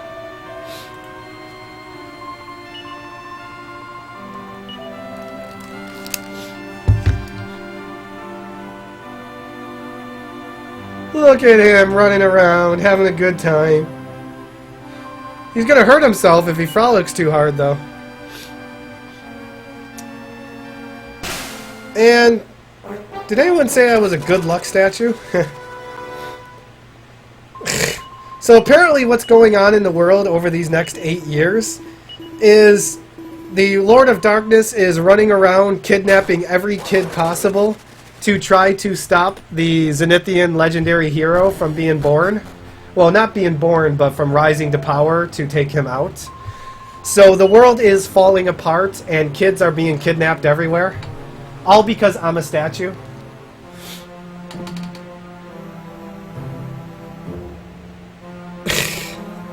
So you can blame, you know, blame me, blame Everhate.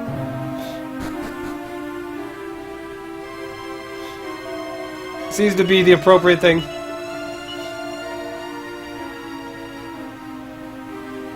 You might be, Maddox. Okay, guys, I will be back in just a moment because we got a minute to kill.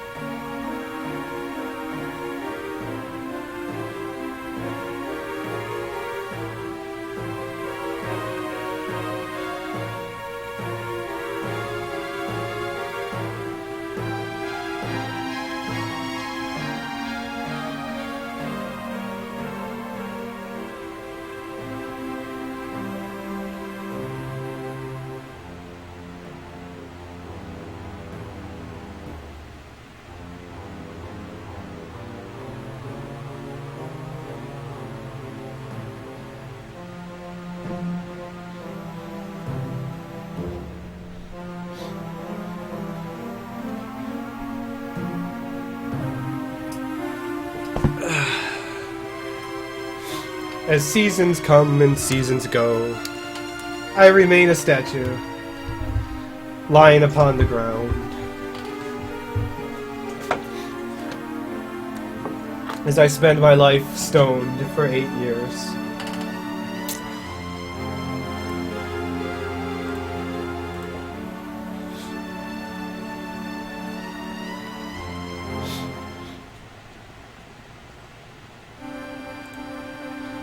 Until one day, you guys, Sancho returns with my children.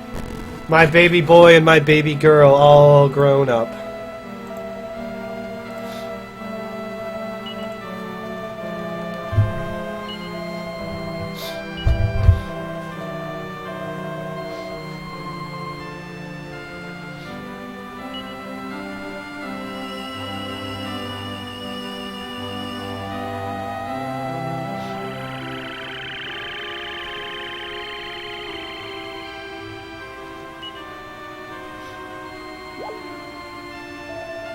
And yay, I'm back to normal. Yeah, Zinron, he does. And let's see. So let's recap for all the people that are new. The hero had his mom kidnapped when he was a baby. His father died in front of his eyes. He was put into slavery for 10 years. He got turned to a stone statue for 8 years. His wife got kidnapped when his children were born. And yeah, the children have black hair, which anyone who has seen my stream before, that's very weird, because usually they're blonde-haired, because I choose Bianca. I have black-haired children. My baby boy, my baby girl, I'm proud of you. Daddy's proud of you. I love you.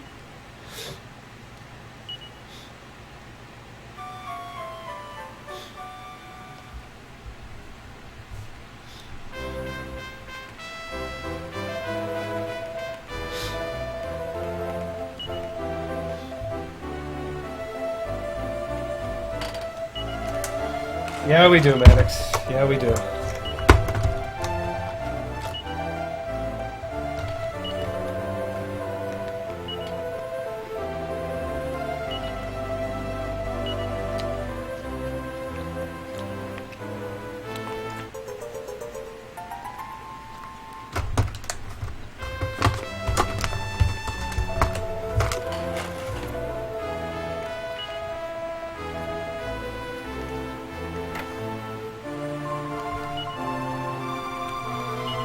So even though my children are only like 8 years old, they decide they're going to come along with me.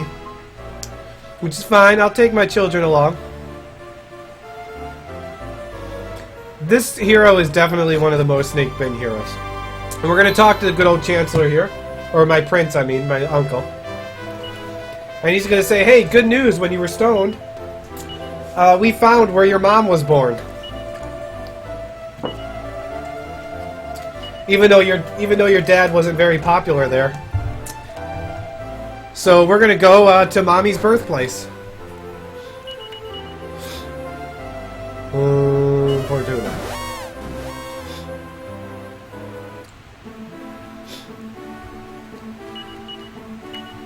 And look at all my animals stayed with me the whole time. Isn't that so nice of them? So we're gonna give Tempest Shield to you.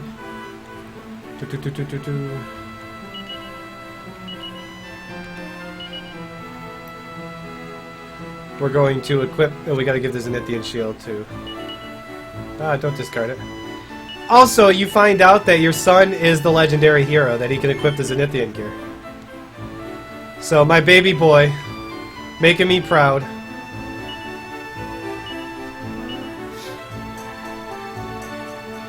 Making me proud by being the legendary hero.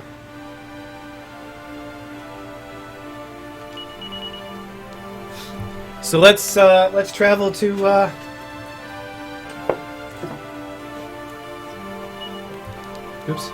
to Lofty Peak.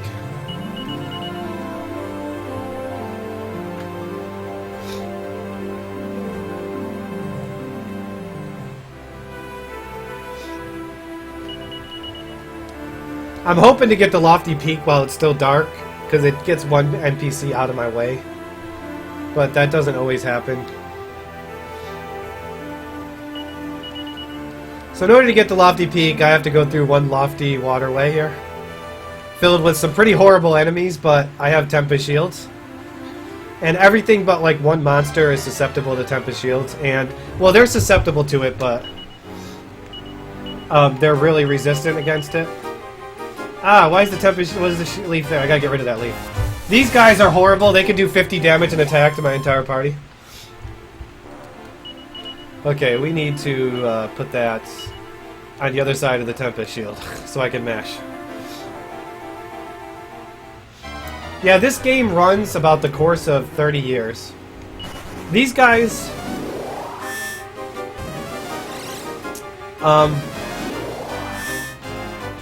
These guys are pretty resistant to the shield, but they do almost no damage to you. So whenever I have them alone, I just run. Because I'm not going to waste time trying to Tempest them when it's not easy. Ooh. Yeah, try not to spoil anything that's still yet to come, you guys. This is why we don't like those guys. I'm sorry, Sword.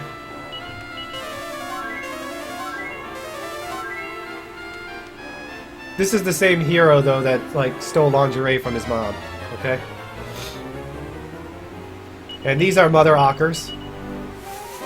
True story.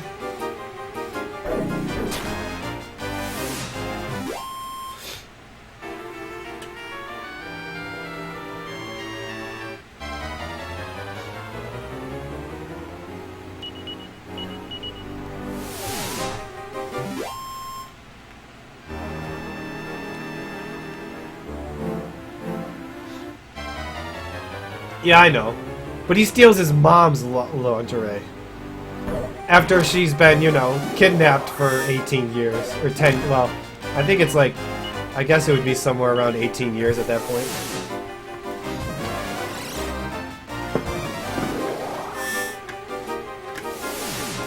It's a good thing Bounce Shield doesn't reflect Tempest, because that would really suck. If I got my party members Tempested away.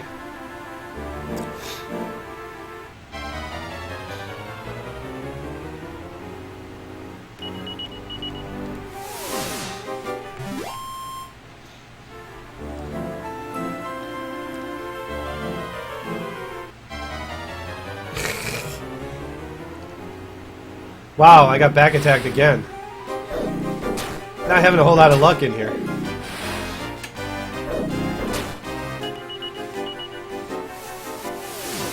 Good thing you don't need...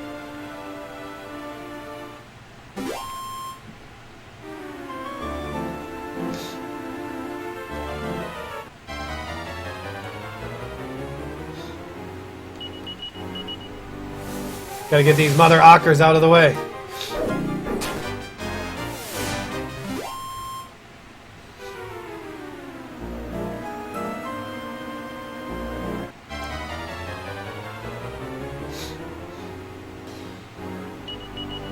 A lot of fun enemy formations I'm getting today. Hey, I got rid of 2 of them. Look at that. Woo! They have like a 30% like chance to be Tempested. Expelled. Okay, can we make it to town before it hits daylight? We just might do it. Yeah, we made it. So what this does is it gets rid of one NPC that like... Wow. Okay, that was my bad. It gets rid of one NPC that completely blocks a passageway most of the time. So we come here and we're going to find out that obviously our mom's not here because she's been kidnapped. But she's actually a very special person. She's one of 2 people in the world that can open the portal to the world of darkness. The other being the leader of this area. And that's the reason why she got kidnapped, is because Grandmaster of the Lord of Darkness wants to force her to open the portal and so he can invade our world. That's what you find out when you're in this tower. And the only way to do that is to stop him is to get to the Zenithian castle, so we can try to resurrect the legends, or make sure we get all the stuff that we need for the Zenithian hero, the legendary hero.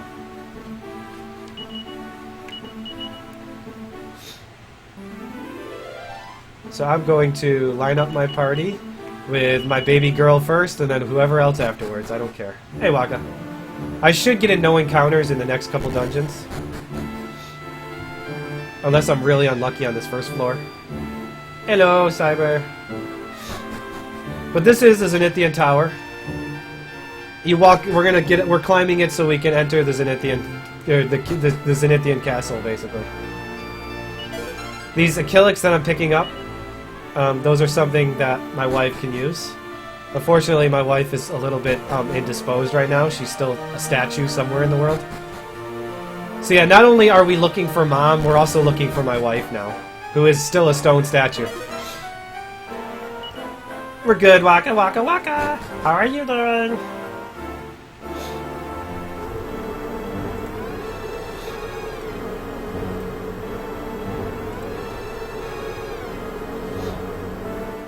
So I got my third Yggdrasil leaf, so I still got all three, which is good.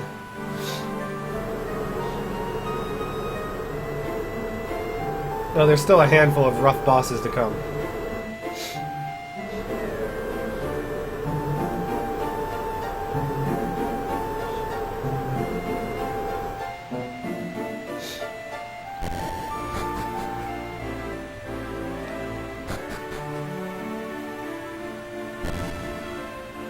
We're just gonna go up these stairs to reset the encounter rate.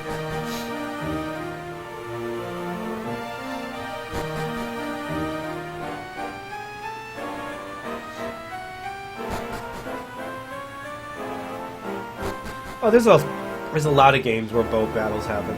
Thankfully, we got the monster book in this game, so we don't get any boat battles. Haha. So you'll notice, well, the stairway to Zenithian Castle is kind of broken. Well, apparently this guy's going to tell us that many moons ago, Zenithia Castle crashed into the bottom of a lake. And we need this staff to get there. So we're going to go into a dungeon called the Diggery Pokery. It's a minecart maze. And we're going to get there to get to the bottom of the lake to get to Zenithian Castle.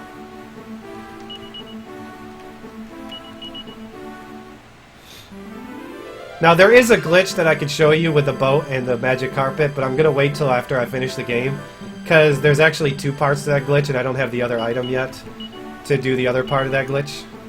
So you guys ready for some DS cutscenes? High-powered DS cutscenes. Kaboom!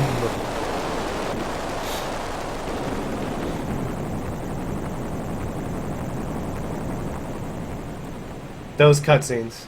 Wow. I love, like, ship battles because you run away by basically running to the other side of the ship. Like, the monsters just give up chasing you. So like I said, this is a minecart maze. There's a few rooms we gotta go through with minecarts. This cave also introduces the person with probably the best pun in the entire game.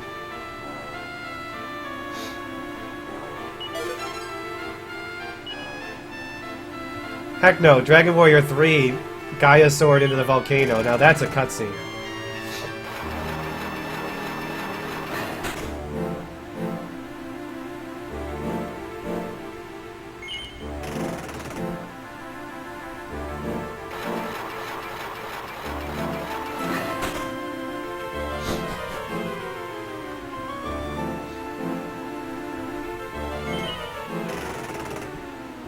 Hey, Kraft.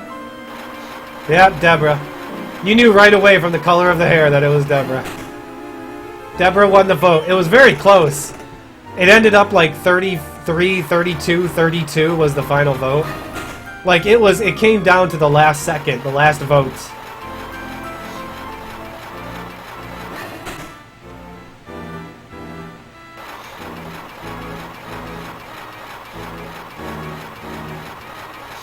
Yeah, but she's a statue right now. We get to go splish splash! And to an underground heal pad and a priest.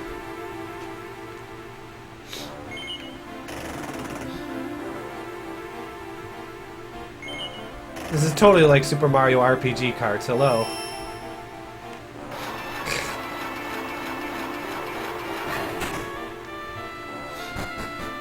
So say hello to a guy who has been trapped on this circle railway here for the last 20 years. And we just freed him.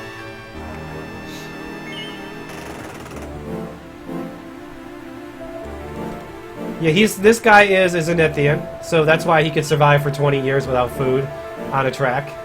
And he basically has the mentality of Ned Flanders. His name is Dr. Aegon. He's a nice guy. He's gonna help us get to the castle. Oakley dokley. He's diddly gonna help us get to this diddly castle.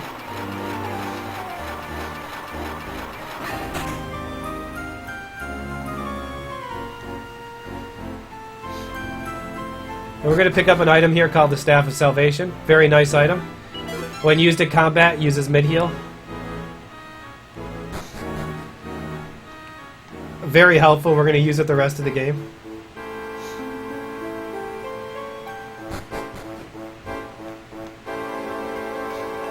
Yeah, if I was him, I'd be afraid to get on a cart too. I don't blame him. That's what you get for getting stuck for 20 years in a loop.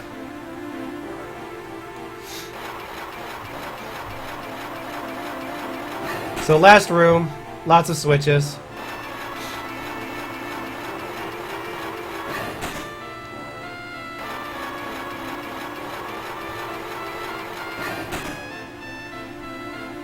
So we're literally going to go around in a loop here for the sole purpose of switching that teeter-totter down.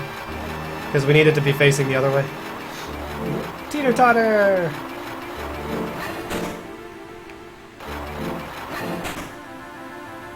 I'm leaving the zone here to reset the encounter rate, because if I don't, I'm going to get into an encounter in the next couple steps. There is one small chance to get into an encounter on this dungeon, and it's in the very last step as I'm trying to leave this room. There's a small chance that I'll get into an encounter. Just based on the amount of steps I take. It depends what my luck is.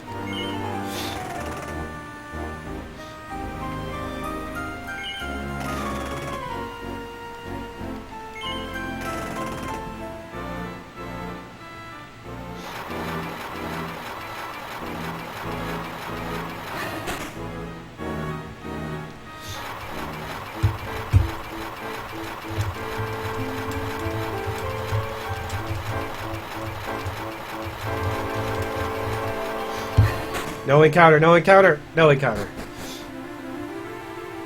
Now this last one we're going to need a little boost.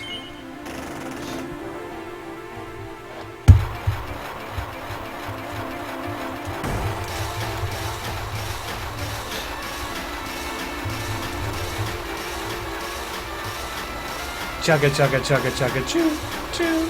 Chugga chugga chugga chugga choo choo. Chugga chugga chugga chugga choo choo. Are you guys ready? Who likes roller coaster rides? Whoa! Okay, and we land in Zenithia. We are underwater now. And somehow we are breathing and talking. Yeah, but the hype train fell apart though when it got to the end.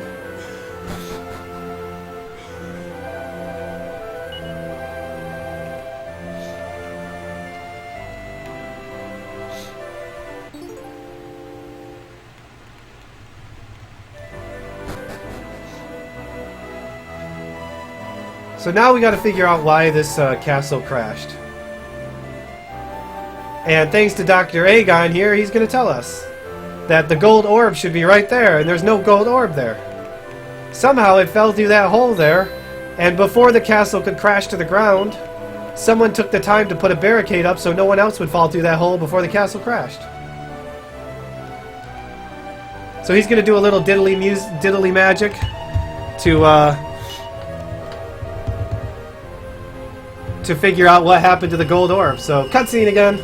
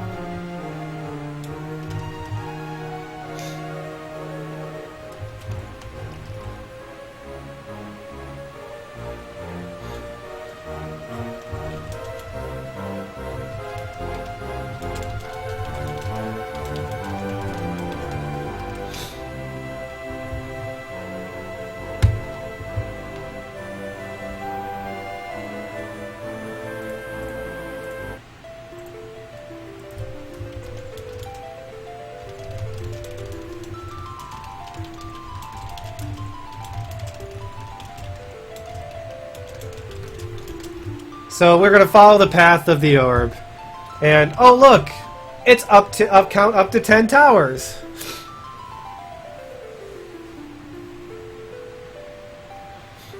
Remember that gold orb we had all the way at the beginning of the game when we killed the ghosts? Yeah, you know, the gold orb that we found here? So it's time to do a little flashbacks of what happened to this gold orb that we once had, if anyone remembers.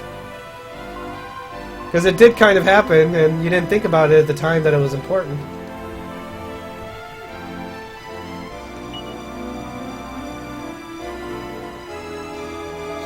And there's where we talk to my older self, which I told you guys happens, but I didn't actually do it. But yeah, that's actually the scene where you talk to your older self. And then, guess what we get to watch again, you guys? The entire scene of where my dad dies again.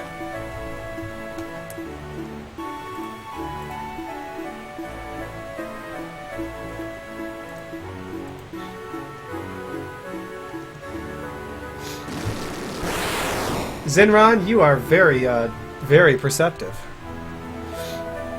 And Spirit Thump, you guys. Or Bible Thump if you're not a subscriber to me.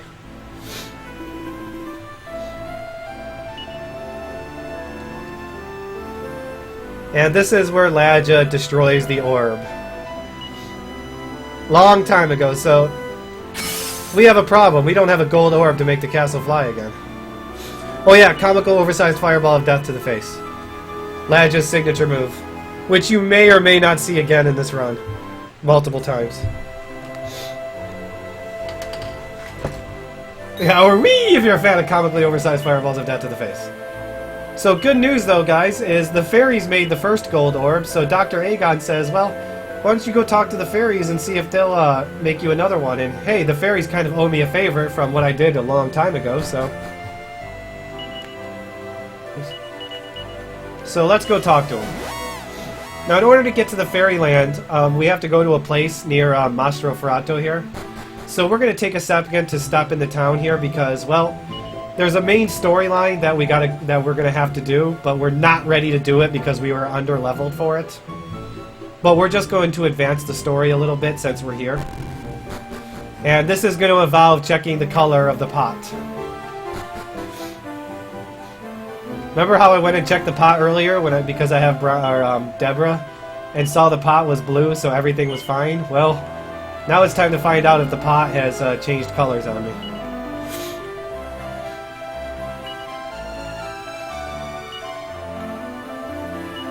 And he's like, well, if it's red, don't worry about getting here, because everything's bad is gonna happen anyways.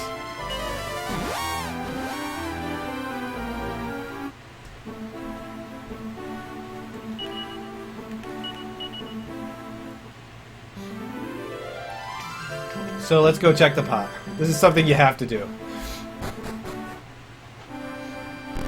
But so we're severely under-leveled for this part of the game. I think it can only be blue or red. And uh-oh guys, it's red. Which means something bad's gonna happen.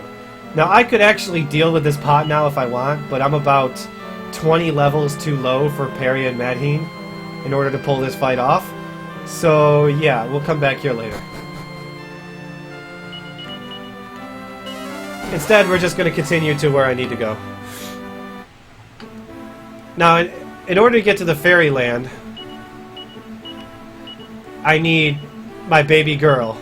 Why? Because remember how children are the only ones who can see fairies? Well, this one specific fairy only responds to Maheen. Maheen, I should say. So... we're going to take her alone because if we bring her with someone else, she actually has a small conversation. It's a small time waste, that's all.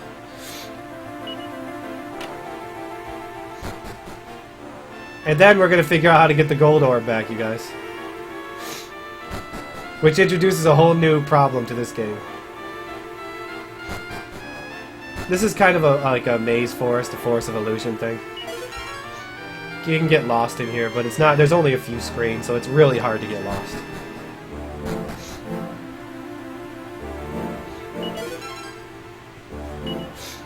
And you guys want to see where the fairy is? She's right there next to the fire. Can't you see her? She's right there. See, wave to the fairy, you guys. I like what the fairy says, like, you could see me? Oh, well, you look kind of sweet. Sure, I'll take you.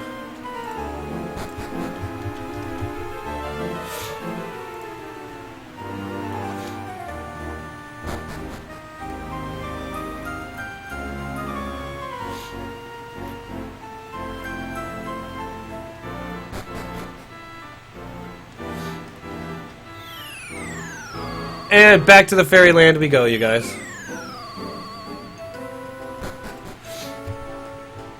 So the fairy treacle here kind of owes me a favor since I did come back here when I was 6 years old and save them.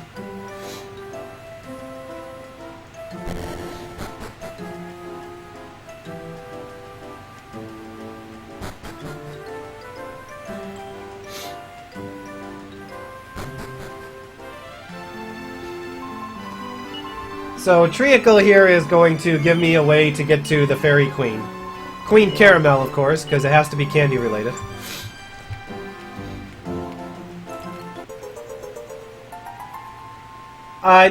What you do is when you enter the room, it says you hear a sound next to the fire. So if you go up to the fire and you mash around, you'll run into a wall, basically.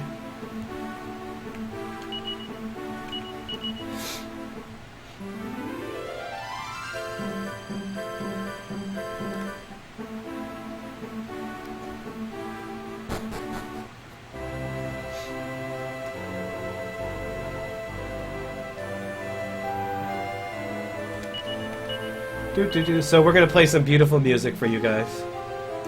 Ah, how sweet the music is. Don't you guys think as a beautiful music player?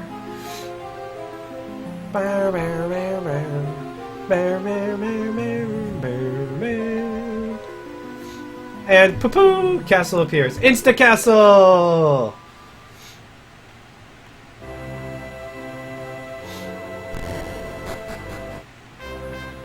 So we're going to talk to the queen here. And she's going to be like, sure, I'll give you this gold bauble. But we don't really have the magic to make the gold orb anymore. So take this gold bauble and go upstairs and you'll learn and you'll figure out a way to power up the gold orb.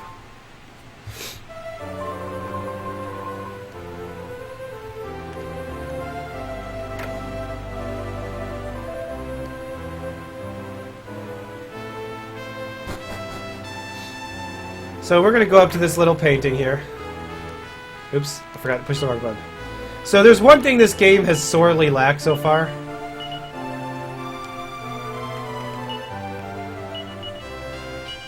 And that is, well, time paradoxes. We haven't had a good time paradox yet this run. So we go into the painting back in time. We have to talk to him. Remember that cutscene we have when we talk to my older self? Well, we go back in time to the point where my younger self talks to my older self. And we're like, hey, show us that gold orb. And then we swap the gold orb with the gold bauble. So we just stole the gold orb from my younger self. We are, like, heroes, you guys. We just stole the old gold orb from our younger self. And apparently the bauble that Ladja destroyed is actually fake. Time paradox.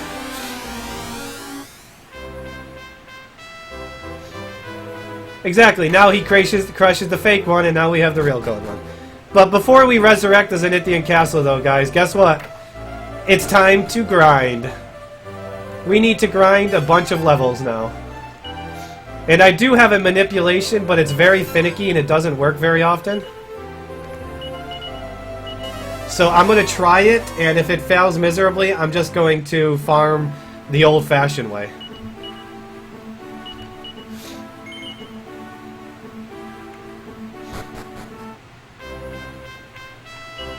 Let's see. You need to give that to you.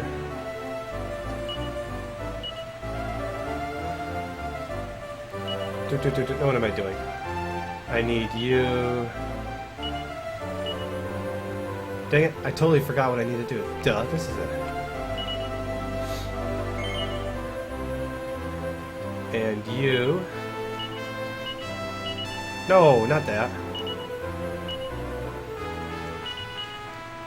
I didn't push over enough. Okay, so it's time to do a big menu, you guys. We need to sell a whole bunch of stuff. Let's see, iron armor. No, you can't do anything else. You can talk to the villagers and stuff. That's about it. So we need a lot of money now. But that's fine, because we got all the money in the world.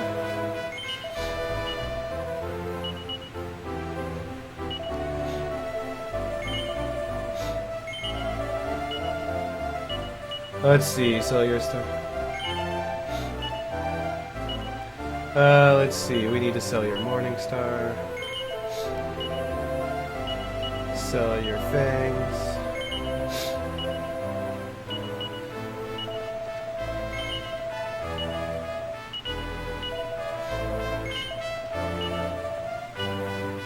Okay, so we need to sell Magic Shield. Diamond Achilles, because they sell for 16,000. And Ledger Mantle. And that should be more than enough money. Because I am far ahead on money. Maybe. I might be a little short. So we're going to buy 2 Poison Needles. What those do is they have... they either hit an enemy for 1 damage or they instant kill. It's like a 1 in 8 chance to instant kill.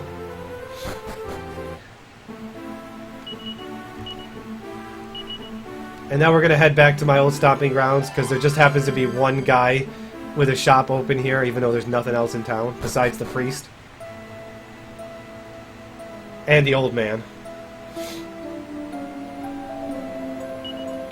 So we're going to buy Ionosphere, Spear. A bag. And Dragon's Bane. For you. Awesome Burr, that's pretty cool. Okay. Now to Gotha.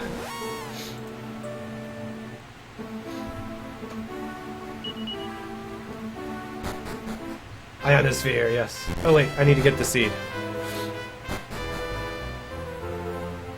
Seed of Lives. These are important because I am going to stuff Perry filled with life seeds. Seeds of Life, in hopes that the final boss does not one-shot him with a crit. Which is very possible. Because he's kind of the most important person I need to keep alive in the final phase of the final fight. Because he's the one party member that I have that gets Kazing! Which resurrects! So now it's time to say goodbye, you guys, to almost all of my party companions. We're going to get rid of all of our party companions except for Apple. That includes Saber. Sorry, Saber.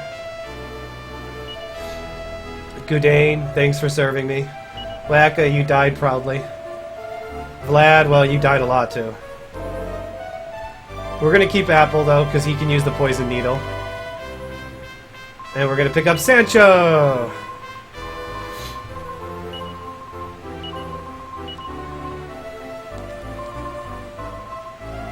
And we're gonna do a little bit more shopping. Wacka flacka, wacka wacka wacka! We're gonna buy a Dragon Mail and 2 more Tempest Shields. So everyone, all 4 party members of mine will have Tempest Shields.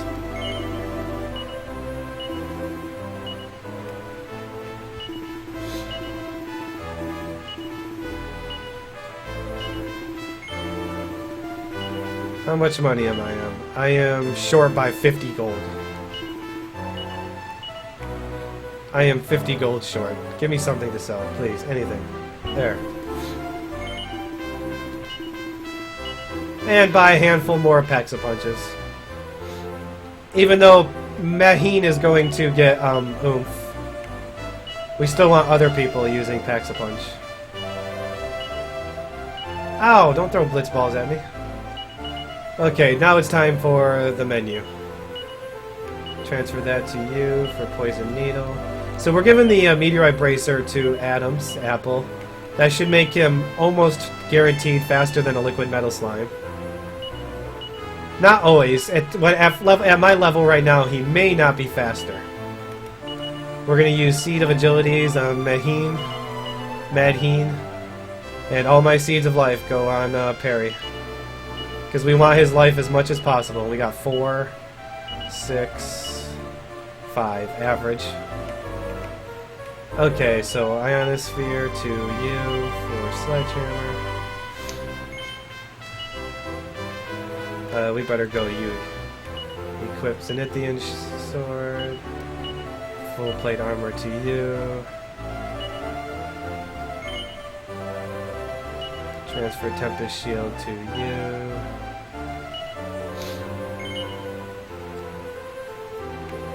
Okay, so we need Princess Robes to you. Spiked Armor to you for Boxer Shorts. I think that's an upgrade. Just a slight upgrade. And now I'm going to fill my inventory with Packs of Punch, or no, not Packs of Punches. Holy Water. Because they do 1 guaranteed damage to metals. Now I'm going to try my manipulation. I don't have a whole lot of hope for it working. If it does, that'll be glorious. And it'll save me a bunch of time if I even get it once.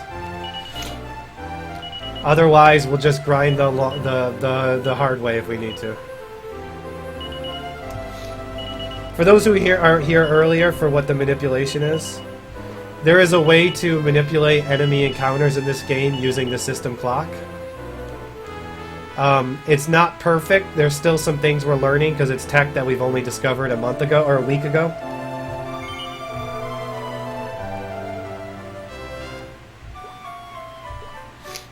So there's a lot of things that could possibly go wrong with it.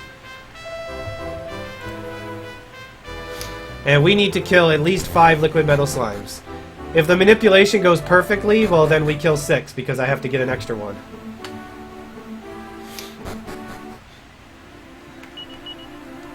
So we're gonna line up you, Apple, my baby girl. I don't know about the debug inventory, so probably not. So like I said, I don't have a whole lot of luck with this manipulation. I have, or at least let's say I haven't found all the seeds or the perfect timing. So we're going to change the system date to the 2nd. Maheen has daddy issues, yes. And we're going to set the clock to 6 minutes. And we're going to start my timer and see what happens.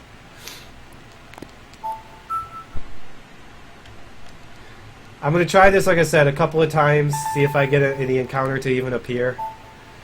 If I don't have any luck, then I will do it the hard way.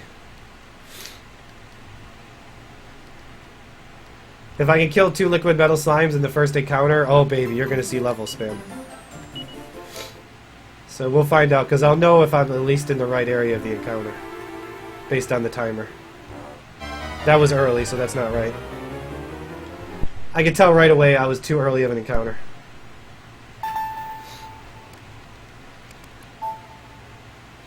I got Apple to work really well, but I haven't had a whole lot of luck with Slime Knight in this.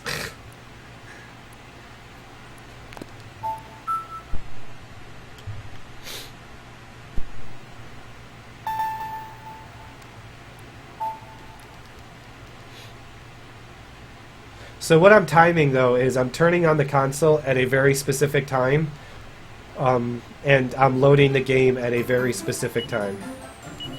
I'm trying to, that is. I only have a very small window to do it. The window is about 0.15 seconds, if not less. That was kind of a late encounter. Yeah. Maybe 2 more tries, you guys. So I have very little window to pull this off.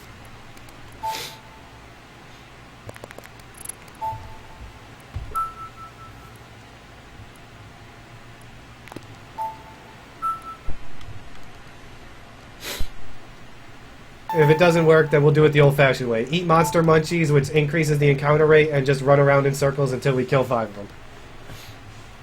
This is an original DS, Fat Kobold. Cobalt blue. Well, this is stuff that's different on every DS. Like, every DS is different. That's about the right time. Is it the right encounter? Nope. Okay, one more try, you guys. I got the timing for turning on the console. Now I just got to get the right loading time.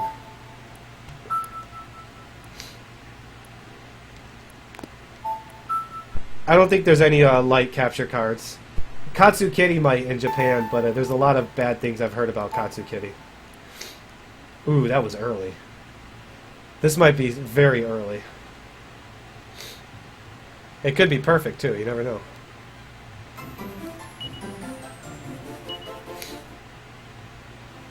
So if this doesn't work, I'm just going to run around in circles and go with it. Right time. Is it right encounter? Right encounter. Now let's see if I can get any kills, though. Because there is different RNG seeds. Will they stick around for a second turn? That's the important question.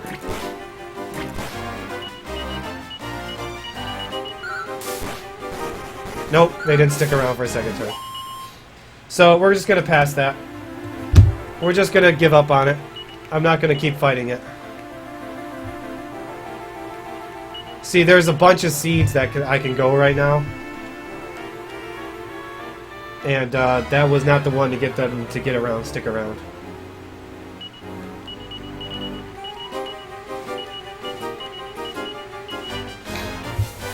So this is the more RNG, possibly longer way.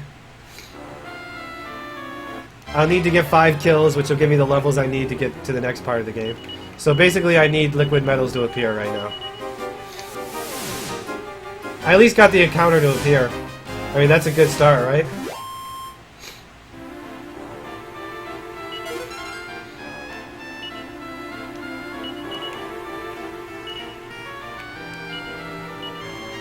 You'll notice Perry and Madheen is level 5 right now. The first liquid that I kill, they'll gain a ton of levels. Now this fight is troublesome because... And it ran anyways. Because those mini-demons love changing my tactics. Which means sometimes I don't end up using a holy water.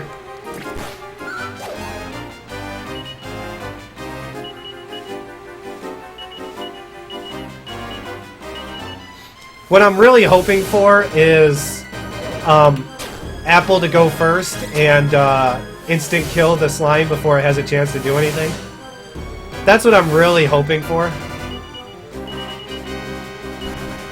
And those guys are hard to Tempest, so... That's what I'm really banking on to help make it to guarantee a kill.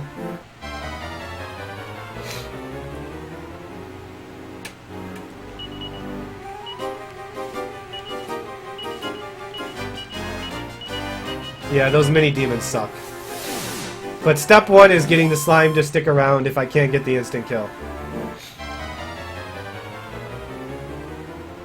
Getting a lot of toxic tongues. This is the last manipulation that I'll try for today.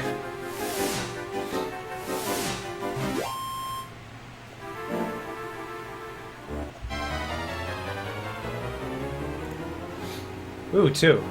Let's see if we can get some luck here. Problem with 2 side by side is sometimes you split damage. So 1 running away is not horrible, unless I get an instant kill. Ooh, don't kill the hero, okay. Yep, they just split damage. Nice, there's 1. Well, we got 1, that's good. Now I just gotta hope no one dies. So we got the first one.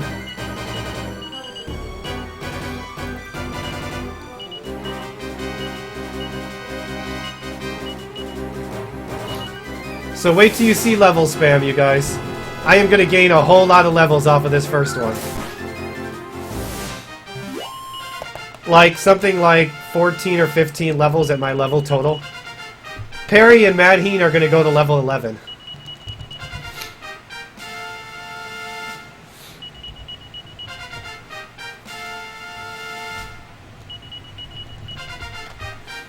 Nimzo.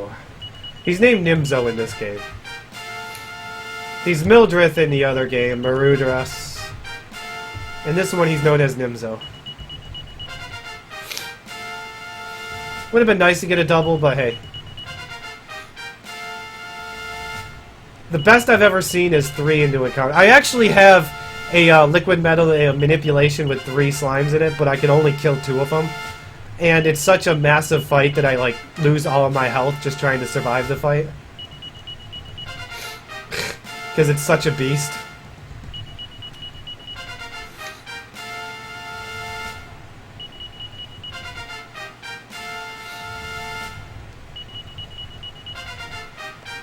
Alright, we're almost there. Alright, 1 out of 5.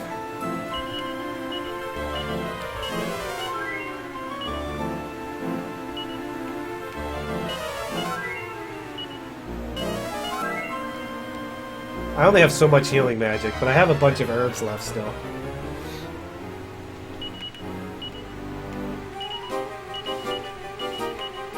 These guys I don't like, because they're hard to Tempest away sometimes. The worst encounter in this, though, is 5 Chimeras, because they just do so much damage to your party, and they're hard to Tempest away. As you see, my shields are doing a glorious job on these guys. I got 1.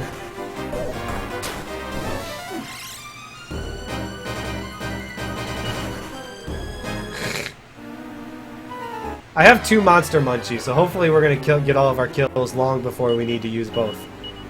A good grind gets all the kills in 1 Monster Munchie. That is considered a good grind, is to do it all in 1 Monster Munchie. I don't get Whistle until I kill 4. This is the fight I was talking about that sucks. Because they're hard to Tempest away. And I got none.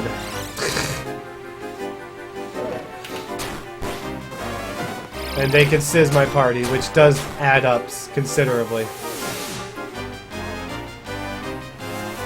Come on, guys. There we go. We're slowly getting rid of them.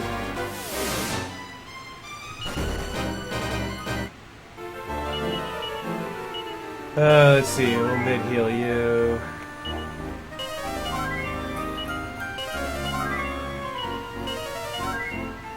Yes, they are dazzling.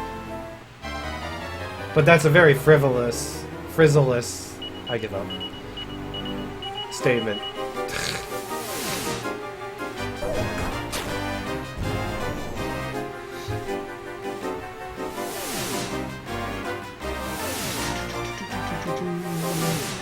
Tempest shields for the win.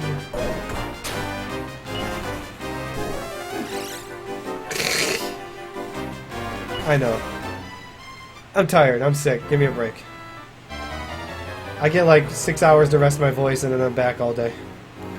Okay, let's see if we can get anything out of this. Come on, Apple. Failed. It's not a guaranteed kill, but I have a good chance for a kill. Well, it depends how much health it has. Nice, we got the instant kill.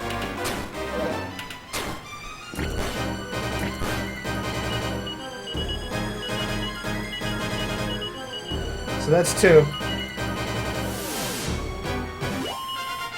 This is a lot of levels again. Perry and Madheen will get another 5 levels each with this one. Then it starts to slow down as they catch up in experience.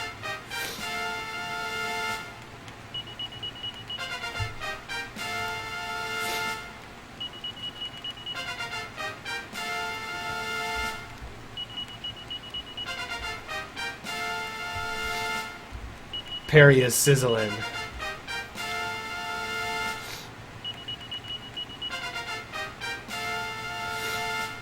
Metal grind.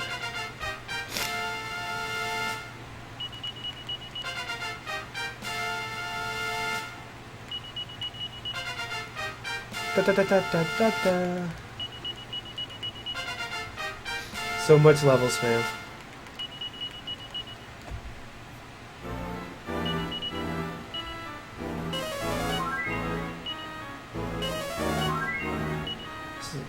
Starting to run out of some healing.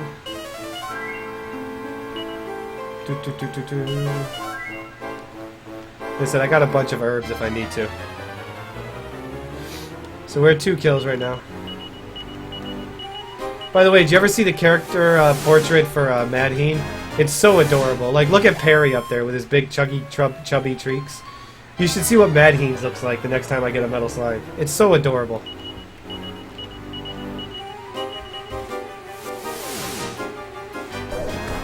Okay, Shields. Help me out here.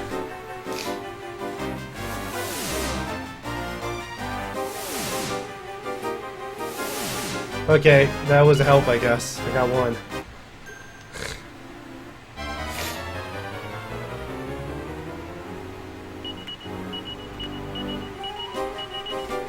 Of course, the most adorable waifu-ish portrait of them all is Apple. I mean, who couldn't fall in love with a Cyclops man eating apple? Bad fight. Come on, Tempest! Work! Work! Work! Oh, you worked once and then broke.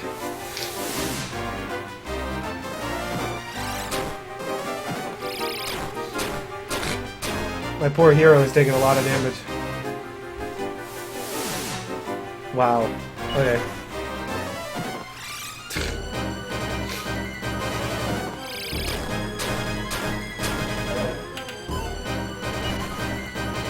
Lot of damage. Let's see, you got mid heal you can use here. So 3 kills we still need. Wow, this encounter again. I am getting really unlucky right now. Considering I've Tempested away 3 out of the last 10.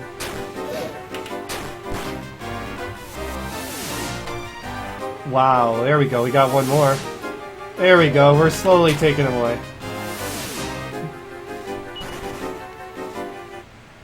I'm sorry. I'm trying to kill him, Coogan. They have to appear and not run away. If they don't appear, I can't do much. I bet you if I killed a couple more, I can get my RNG manipulation to work. Because that would be a higher level. Okay, I don't like this guy. He's gonna die.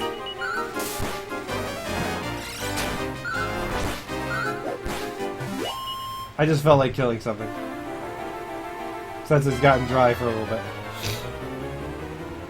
Ooh, a slime. In a really bad fight. Look at Madheen's portrait. Isn't that so adorable? Yes, instant kill for the win. Look at her hands up over her eyes, like looking.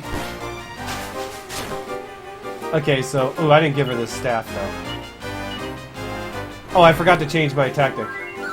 It's alright, she's healing. That's number 3.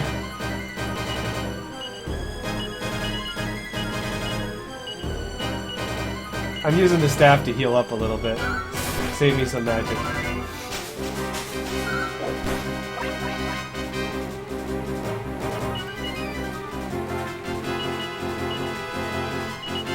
I'm out of holy water.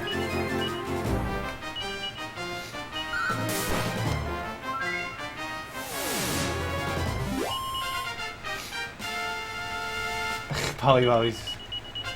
Madheen's portrait is so adorable. Look at her, she's like, eee, looking far off into the future. Imagine what she'd look like with blue hair, but no, everyone wanted black hair. That's 3, 2 more, guys. I gotta give some holy water to Everhate.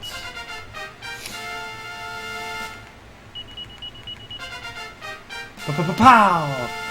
Like, if you party chat like Apple, he's like, you better not look at me, you better not eat me.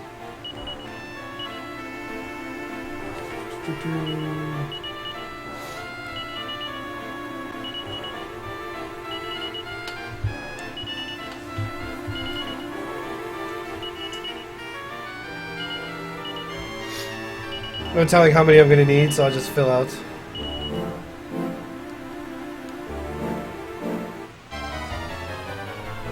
Well, if you had salt or something, it would work.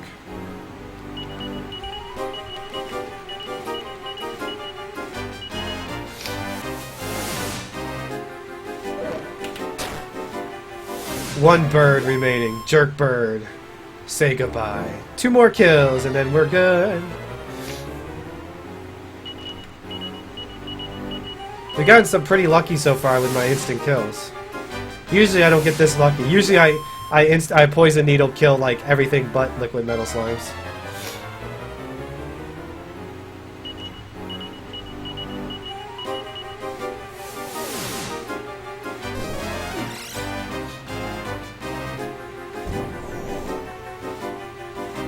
Yeah, he gets Kazapple.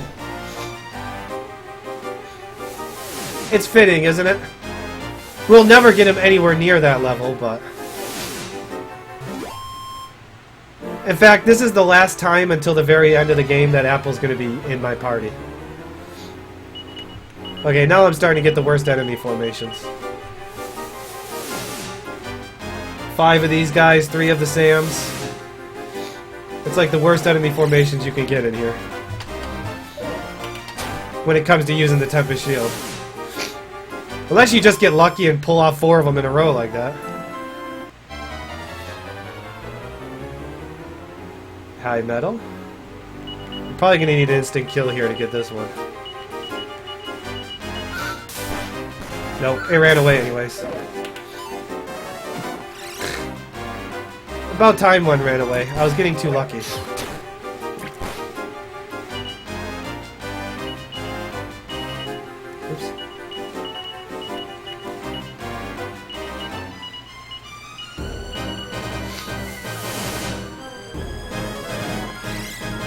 You're so dazzling.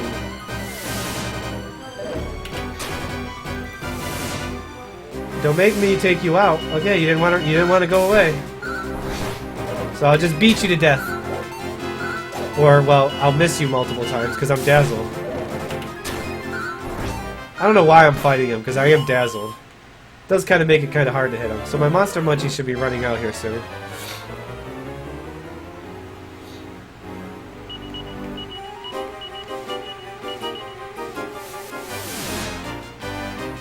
Nice! Good shield.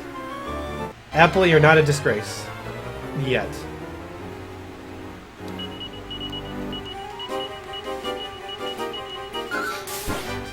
Nope. Now I'm getting unlucky runaways, you guys. The demon even ran off to make it nice on me. Not getting those 50-50s right now.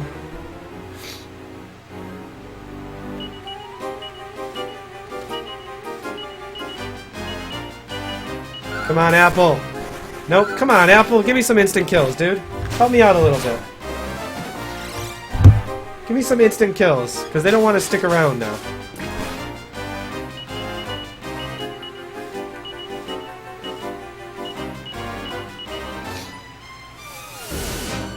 The back hit black hair is charming, yeah. I think I should heal Sancho about now. Let's see, you can mid-heal him. Still need 2 more, guys. There's my first Monster Munchie. I got 2 Monster Munchies, so if I can't get 2 more kills before I run out, then wow, this grind went really bad. Well, it already went pretty bad because they're all running away now. Sizz.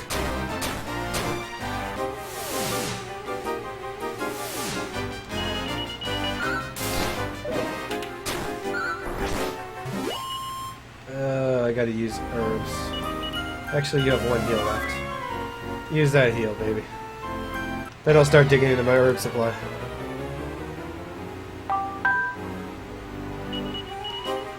Can we get this guy to actually stick around? Nope. Wow, that's like 4 or 5 in a row that have run away, you guys. My luck has definitely gotten pretty bad.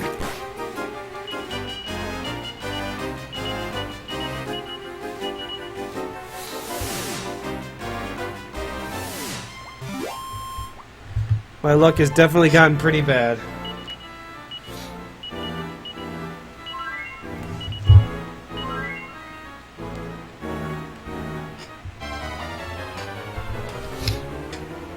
I'm getting a lot of them, I just can't get any of them to stick around. At this rate, I might actually run out of holy water. There we go, instant kill. That takes care of that problem. That's how we take care of that problem. Instant kill. That's 4, one more.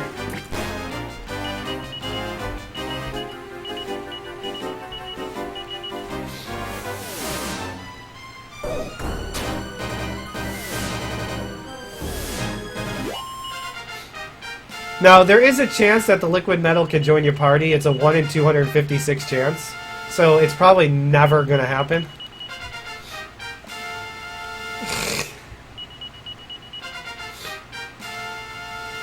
So the reason why I need to kill 5 is because it's not actually going to be enough experience, but by the time I get to a certain boss in the next dungeon, I need Perry and Madheen to gain an extra level. Because I kind of need them to learn spells from those extra levels. So we kill 5, that gets us pretty close in experience. Unless I get lucky and I kill 6.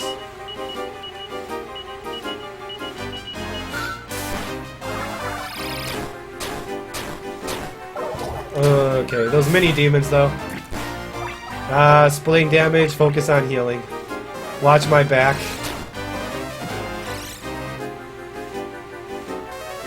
And Sancho casts Snooze. Good job, Sancho. That's what I mean by changing my orders. Ooh, it stuck around. I might get that kill. There we go. We got 5.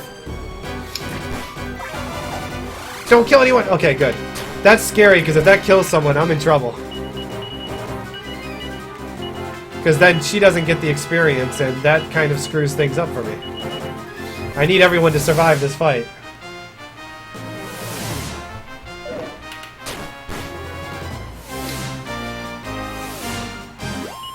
There we go, guys. We got him. Would have been cool to get a second kill. That would catch me up on experience nicely. Yes, I am awesome, Zenron, but I appreciate it. It's not just us, it's everyone who's running this weekend. Okay, we can head out of here now, you guys. So first thing we're going to do is use a fairy water, because that's going to negate the effects of the monster munchies.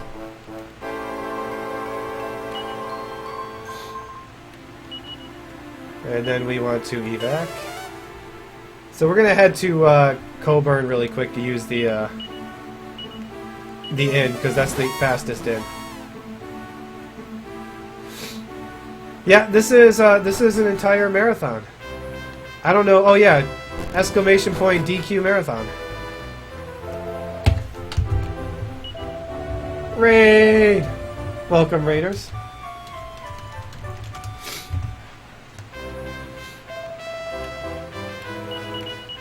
Okay, let's go to let's raise the Zenithian castle, you guys.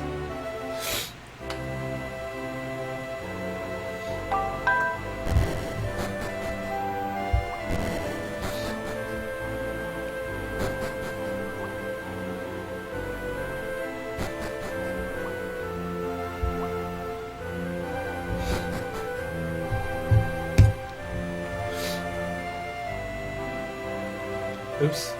Step right by.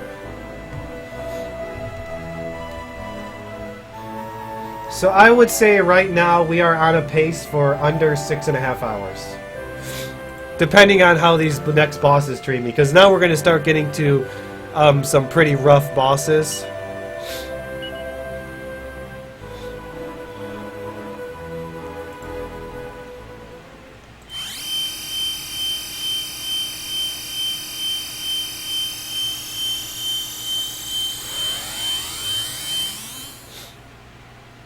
So raise to the heavens my castle, ha ha ha ha ha!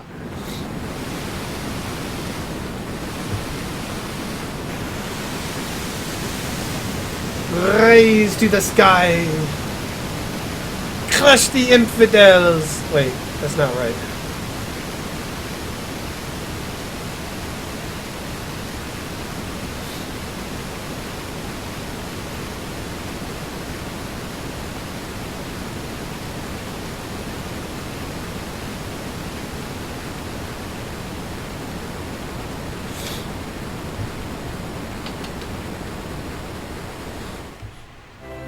Yep, so after my run, you guys, we'll be will be Dragon Quest or Dragon Warrior Monsters, Dragon Quest Monsters, Terry No Wonderland.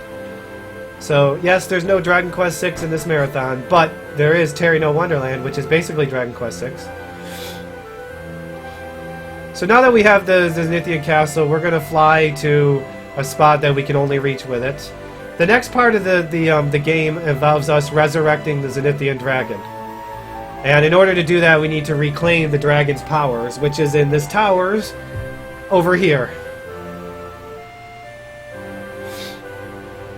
Terry No Wonderland. Whee!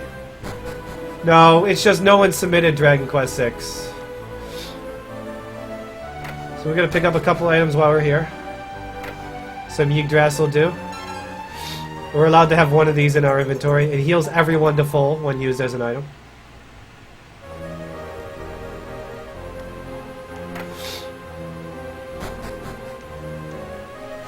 Now this next tower I'm going into, I can't Tempest away that many enemies in it. A lot of the enemies in it are resistant to Tempest, mostly the dragons, but they give a ton of experience. Yeah, if length weren't a problem, then I wouldn't be doing a 15-hour run tomorrow. 16-hour run. So it's time to say goodbye to Apple, you guys.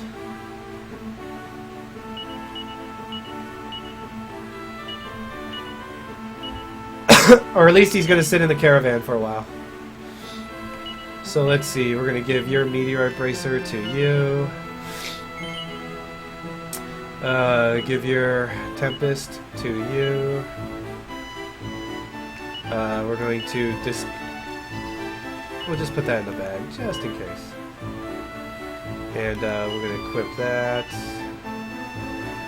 Yggdrasil Leaf we'll put in the back of your inventory. Perfect. Okay. So we need to give the do to you.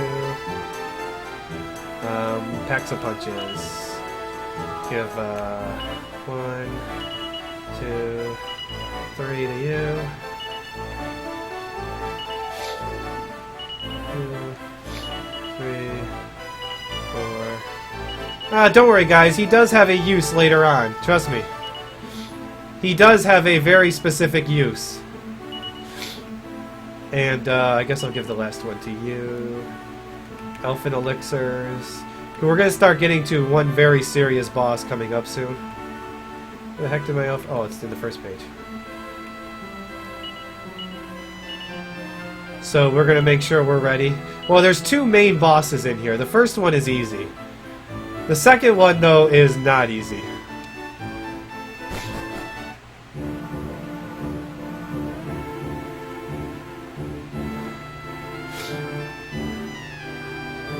Awesome, Solid. I hope you enjoy the series. If you like Final Fantasy, you know, this is the same type of game. It's can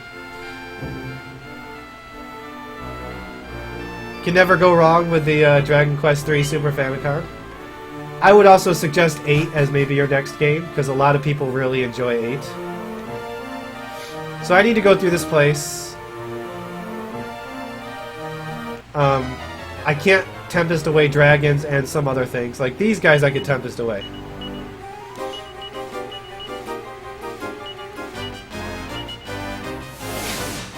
Dream Bomb is doing Dragon Quest VIII. I'm doing 5 and 7 and he's doing 8. If you want any more like information, or if you just want to follow streamers, if you look at the top of Tonic's channel, you'll see Elfguard Alliance. That is my Dragon Quest speedrun Twitch team. It has Dragon Quest speedrunners on it. You can follow all the followers on that Twitch team if you would like. Let me change her to focus on healing. It also gives you some people to check out if you want to follow streamers later.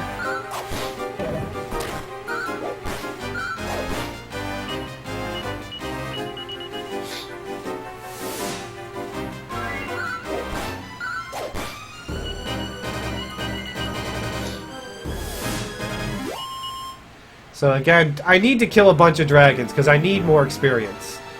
I need Madheen and Perry to level before I get to the second boss, or I will be in trouble. Now this fight I have to take. These guys are interesting because, well, they can cast Sizzle, but they have this thing where they like to cast Absorb Magic on each other and basically keep stealing each other's magic. Kaishin no Ichigeki. Awesome, Milquetoast. So Madheen needs one more level. She needs to be 22. Perry needs to be 23 to learn Insulate and Kasap. Those are two spells I really need for the second boss while I'm here. So I'm going to have to get some more encounters. So we're open the passageway here because we're actually going to be coming in and out multiple times. Oops, that was sloppy. It's Insulate. Insol. I think it's Insol. I'm just going to kill this guy. And he kaswooshes me. Thank you, Dev. I need experience badly. Wow, this guy's going first every turn. Hella Hammer. That's actually really good, you guys. Wow. So, Hella Hammer is an item that I normally go in later on into another dungeon. And I spent about 3 minutes going through the dungeon for the sole purpose of picking out that Hella Hammer. Well, that guy just saved me a few minutes right there. Because now I don't have to go into that dungeon.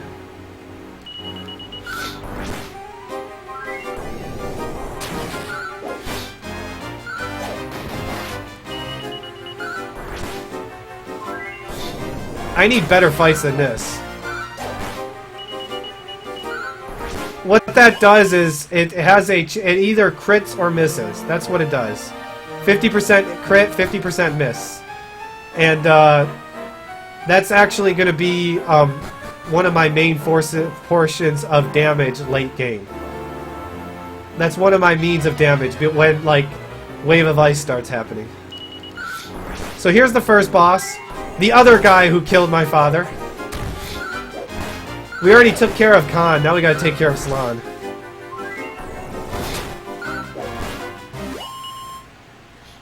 So we're gonna take care of Slan. Slan is pretty easy. Let's see. I just need to heal up.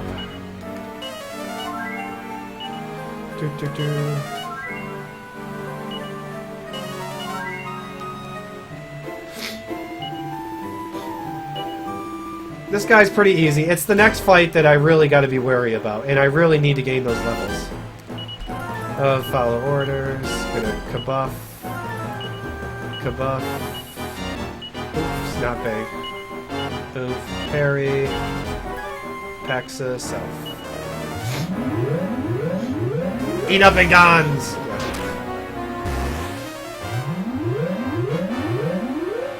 Okay, so you're going to focus on healing. Paxa self. As long as he doesn't focus the same person down over and over again, it's no problem. Because I'll just keep out healing the damage. This is where the bosses actually start to gain health. Like, this guy has 2,400 health, which is 1,000 more than the last boss that I fought.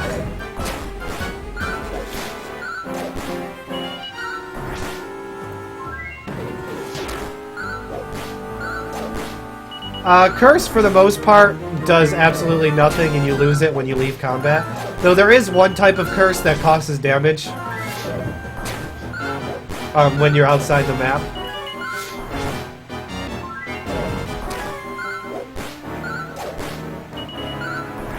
Nice and easy. So what we're coming in here to get are the dragon's eyes. So there's the left eye. Now we're going to head out and go to the other side and try to get the right eye.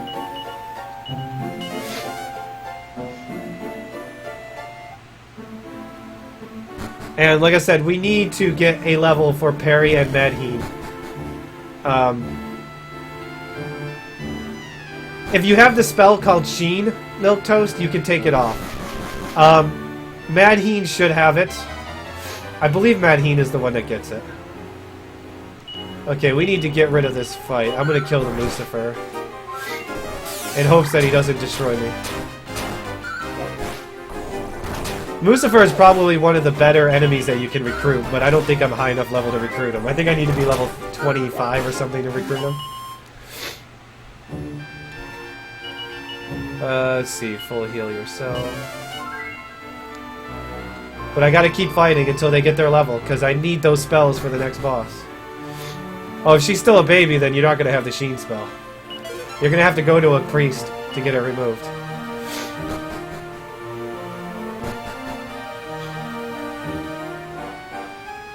So the question is, who's the next boss, and why is he so difficult?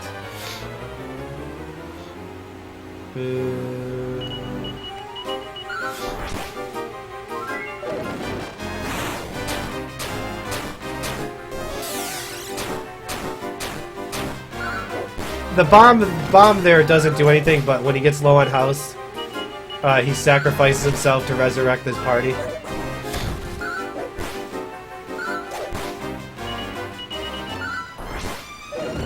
I hope I get rid of him, though, before he sacrifices himself. There we go.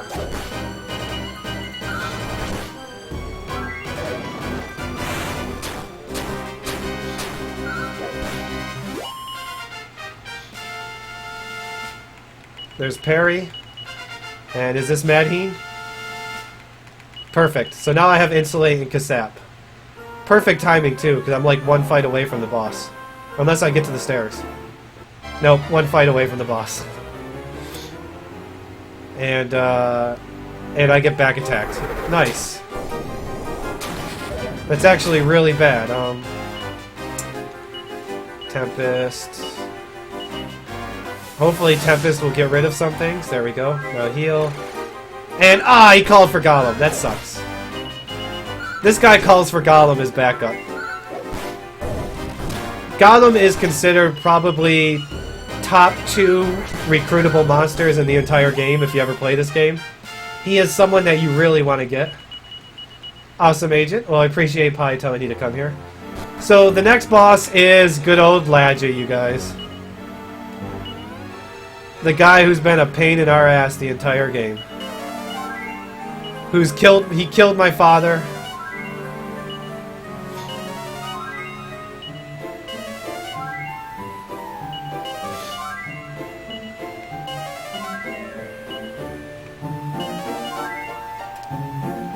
There's a better place to get golems other than those guys.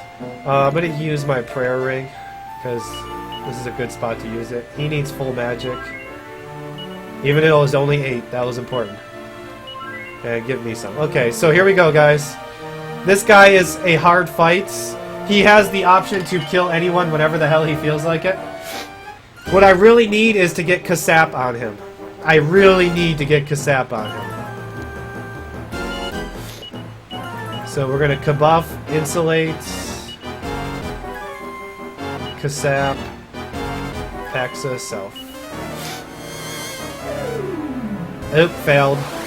Don't Kafrizzle the same person twice. That's what's important, is don't Kafrizzle the same person twice. This guy... oh yeah, for those who don't know, Kasap, what Insulate does is it halves the elemental damage. There we go. So this guy has 3,800 health. He has a lot. He takes a while to get through. But having that Kasap up makes things very good. So I'm going to use the Zenithian Shield as an item. What that does is it's a bounce effect. It'll keep him from casting Kafrizzle on Perry, who is basically going to be my main healer. Because he's definitely faster. That's what we want to see, is that breath attack right there. Oh, Perry, I don't have oomph on him yet. I can't cast oomph on him. Paxa, Perry. Because I have an extra Paxa, so I can do it. Usually I don't worry too much about Paxa because he's spending a lot of time healing. But if I keep getting attacks like that, one on Sancho, bring on the damage. Look at this, he's being really nice right now. Just waiting for that double Kafrizz on one person.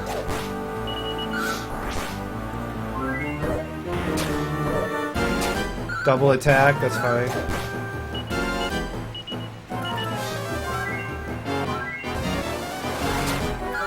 Because he won't Frizzle. Oh, I think my bounce shield might have worn off, but whatever. Okay. Whew. I think my bounce shield wore off, so... Yep. Parry is more important to stay alive right now. Because, well, he's my fastest healer.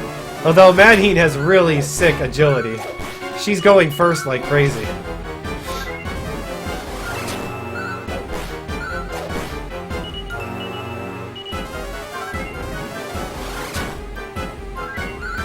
Wow, this guy's just not doing double attacks. Wow, that looked easy. The only reason that looked easy is because he just refused to do double attacks to me. He just was nice. That's all I can say. And now we're going to have both Dragon's Eyes so we can get the ability to resurrect the dragon now.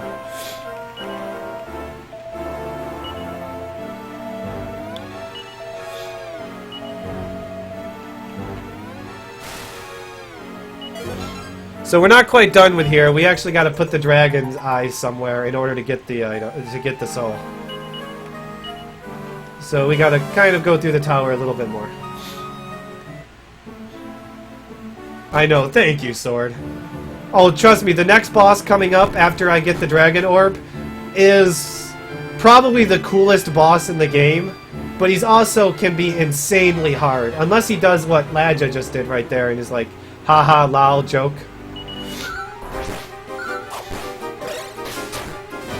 Absorb magic. Wow, usually they just absorb magic from each other so they know none of them have any magic. Sancho's going crazy with the crits. I'm so glad I got the Hella Hammer though. That's gonna save at least 3 minutes, you guys, getting the Hella Hammer. At least 3 minutes. Oops. Item that.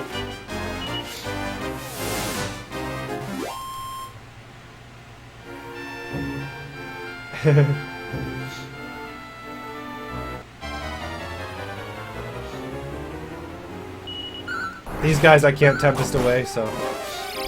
Wow, they're going sizzle crazy. Absorb magic. So that guy has no magic. So that would be... It's fun watching him, like, get his magic absorbed and then try to cast a spell when he has no magic. So he absorbs his own magic. Those guys are great when they just sit there and keep doing that. Just stealing each other's magic until none of them have any. So we're gonna pop the eyes in here. Hopefully without falling off. So you're gonna notice this tongue come off. For some reason I can't fall onto that tongue. I actually have to fall all the way to the bottom and then climb back up the stairs.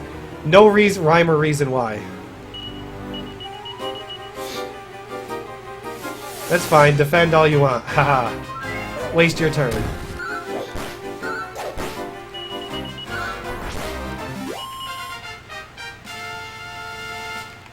Can never go wrong with getting more levels. The faster that we can get Parry to 27, the better. Because that's when he's going to learn Kazing. The 100% res spell. Ah, I'm getting a lot of silver baboons. Good old silver baboons. Anyone who's played Dragon Warrior 2 knows all about these guys. I'm sorry, Sword. We will be, Tonic will be doing Dragon Quest IX this weekend, you guys. Yeah, that would be funny, Milquetoast. They just keep healing themselves. Okay, one more encounter. Oh, so close. I almost made it. So close. And more silver baboons. These guys are sizzle crazy today. This guy just stole his own magic, by the way. Not very smart.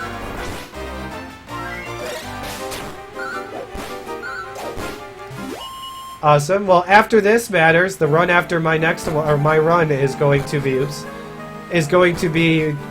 Terry No Wonderland for the 3DS, which is basically the remake of Dragon Quest Monsters, but in glorious 3D. So we're gonna get the orb, and then we're gonna go pick up the nice little item down there called the Dragon Rod. When used as an item in combat,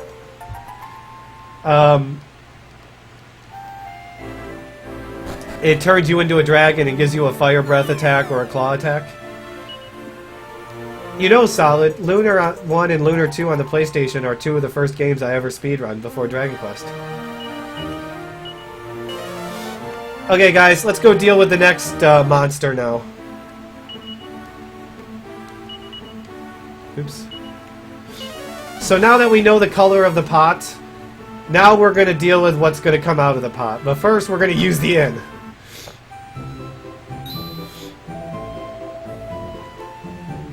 Because the beast that's coming out of this pot is not nice. And he can choose to be a complete jerk. That's a good question. If you take the English translation, though, Sword, it's Terry's Wonderland. But, you know, we're going by the Japanese one, so... So, anyone who has never seen Bjorn the Behemoth, well, you're in for a treat. That's all I can say. Let's just say in order to fight him, we gotta climb to the top of this tower.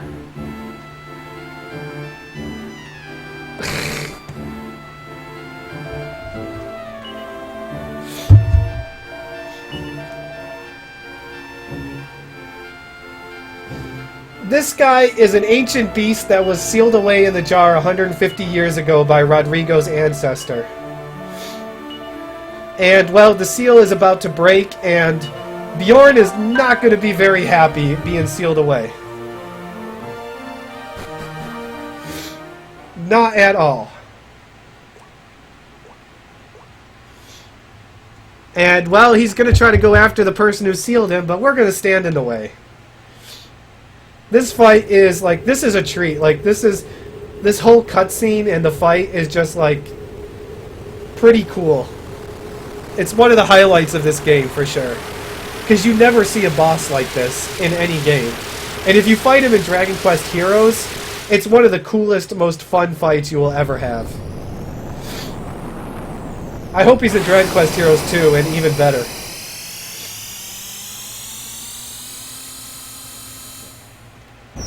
So say hello, guys, to Bjorn the Behemoth. He is literally taller than a mountain. And he is not happy. And I just love how, like, he's just slowly walking in your direction.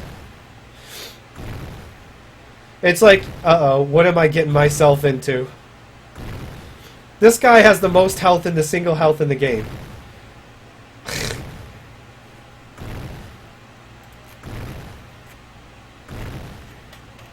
Not counting the multiple phases that the last boss has for health. But I just love this. Boom. Boom. Boom.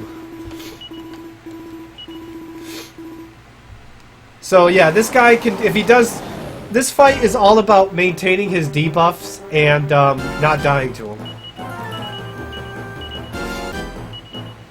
So, Kabuff, Insulate, Parry.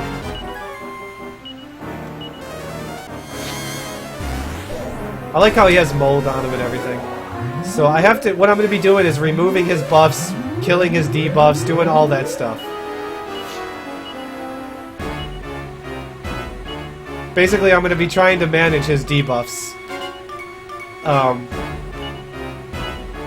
While not getting one shot or two shot. Hey, Happy. The run has actually been really good.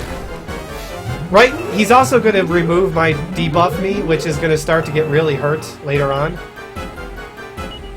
Packs of Self. Full heal you. And there's no point in you doing anything yet. Because I need to heal before I... did I heal the wrong person? Oops. Oh, that was my fault.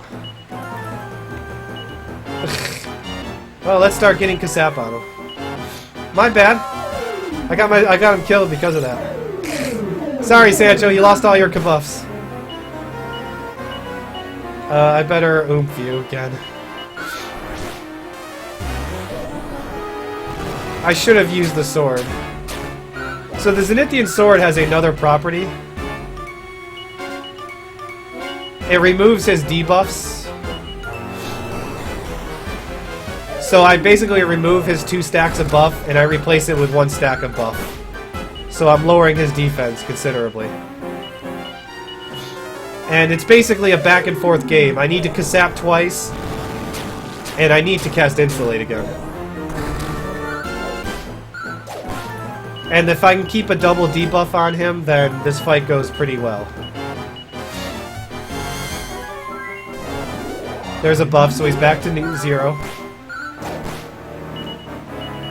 So I don't need to use the sword because he's just at 0 right now. So now I'm going to put him back at 80 under. See, he's going to start to do some serious damage to me when those Kasaps start stacking up. Double attack, not good. We'll heal you. Ugh, he's attacking a lot right now. Parry's magic is good so far. We'll heal you, heal you. I should have just defended him. Lightning is the worst thing he can do, because that does a lot of damage to everything. And he's double attacking me every turn. That's scary. I really can't have him double attacking me every turn. We'll just defend. Sap.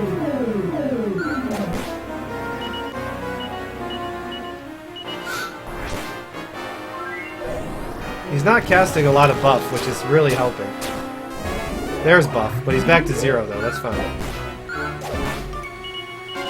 Full heal you, Kasap. Make sure we full heal the right people.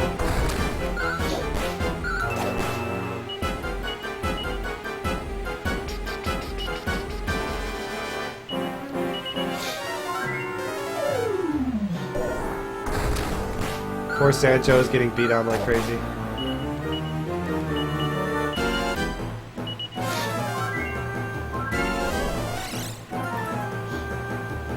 Now that my defense is pretty much gone, I welcome seeing Kasap.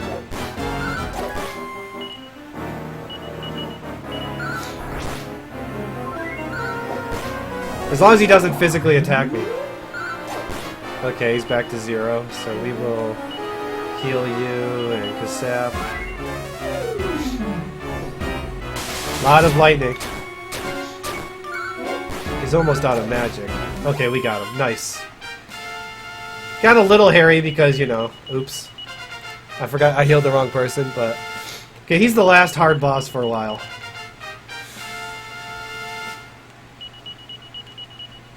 Zing spell! 50% resurrection chance. So you have to kill him because he gives you the ultimate key. And you kind of need that.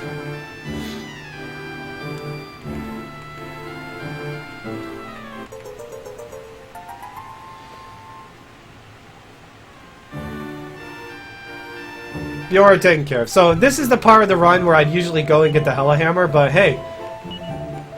Well, because Deborah won the vote. Happy. Okay, he already has the Hella Hammer on him. Good. So we just want to go to Gotha, since we don't need to get a Hella Hammer. Usually I'd go to a place called the Mantle Place and get the Hella Hammer, but I don't need to. No, you guys vote. They voted Happy, and Deborah won, so... It was a very close vote. It was like 33 to 22, 32 to 32. It was an extremely close vote. So now we're going to resurrect the Zenithian Dragon and then deal with the cult, Zugzawain cult. Give that to my baby girl. Yeah, I got a Hella Hammer drop, believe it or not. Nope, get rid of that. Okay, so you're going to zoom to Zenithia. Yeah, the vote was really close. So let's resurrect the Zenithian Dragon. So you guys like puns, right? Remember Dr. Aegon?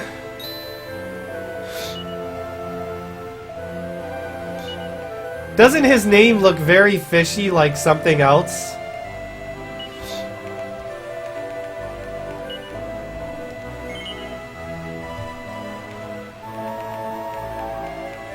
Like, could he possibly be the Zenithian dragon? Dr. Aegon Dragon?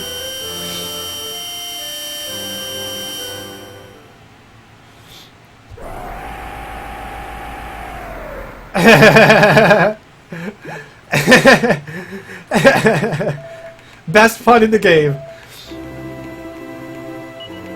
Dr. Aegon Dragon. Exactly, remove the space and it's dragon. So we're gonna head to now where to my place that I spent a good chunk of my life. Zenithian Tintinable allows me to turn into a dragon and fly. Well, summon the dragon. So we're gonna go to Hay.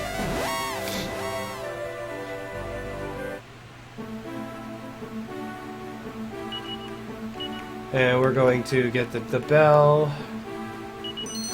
So we're going to a place called the Crocodilopolis. Crocodilopolis, I think is the name of it. But first we gotta get the Zenithian armor, you guys. And as you can imagine, the Zenithian armor is guarded by a really difficult enemy. Like, a really difficult enemy. A snake charmer, where I'm just gonna use the Tempest Shield. And thank you for the free Zenithian armor.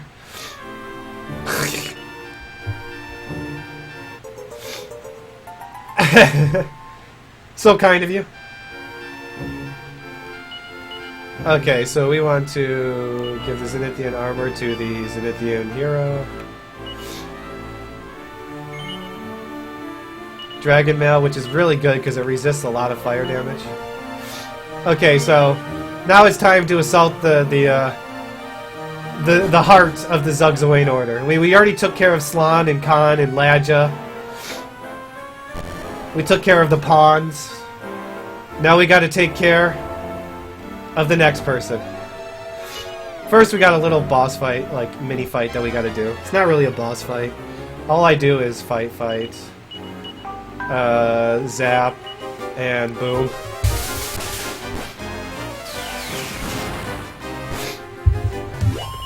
Okay guys, so remember what we've been doing for the last 4 hours of this game? We've been looking for Mom. Well guys, here she is. Well, my wife's a statue behind her, but we finally found my mom. This is a glorious moment, you guys. My mom is, after searching for like 20 or like 28 years of my life, I finally found my mom. Of course, she's a little delusional. But, Mom, I love you. Even if you are a giant purple gigantes called Queen Furs, I still love you, Mom.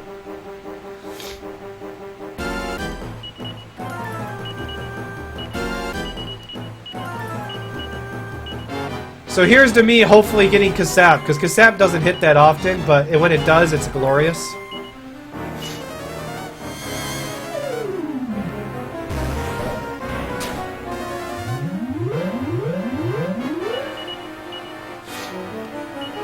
I'm going to try a couple times with Kasap, and then if it doesn't work, we're just going to do the slow, long way.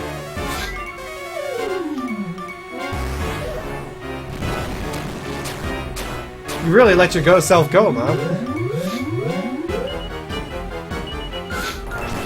Come on, Kasap. It doesn't hit that often, you guys. Like, it's really rare for it to hit. Okay, we're just going to let her heal. So this takes a little bit longer now because, well, I can't do a whole lot of damage to her. And she has 3,500 health. I know, Mom, put some clothes on. Jeez. Though, you guys could probably guess. You can guess where I got my eye from.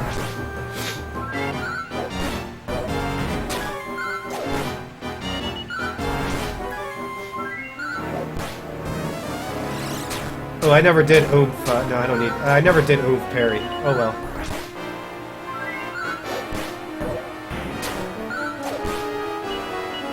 I guess I'll throw in a heal here to catch up. Yeah, 3,500 health, and it's just a slow grind to get rid of it. Kasap makes this fight so much faster and easier, but I've only ever had Kasap hit, like, once in my life. Dragon Quest Hypoo! Queen Mom Hypoo!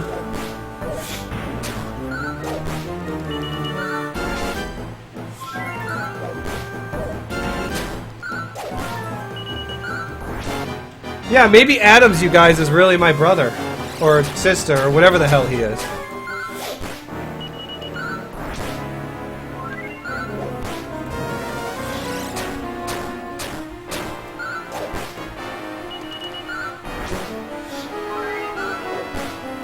So this is Queen. We've already taken care of the Knight, the Rook, the King. Or no, the Knight, the Rook, the Bishop, the Pawns. Now we're taking care of the Queen, so after this, next up is the King. I'm sorry, Mom. I love you, but you kind of did turn into a purple Gigantes and try to eat me.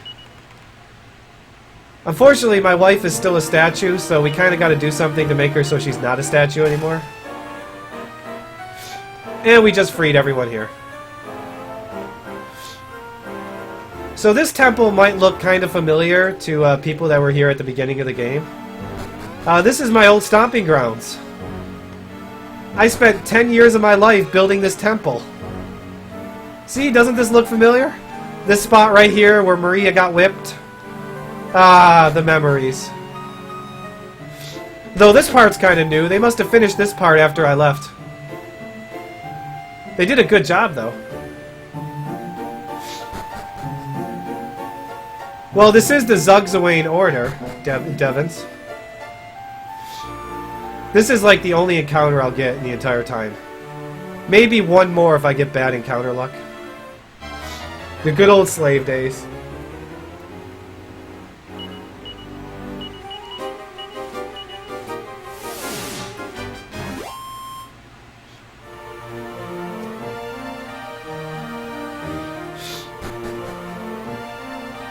There's also Grand Master too, but we haven't gotten Grand Master yet.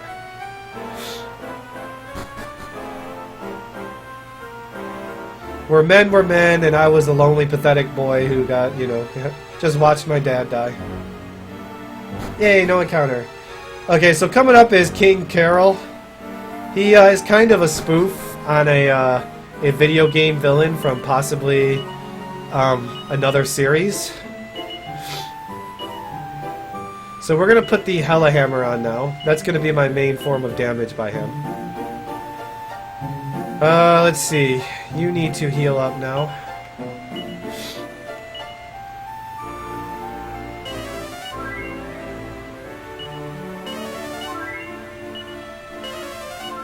King Kane Cruel. Yep, you nailed it. Parry needs magic, so let's use the prayer ring.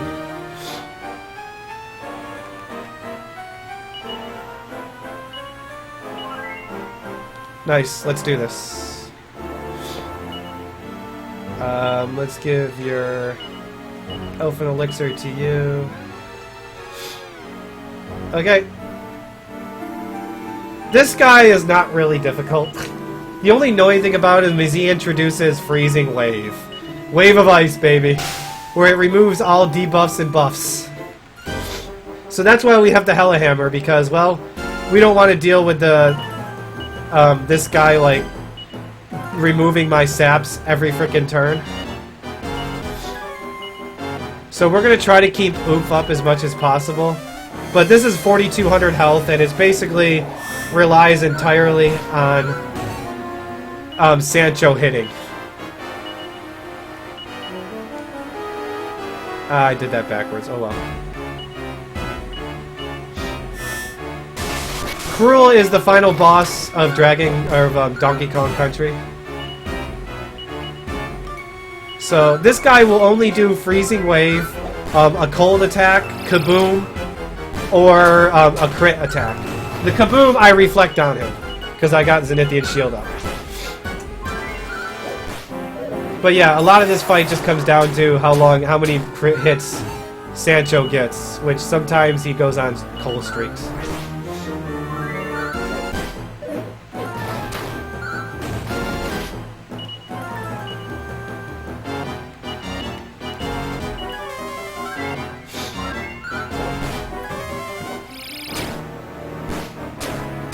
Good, he's reflecting a bunch of, probably should have healed the hero first. Oh, my bounce shield wore off.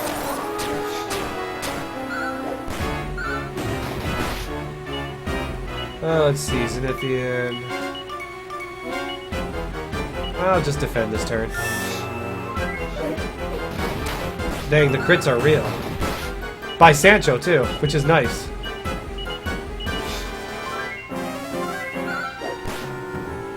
Well, I'm just letting people know who don't know who it is. And there's Wave of Ice, which removes all of my debuffs. Or my buffs, so I need to insulate. Let's oomph parry this time. Since I'm going to be putting a shield up. Nice, regular crit. Gotta love those regular crits. Not his, though. Wow, the crits are real, you guys. Like, Hero, like, Everhate's going ham on him. Because it's Akira Toriyama, that's why.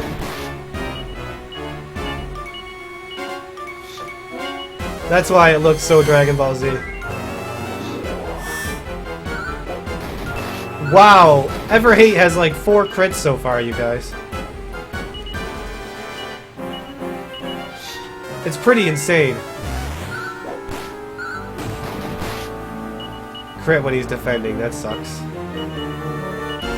Like, you go, Everhate. Ah, Wave of Ice.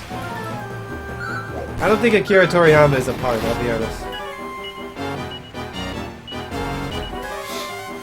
So now he's starting to spam the Wave of Ice. Freezing Wave.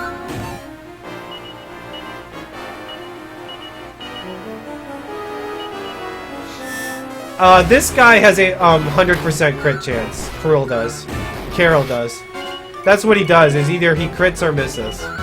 Or he crits, every time he attacks, he crits.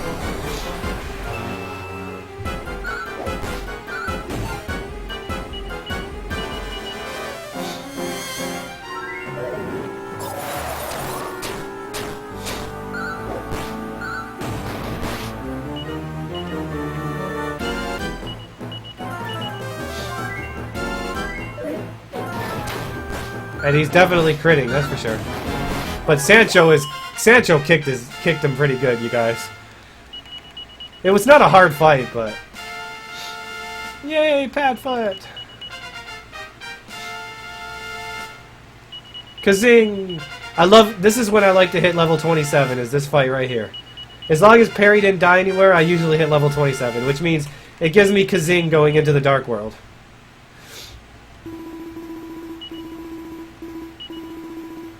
Toriyama. Don't worry, Padfold's only good for use in 2 rooms in the final dungeon. Because, well, I have the monster book, so I don't have to worry about random encounters on the world map. So look who's back, you guys! Ledger! And you find out that that King Carol is really just a pawn of Grandmaster Nimzo, and comical oversized fireball of death to the face. Because, you know, that's kind of his signature thing. Yo. And we get this Ring of Life, which is kind of important. Everhate had like 4 crits in that fight, Purple Mario. That was pretty insane. So, as you guys can hear the happy music, because this is where we're finally going to reunite with my wife. After spending 8 years as a statue, plus all the time afterwards, which they don't really give a context of time. I'm finally gonna unfreeze my wife. I don't know why, because she's a pain in the ass. She deserves to stay a frozen statue. But we're gonna free my wife. The circle of life. I know, the Hella Hammer. Jeez. At my level, it's kind of nerve-wracking at certain points, Purge. Because he has the ability to one-shot, crit, and kill, like, 2 of my party members. Even at full health, if he really wants to. So, guys, we have to walk out, because as I walk out, we're going to get a message from my mom from the world of darkness. She's gonna be like, finally I've gotten a hold of you. Please do not come to Nadiria, the world of darkness, because Nimzo is too powerful. And I will do everything I can to stop the Grandmaster from entering your world. And, well, we listened to my dad, and what happened? We got him killed, so why not listen to my mom? Not really. When you guys see Orgadamir tomorrow, that's far from being a disappointing boss. When you see the final boss of Dragon Warrior 7 tomorrow, you guys, there's a very good chance that I could spend 90 minutes trying to kill him.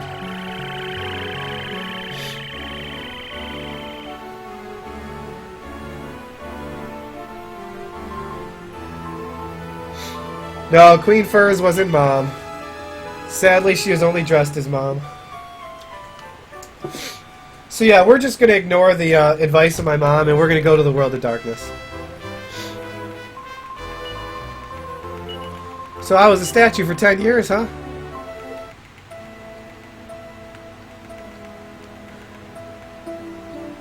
Happy moment. They finally get to meet their mom.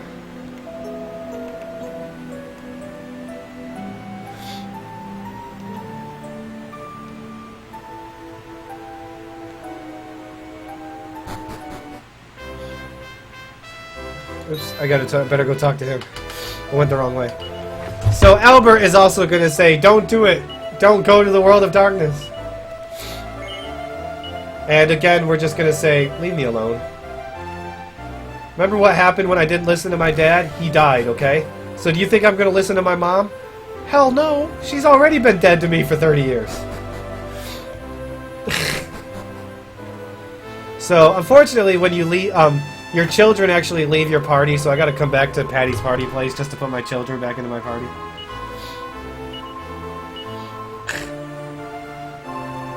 Well, I didn't pick it, Sandwich. You guys picked it. So we're gonna zoom to, well, we're gonna use her to zoom. Oh, it doesn't matter. I forgot where to zoom to. Oh, Lofty Peak.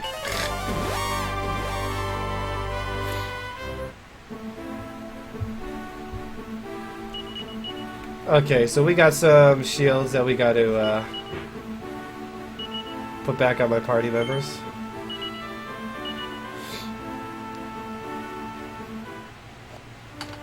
Exactly, Abby. So this cave is how we're going to get to the World of Darkness. There is in some games something called patty cake, which is kind of the puff puff. What am I doing?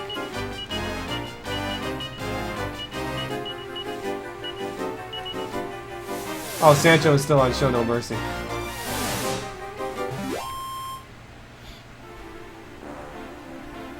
Patty emote here, yeah, yeah.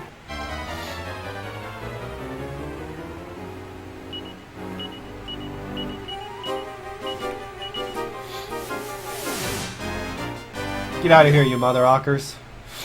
So we're going to go to the final area in the game now, the World of Darkness. We're actually just going to run to the final dungeon. As far as I know, everything's on schedule, but this is the first run. The World of Darkness pretty much has one town and a couple, like a bonus area. The name of the town is Nadiria. It's basically a place where your mom has been like converting monsters and whatnot to humans and giving them asylum.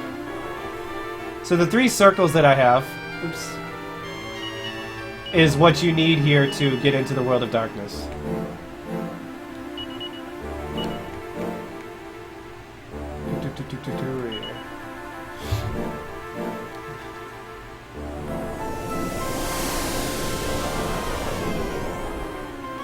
This run is going to go exactly 7 hours, roughly, because Melon... This run is not going to take 7 hours, but unless I die to Nimzo. But Melon is going to be kind of not getting here until close to 7 o'clock. So, when I finish this run, until Melon is ready, you guys, we're just going to play, like, games. Whack-a-slime, TNT board, whatever.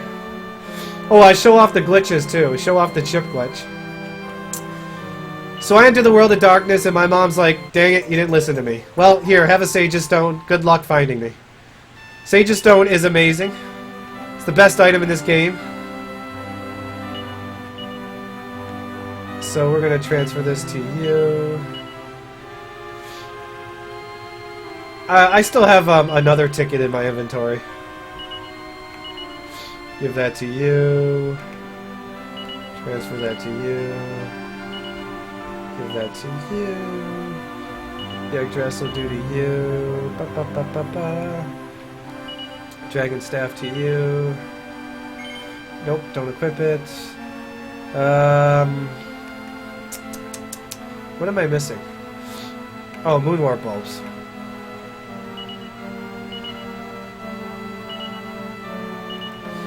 So Perry has the ability to remove paralysis, but if he gets paralyzed, that is kind of a bad thing.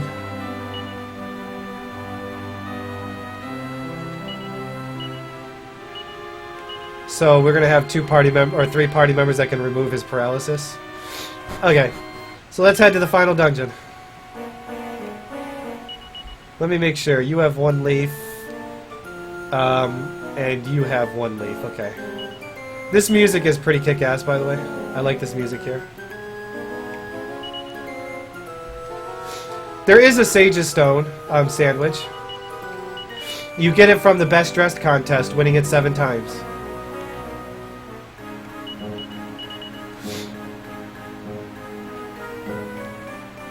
So a lot of this area is forest and desert, so we're going to just open the book a lot. There is Nadiria, the town. But yeah, I really like the music here. Well, we're going right to Zugzway Mountain, you guys, the final dungeon. Now, it's not going to take...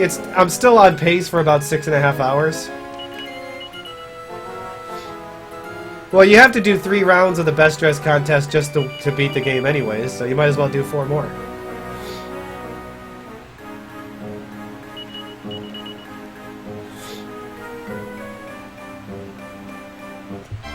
Oh, I'm literally on the entrance. Ooh, hi. Bye. Yes, I just ran away from that encounter, you guys. I don't need the experience.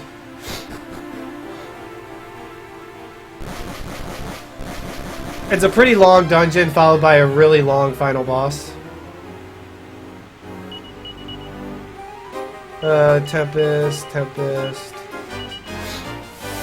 That was a lot of slimes, but most of them were metal slimes. The liquid one would have been good.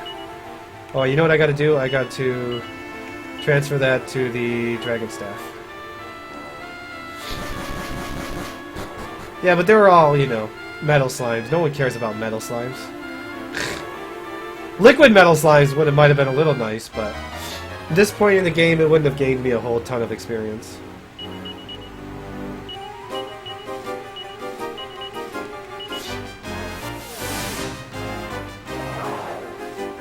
Fight wisely. Dang you. I gotta remember to change my tactic back. I already took care of all the metal slimes. I don't need any more. Remember to change tactic. Remember to change tactic.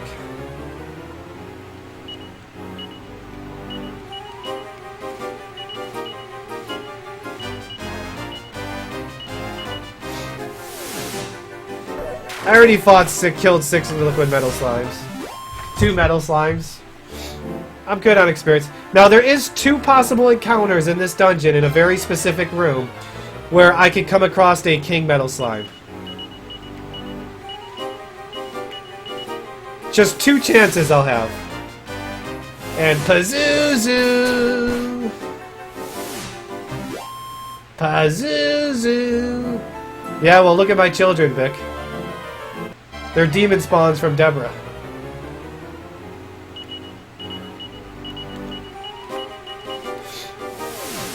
There's only 1 monster in this entire dungeon that I can't Tempest away. And there's only like 2 possible chances for me to get into an encounter with them. And they're in the outside areas. And I'm going to remove some of those encounters with Padfoot. Gigantes! This is my favorite monster, I think, in all the Dragon Quest games. These guys are just glorious. Look how happy they are. Yeah, she was a lovely lady when she was a statue. So going outside here, I'm going to use Padfoot to remove one encounter because this is where I can run into Great Dragons and I can't Tempest them away, and they can hurt.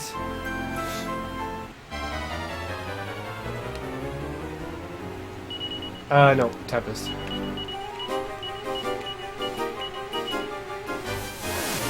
Licko Flame. That was kind of early though. I might get into another encounter. Let's see. So I've done all... Oops, especially if I do that. Nope, we made it.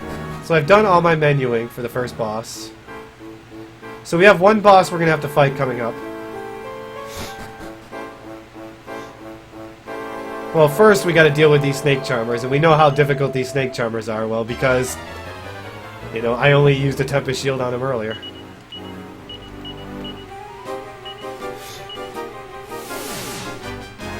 Oh, so difficult. Warm light. It's Mom! Finally! You know, she was... My mom was kidnapped when I was a baby. My dad died in front of my eyes. I was put into slavery for 10 years. I was turned to statue for 8 years. My wife got kidnapped the day my children were born. But I finally found Mom! Yes! Mom! No! Mom! Damn it! Why does everyone keep dying in front of my eyes? This game just doesn't get better, you guys. It doesn't. So say hello to Ladja, but this time Ladja is much easier because I have the Sage's Stone. But he's a longer fight because I can't Kasap him. Comical oversized fireball of death to the face. Damn it, Mom! Stop dying on me! Kabuff, insulate, move parry.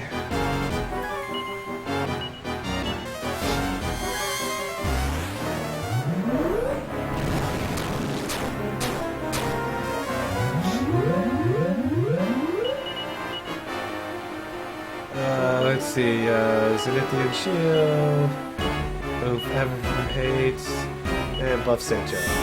And then this is another fight, Burning Breath. Don't hit anyone. Okay, that's paralysis right there. This is another fight where we're just gonna let Sancho go ham, and hopefully he hits. Sage's Stone, baby. Overpowered.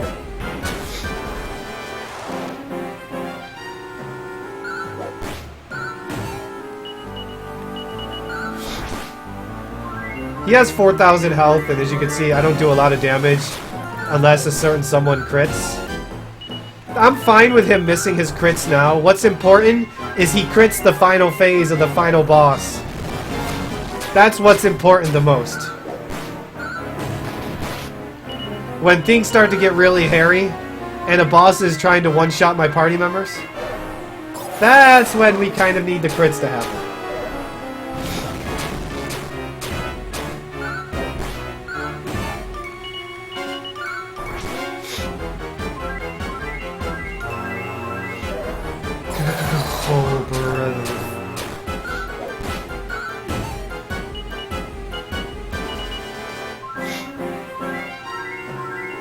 Don't need to use any magic in this fight for healing. Just Sage's Stone and staff and staff.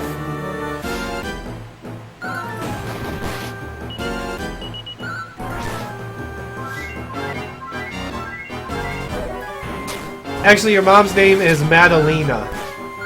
Or Mada.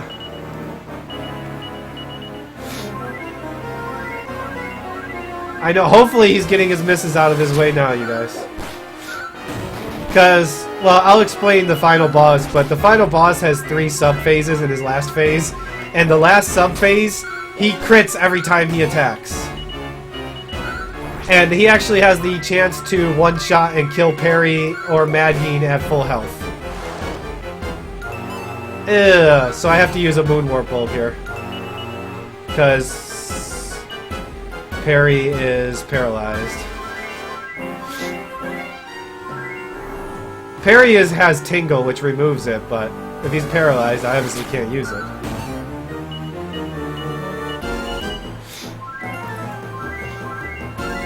So yeah, not getting a whole lot of crits right now. As I say that, crit. I just need to crit 20 times, you guys. Minus whatever attacks I did.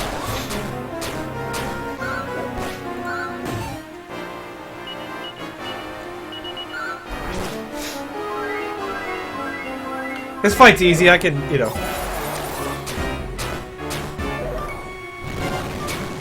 There is no regen in this.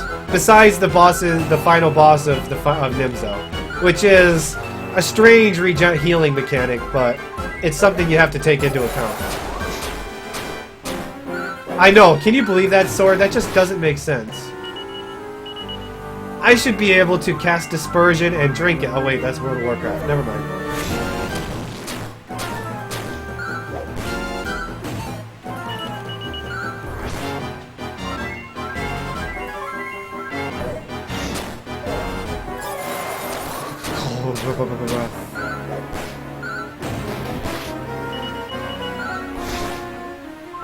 Ladja for the 500th time.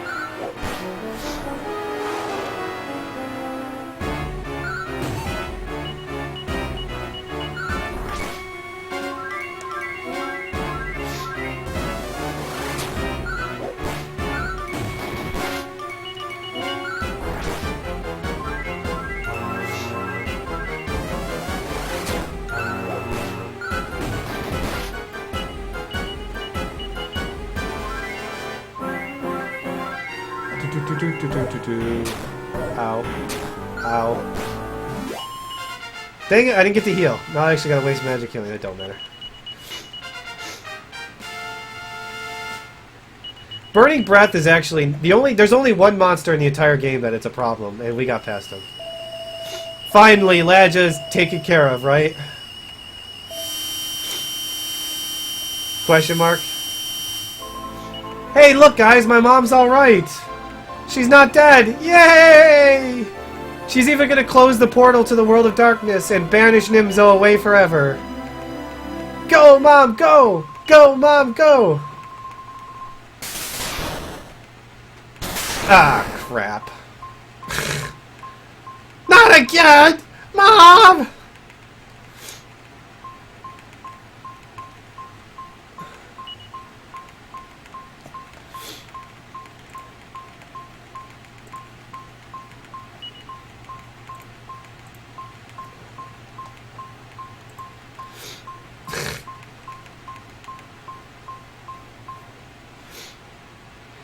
Well, there is some kind of nice here.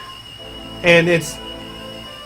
my mom and my dad finally get to be together in the afterlife.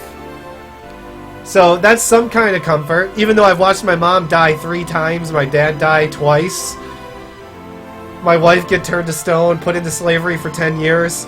I've held a pretty good life, I would say. Very eventful. And to think, you guys, after all this is done, I get to go back to Deborah.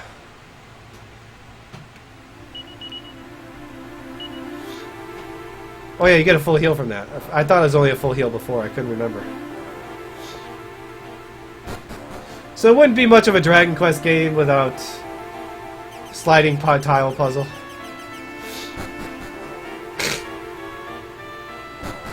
Oops. Went the wrong way.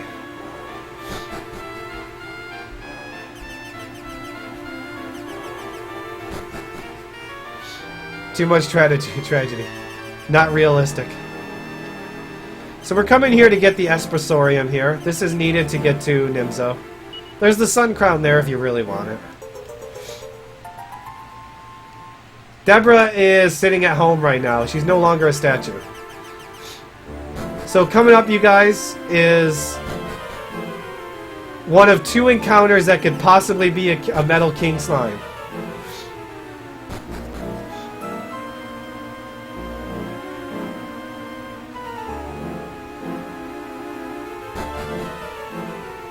Actually, once I get past here. First I need to use the Espressorium. I'm sorry, Zenith. Aspersorium apparently turns lava into water.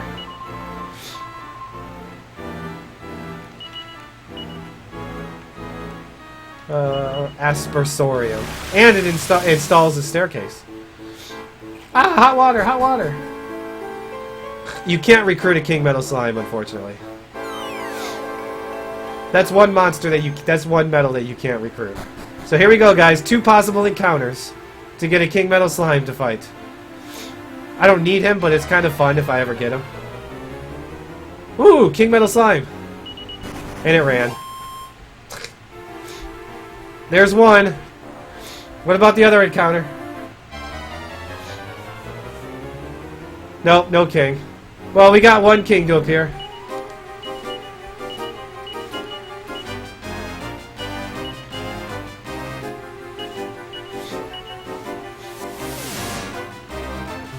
That guy's worth 30,000 experience. So there's one other type of puzzle, RPG puzzle, that we haven't gone through yet that's in this game. Thank you. Hot, hot, hot. And it's obviously a sliding block puzzle. Ah, sorry. Give me a sec, guys. Ah, okay.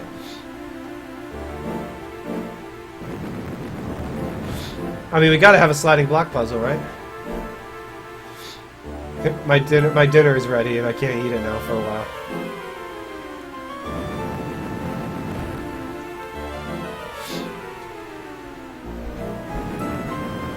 So coming up is probably the coolest trick in the game if it works. It probably has a 50-50 chance of not working exactly how I want it to. But you remember how I've been keeping Apple in my party, guys, the entire game? Well, coming up shortly, this is the part he's been waiting for the entire game. His one moment to shine. Will he be a disgrace, or will he be a hero?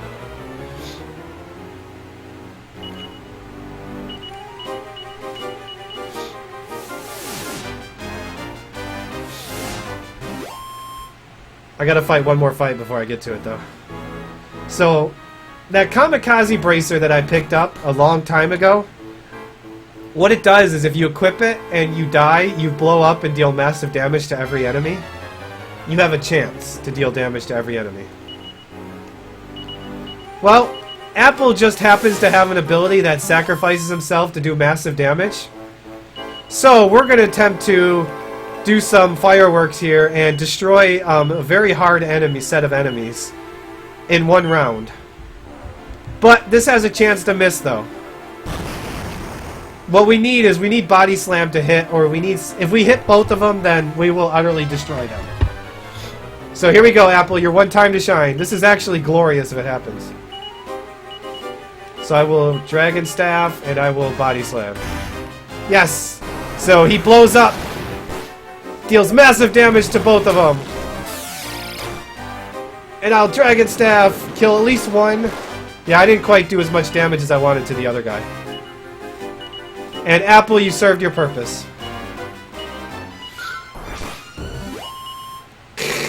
Good job, Apple.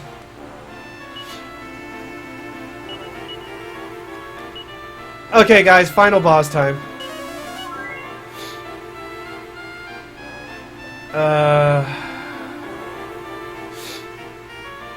Everyone is at full health, full magic.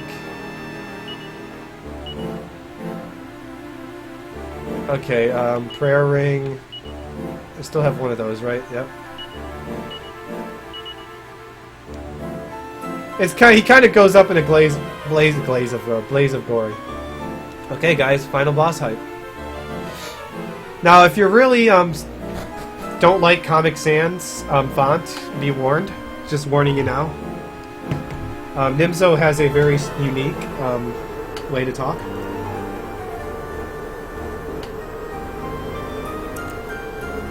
Nimzo is a 2-phase fight. The first phase is just getting by it. The second phase, we'll get to. Have fun reading what he says, by the way. Acrylic, I'm sorry, it's not Comic Sonic, it's acrylic. Cyrillic or whatever.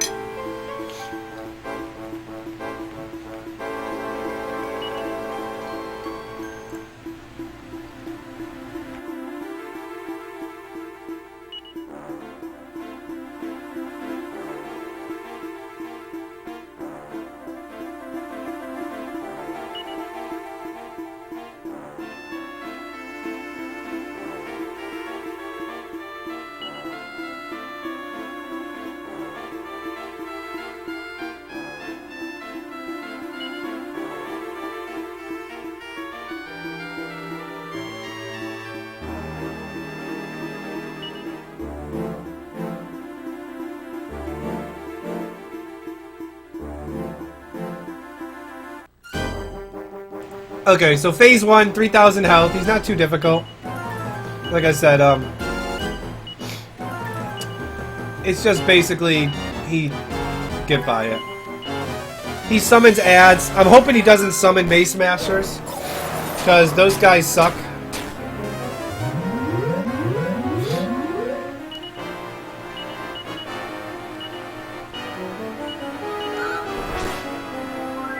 They're hard to Tempest away. And he summons Wreckers, Mace Mashers. That sucks. Those guys can be hard to Tempest away. Can be, not always. And they resurrect each other, which sucks. So you kind of want to get them away.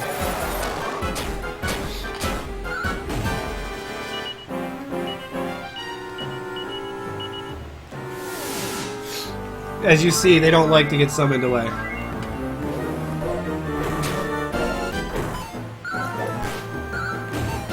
Okay, come on, I need crits to hit.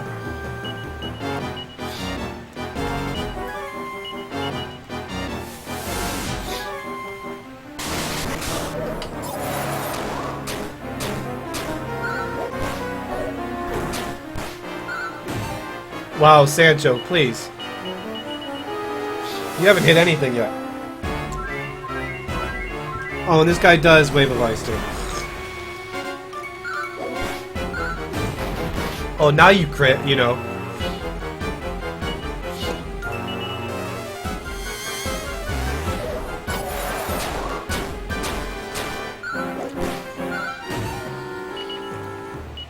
Yeah, it's supposed to be just, you know, showing that he's a different, like, underworld. It's...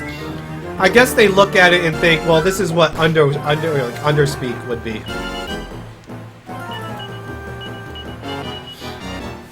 Come on, shields. Quit fouling me. I hate these guys. I hate when he summons these guys.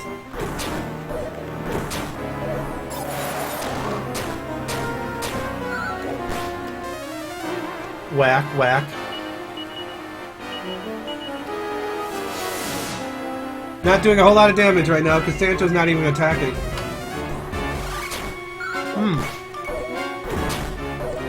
Don't die, okay.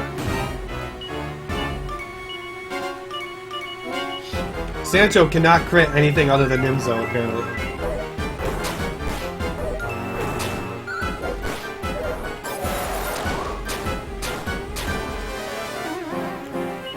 I have faith in you, Whack. I have faith in you. Yeah, see, these guys are so hard to Tempest away. It's really annoying.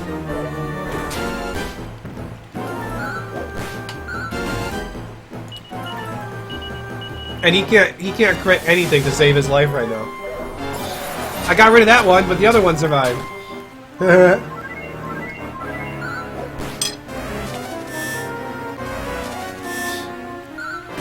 Hey, finally a crit.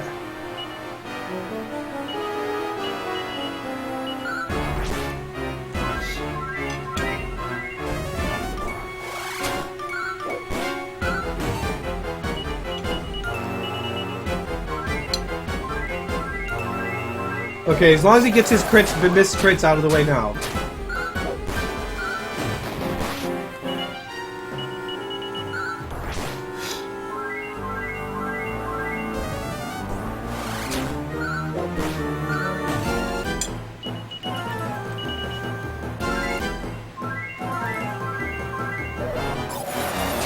Thwack fails, thwack fails, thwack fails.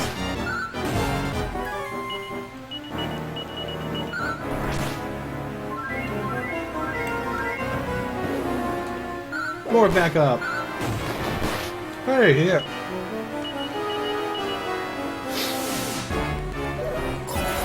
I should have used the Ionis Spear there.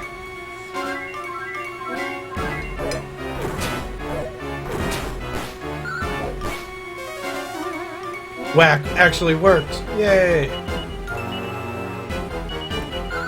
It's not much damage, but it's added damage.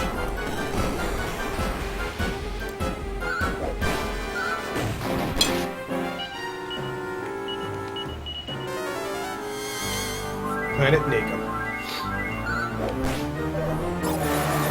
Go over it.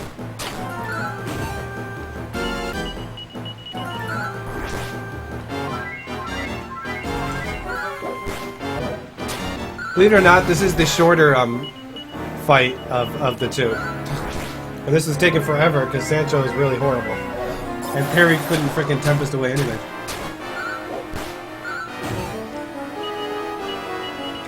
Like, Sancho can't hit anything.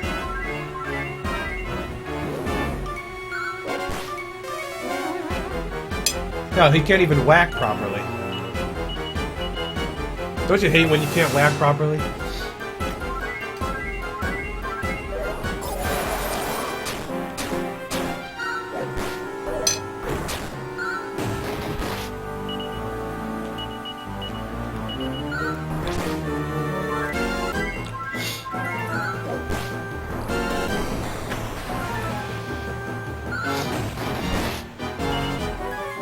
He should be just about gone.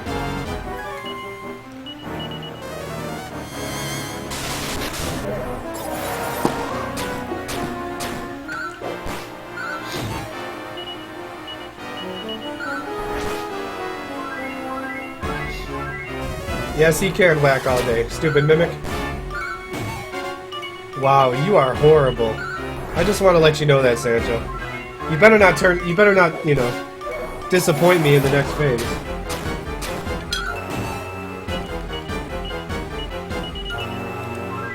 He's definitely not hitting at 50%, that's for sure.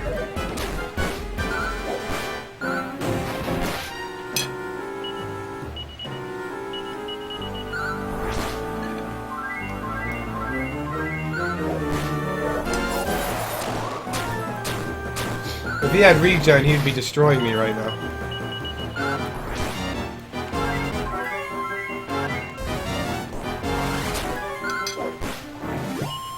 Okay.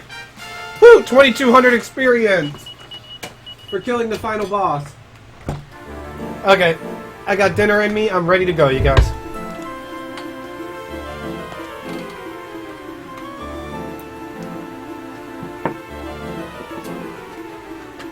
So, Nimzo. How this guy is set up.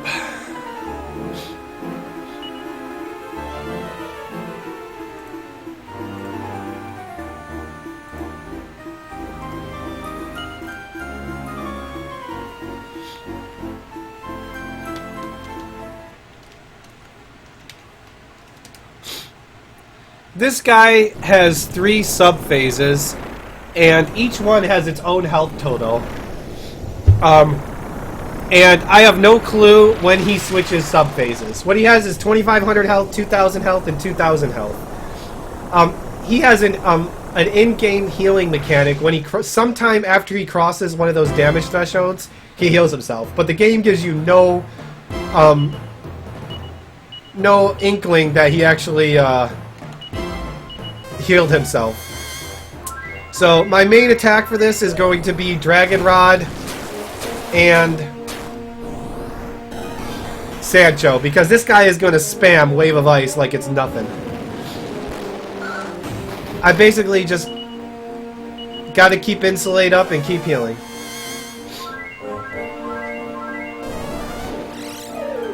And hope that he Wave of Ices every once in a while to get rid of some of those cassette. Now the Dragon Mail plus Dragon Rod pretty much makes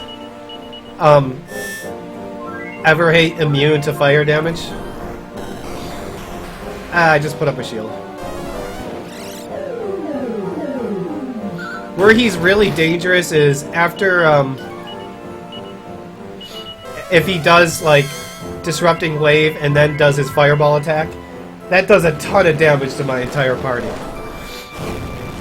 I have to have Insulate up to have this damage, or I would just get destroyed. Also, when I use the Dragon Rod, I lose control of my hero. So Everhate, I have no control over right now. Look at Sancho go. Exactly what I need him to do.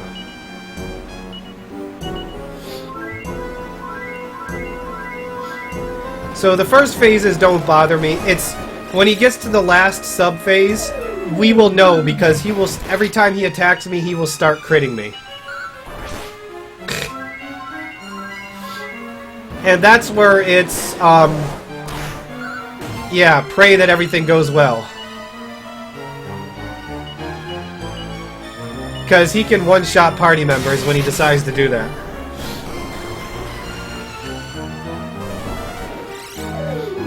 And we just gotta hope that Perry doesn't die.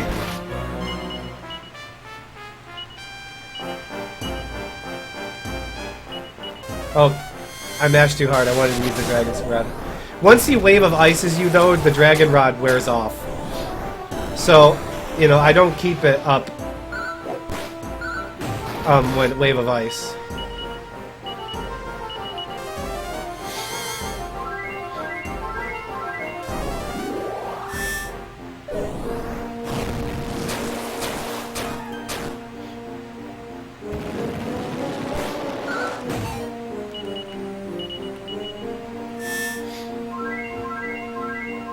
You're very, very perceptive, Clark. You can't fool anyone.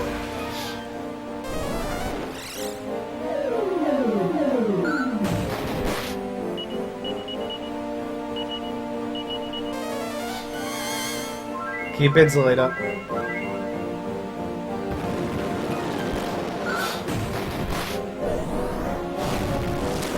Because this attack will do 100 to 150 damage to my party if I don't.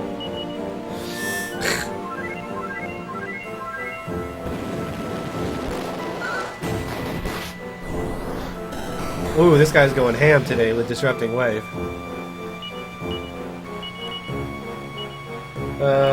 Sure. Just keep healing. Not in a hurry to do another 40 damage.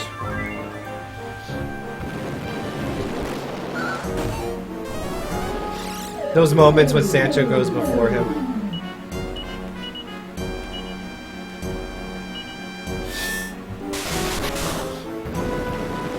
What I really want to see from the Dragon Rod is Claw attack. He does it very rarely, but it does like 30 more damage than the Fire Breath. Fire Breath is meant to hit everyone. But the Claw attack is meant to do a single target. So the Claw does more damage. Sancho's doing a good job right now. Ooh. When he starts doing these double attacks, that's where things start to get scary.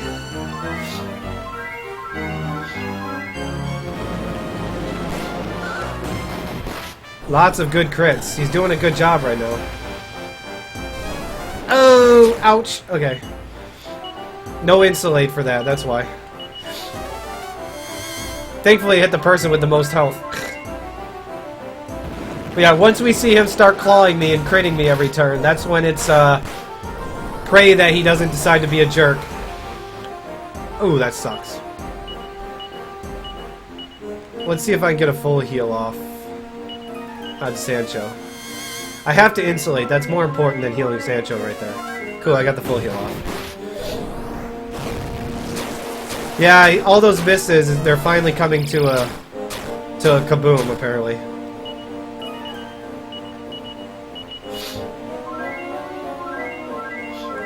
Perry is the primary person to keep alive after that. Crit! Okay, we're here, you guys. Final phase.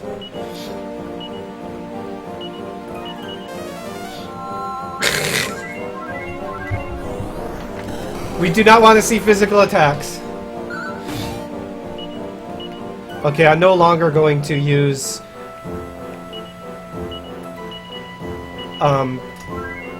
Zenithian Shield because I may need to cast full heal on myself. Woo! I don't have Insulate up, do I?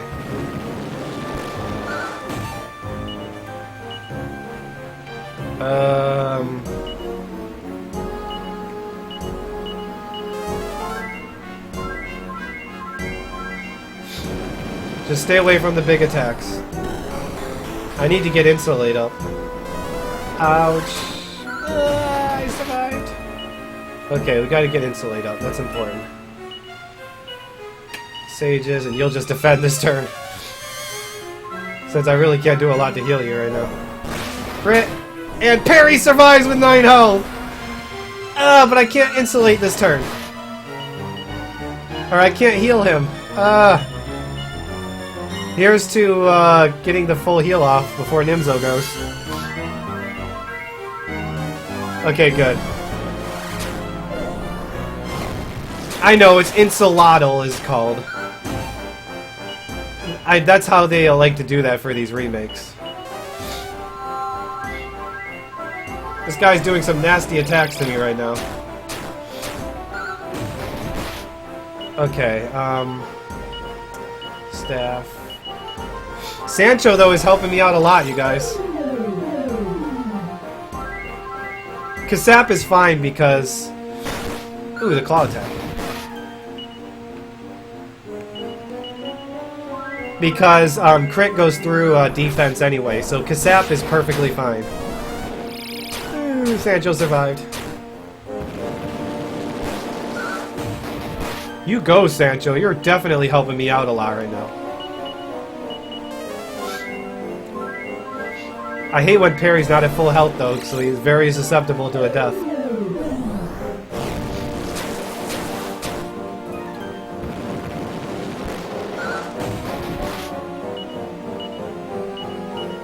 I still have my do, though, so I'm not in terrible shape. I still have 2 leaves and a do. Okay, that's fine. Oops. Insulate. So I'm actually in really good shape right now. See ya, Mad Heat. Nice knowing you. And I just turned into a dragon, which means I can't use a leaf with. Okay, so we got a leaf. You don't have a leaf, though. I have 55 magic. I should be fine.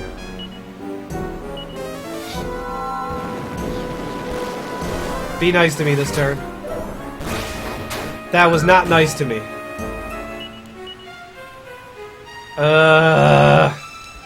Okay. Now he's starting to be nice, not mean to me, or being mean to me. Yeah, I leave you. Sage's Stone. Just don't attack again, please. The Frizzle. I can handle that. Okay, so tactics. You back to Show No Mercy. Insulate. Let's see if I can get a full heal on Sancho. Yeah, my speed has been really good by Everhate right now, so... Leave Perry alone, basically. So I need to use another elite, or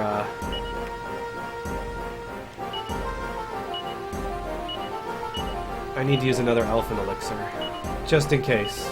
Because I have no idea how close I am to killing him. I have to be very close by now. Well, if Sancho hits, that is. I guess that comes down to Sancho actually hitting.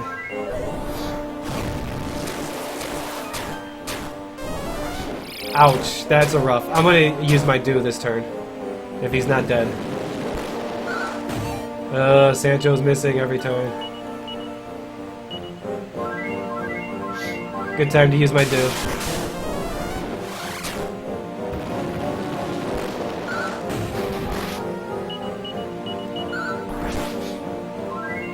He's not at full health. I should have healed him up. I should have healed him up. Crap. But we got him. Of course, guys, Everhate with the kill. That is very appropriate. About a 6:30, you guys, will be my final time. Right on cue. He definitely made it a little interesting at the end there. With the crits. Timing stops when I lose control of my character after my victory tour, which usually takes about 7 minutes. So thanks, guys. But, you know, most appropriately, Everhate is the one with the final hit. That's what matters.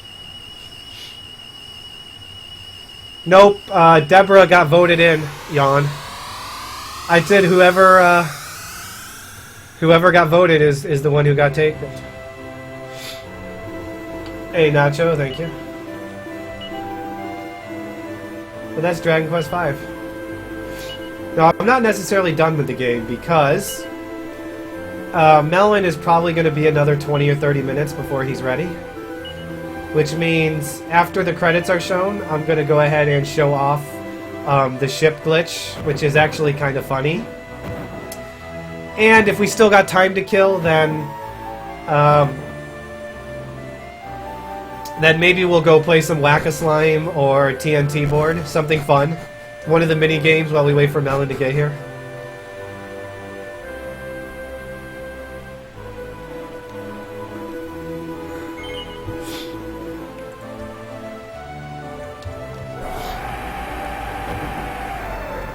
Oh, you missed like 6.5 hours, Nacho, that's all.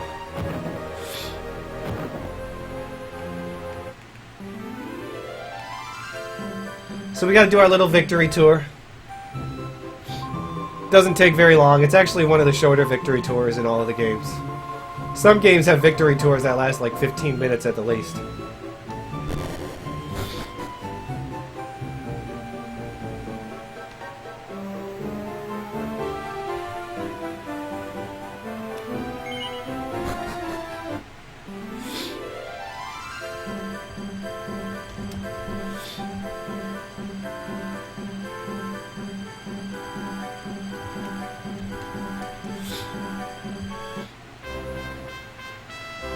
My best buddy Harry. My backstabbing best buddy who left me for a woman.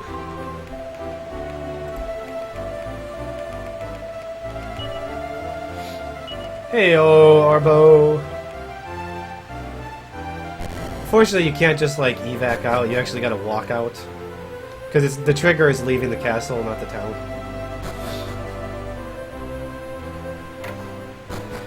Of course, you can go around talking to people, gearing all kinds of things, but we're under a time crunch here.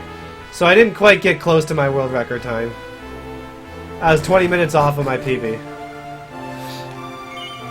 But hey, it's a marathon run, so why not? Enjoy it. I had no party deaths, you guys.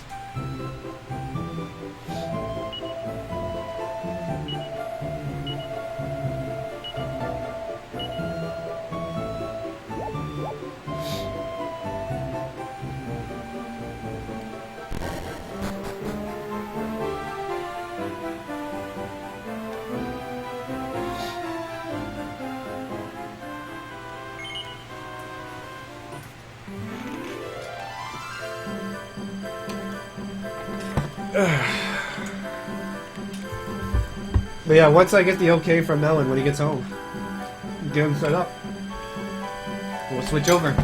So tonight we have Terry Wonderland by Melon, followed by Torneko, the best game ever made. And we got some Dragon Quest II Super Famicom race, and I'll be back tomorrow nice and early, you guys, for Dragon Warrior 7. A 16-hour speed run after I just ran this game. And I'm still sick, by the way. Which definitely doesn't help any.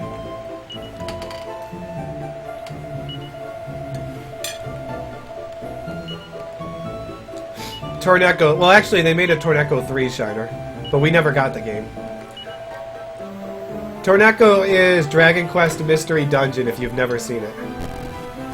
So if you've ever seen games like Pokemon Mystery Dungeon or Chocobo Mystery Dungeon or Shiren the Wanderer, those type of games, that's what Torneko is. But with Torneko Taloon, the fat merchant from Dragon Warrior 4, Dragon Quest 4.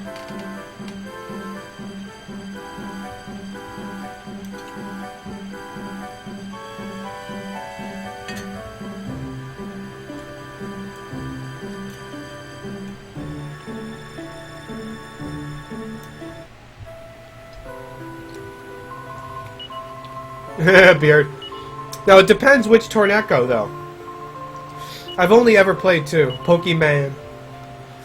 I've only ever played 2. I hope to play 1 soon. But I have no idea how I'll play 3, though. 1 is a Super Nintendo game. Super Famicom only game. But there's a fan translation for it. Wow, I can't walk downstairs. Okay, we're almost done. Pokemon.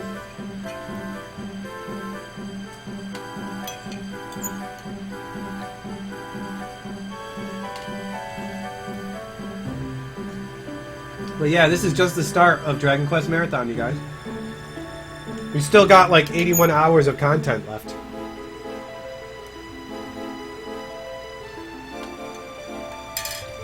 So if any of you dare sleep this weekend, I'll hunt you down with a metal slime and Well, it'll probably run away, but...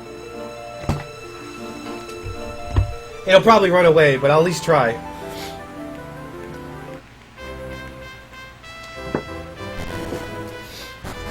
So coming up soon is, once we get to the throne room, is the final split.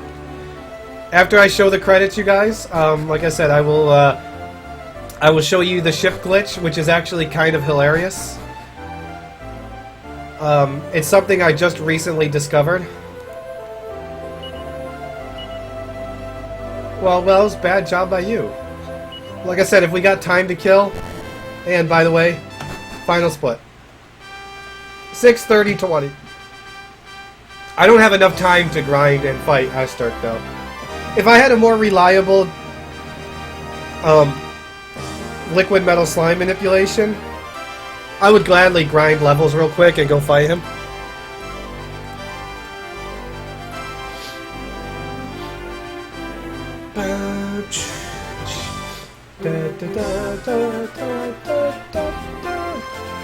I can't do the final TNT board. I don't have it unlocked on this save file.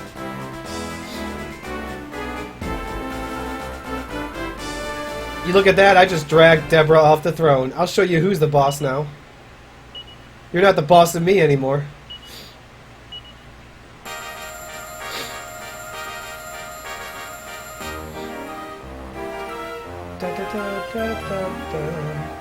Sancho gets the nun. That sly devil.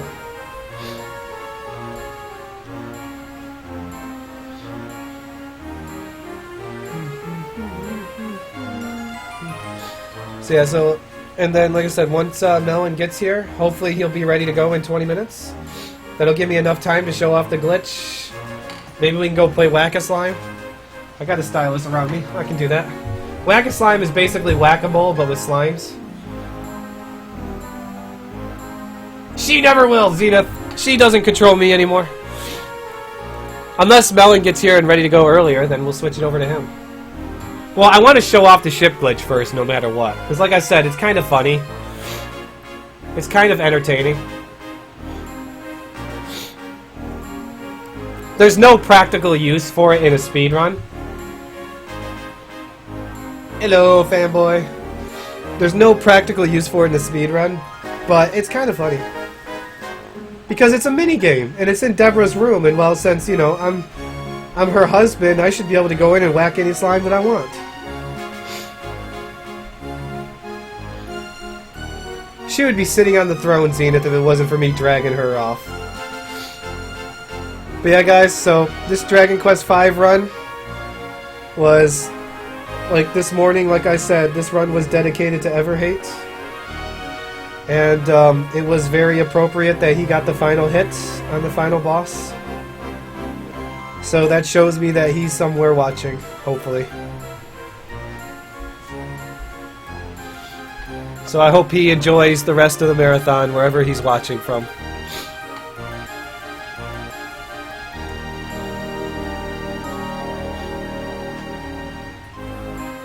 So, you know, Bible thump, blame Everhate.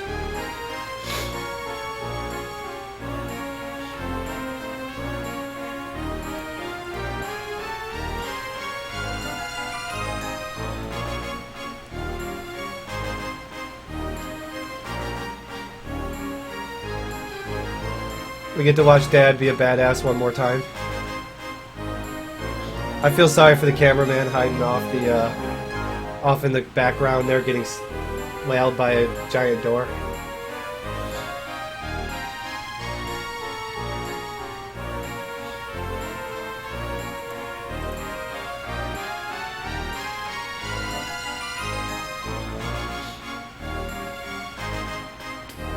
So I hope you guys enjoyed this run. It actually went very well. To get 6.5 hours is considered a pretty good time. Actually, I'd consider it an average time. If I wouldn't have failed all those manipulations, I probably could have taken another 10 minutes off of it. If I could have pulled them all off, it'd probably have been a world record. Ugh, metal slimes, I hate you.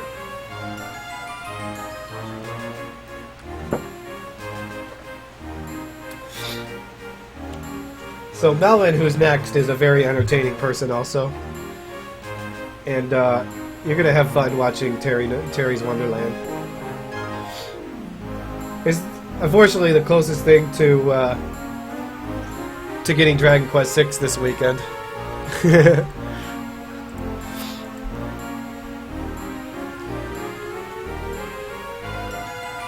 Sorry guys, I couldn't run 5, 6, and 7 in the weekend. The hammer got really good at the end. Like, Sancho teased me for a while on Ladja, teased me on Phase 1 Nimzo, but then when Phase 2 came, bam, he was the hammer alright. He showed who's the boss. Deborah will take no crap from him.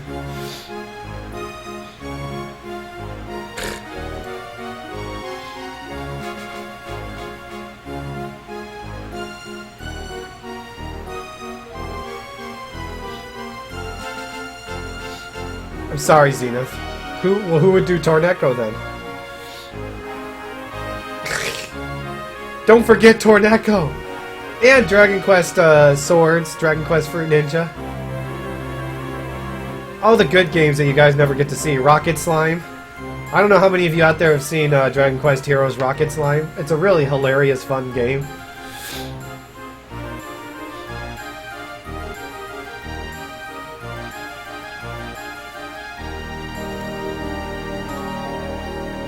I don't think I'd be awake to be able to watch any of them, Zenith.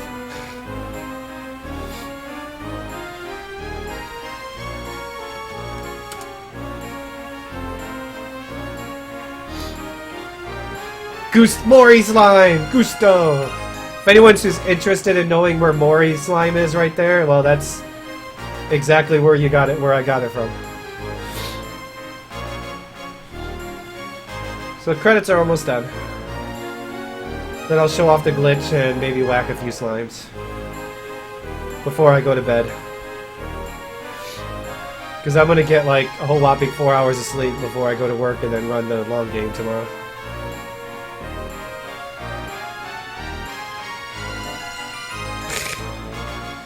And then I get all weekend to relax.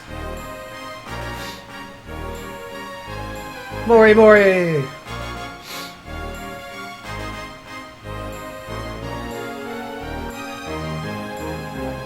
Yep, Seiken Densetsu.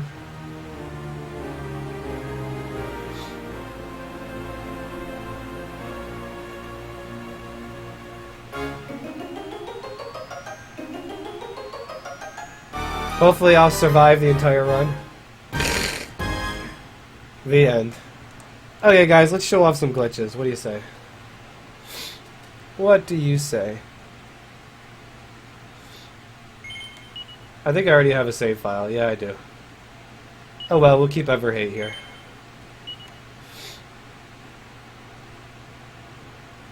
Fiend. So I'm going to show off one glitch real quick. Ooh, I got a little graphic I could put up too. Hold on a second. Add image. And Tonic cooked this up a few minutes ago while I'm killing time. It looks absolutely adorable. So how about we close that and we move this brightly colored intermission sign right there. There we go. He's talented, you guys. No, Seiken Densetsu is Secret of Mana stories. Okay, guys, ship glitch. Let's just use Everhate for this. So there is a small glitch in this game involving the ship and another form of transportation. And it only works in one spot, in Wheelbrook. So there's two sides to this glitch, there's a couple things. So if you come to Wheelbrook and you jump on the ship, and you'll notice I'm holding down and I'm not landing. Normally if you come to a land, you land like that. But if you warp to this town, for some reason, the ship refuses to dock. So we're going to use that to glitch the game, do a little graphical glitch. So I'm going to pop that in there, throw up my magic carpet, and what do you think will happen, you guys? Well, I'm gonna ride. My magic carpet gets to ride on the ship. Of course. What'd you expect would happen? And the ship will go overland like a magic carpet.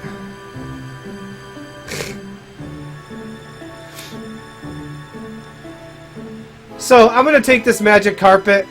Now this only works in areas where you actually get a raft. So I'm gonna go back to Wheelbrook, and you'll notice that ship is still underneath me. Well, we're gonna enter Wheelbrook here, and it didn't work. Sometimes it doesn't work. That's fine. We'll do it the other way. So let me show off the other thing real quick, and then we'll show you the other part. Because something is supposed to happen in town, but sometimes it doesn't work when you're on the ship. So the other thing is, well, we tried the magic carpet, so what about trying the dragon? Well, the dragon just decides he's going to take the ship with us.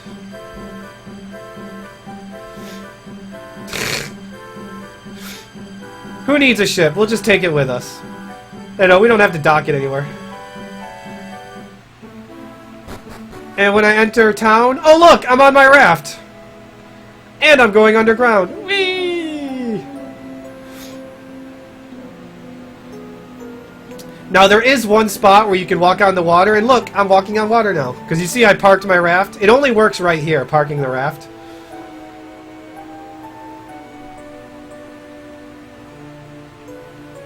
Wow, the raft glitch doesn't even want to show up. There we go. There might be another spot. I really haven't searched for it, but... Who needs grounds where we're going? We could just come here. We could dock it. Hell, we could even go into the dungeon and, water walk. Look at that. Of course, we still get into encounters, and I can't get off the water. But, yeah. Now, there is things you can do with this. Like, you can get into areas that you're not supposed to get into. Like, you can get into one town at night when you're not supposed to enter the town at night. This only works right here in areas where there's actually rafts.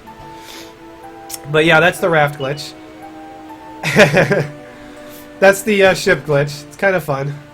And as you see, I am now a ship, and I am stuck when I leave town. I can get into encounter here, but I can't move unless I use Zoom spell.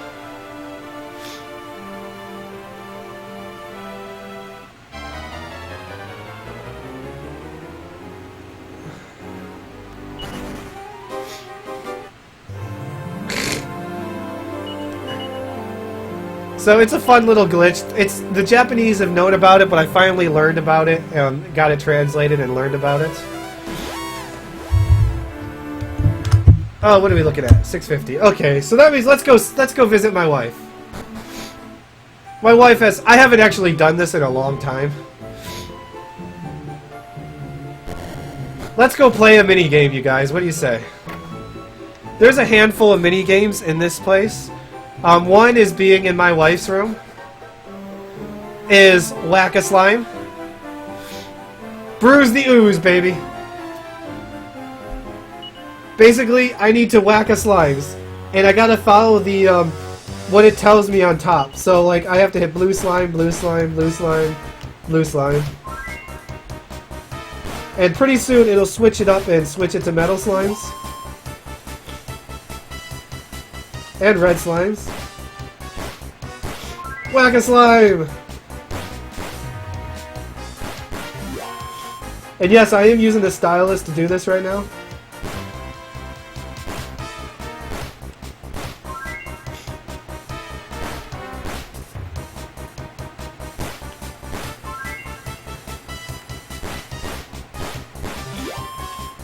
And you see that rock bomb up top? When that hits over there, you run out of time. Come on, hit the slime. Ooh, that was close.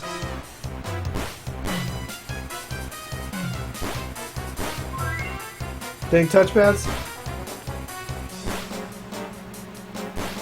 And yes, you can collect items that you can actually take with you.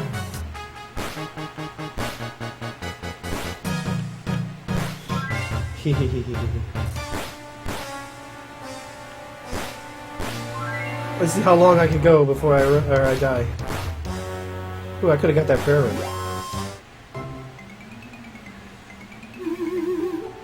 I know, it's the child version. Now, uh-oh, I wasn't paying attention. Mini game, bonus game.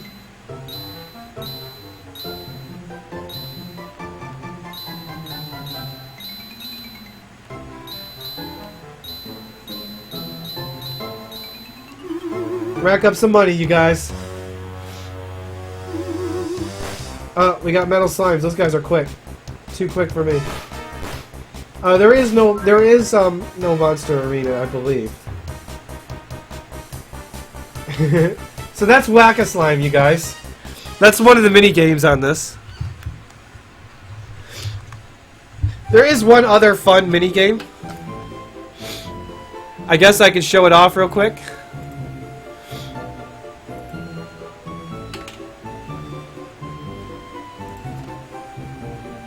Yeah, jewel bags replace walk bombs. Yay! Slime races is one thing. Oh, which casino are the slime races in? Are they in, Fortuna? Or are they in Nadiria? I can never remember which one they're in.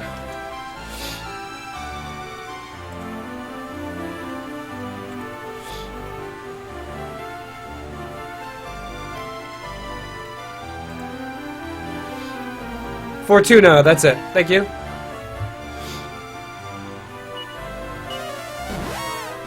Slime races! Why not? We could do the TNT board also. Remember this place? This is where I came and I stole the exotic dancer's clothes.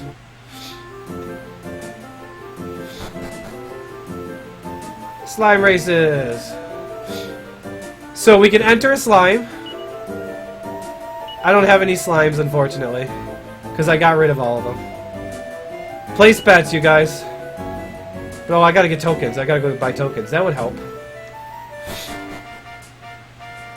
Let's see. Tokens. You are you.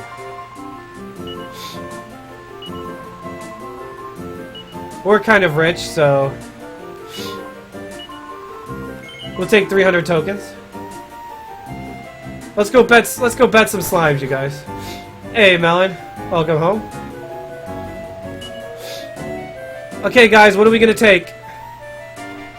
We got the pink, we got the blue, we got the green, the orange, the red. We gotta pick first and second place, possibly. Looks like blue and green give the best odds. Okay, Melly, just give me a heads up. I'm in Discord if you want to let me know when.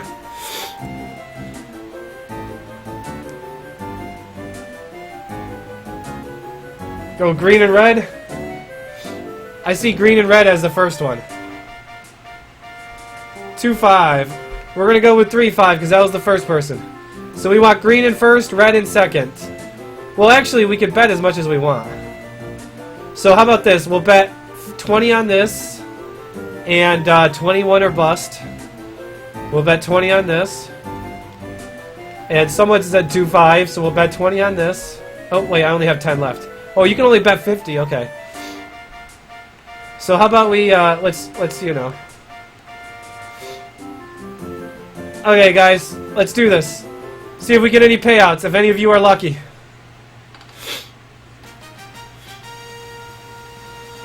Charge! Oh, it's blue out to the commanding lead, but he trips and falls, and he stumbles, but... Oh!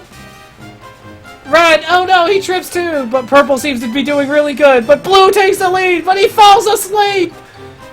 Wait, but purple is back! He's crushing them all!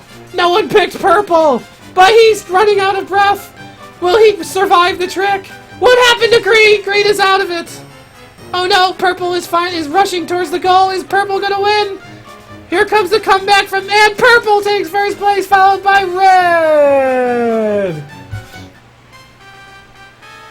1-5. Went. We didn't win any tokens. Okay, guys, come on. Give me one more bet. Tell me what you want to see. I'll take a few more. Look at... Ooh, only 3-5 has good odds in this one, you guys.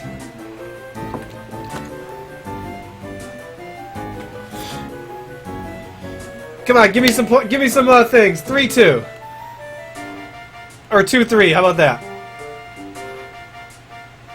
We got 3-5. Blue, red. Let's do 2-5.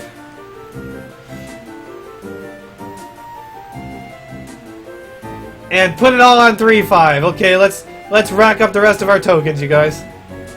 Here we go, guys. Let's do this. And they're off. It looks really close to start, but orange seems to be taking the early lead. But he trips and stumbles over the imaginary line, and it looks like it's basically tied, except for green, who fell asleep. But I think green's gonna make a comeback this time, you guys. Uh-oh. Purple's in the lead again. This purple guy.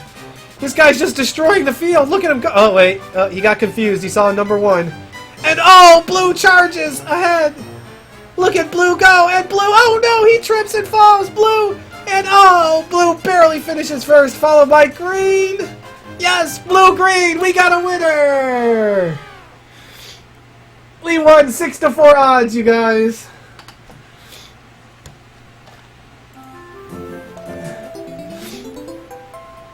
Okay, one more. Give me one more, guys. One more, guys. Give me one more. Yeah, you called it. Let's do one more slime race. We're 1 for 1. Let's see if we can get another winner. I need 3 of them. Oh yeah, we still came out ahead. Not by much, but 3-4. We got a 3-4. We got a 4-5. Not really good odds with any of these, you guys. We got a lot of 1-4, so we'll go 1-4. We got a lot of 1-4, so we'll put most of our tokens on 1-4. Okay, guys, let's do this. Hey, yeah. And they're off. Purple again starts out fast, but whoa! Look at red go, and he trips over the white line. And green is demolishing the field, but he's too fat to continue.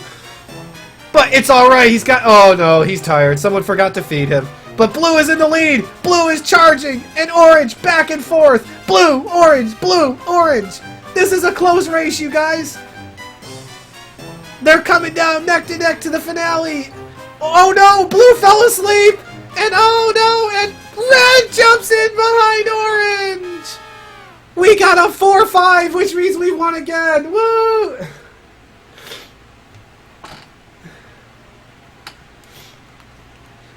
Okay, so I'm gonna show off the TNT board real quick. This is the first TNT board, so there's not really a whole lot to it. Oh yeah, we got Monster Arena too. You guys want to see Monster Arena?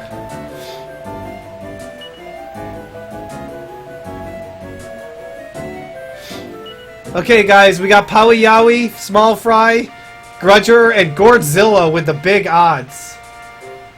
Okay guys, come on, tell me, who do we got?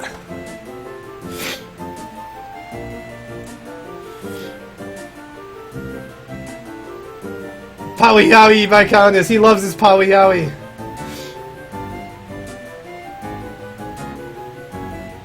Let's see, I got more Powies right now. I see a couple Gourdzillas. I see lots of Gourdzillas though. It's outnumbering God Powy Wowie. Let's bet it all on Gourdzilla. We'll bet 50 on Gourdzilla, you guys. We'll be rich if we win. Gourdzilla's not a very strong monster, though, so... Go, Gourdzilla! Ooh, nice start. Yeah, take out that Small Fry. Wow, you go, Gourdzilla. No! Gourdzilla's frozen with fear! No! No! Gourdzilla and Powy Wowie wins! No! Okay, guys, one more. Pick 'em. Jiggery Poker, Orc, or Dead Curian. It all looks pretty even to me. Exactly, Zenith. One more, guys, and then Melon's gonna take over, okay?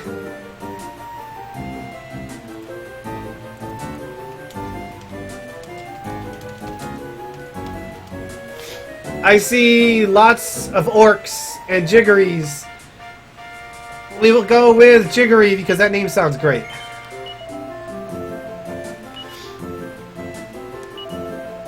Okay, guys, go Jiggery Poker.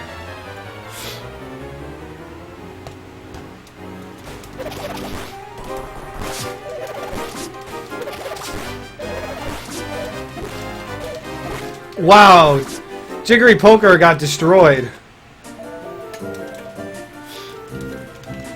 Wow, Jiggery Poker. The orc crushes them all.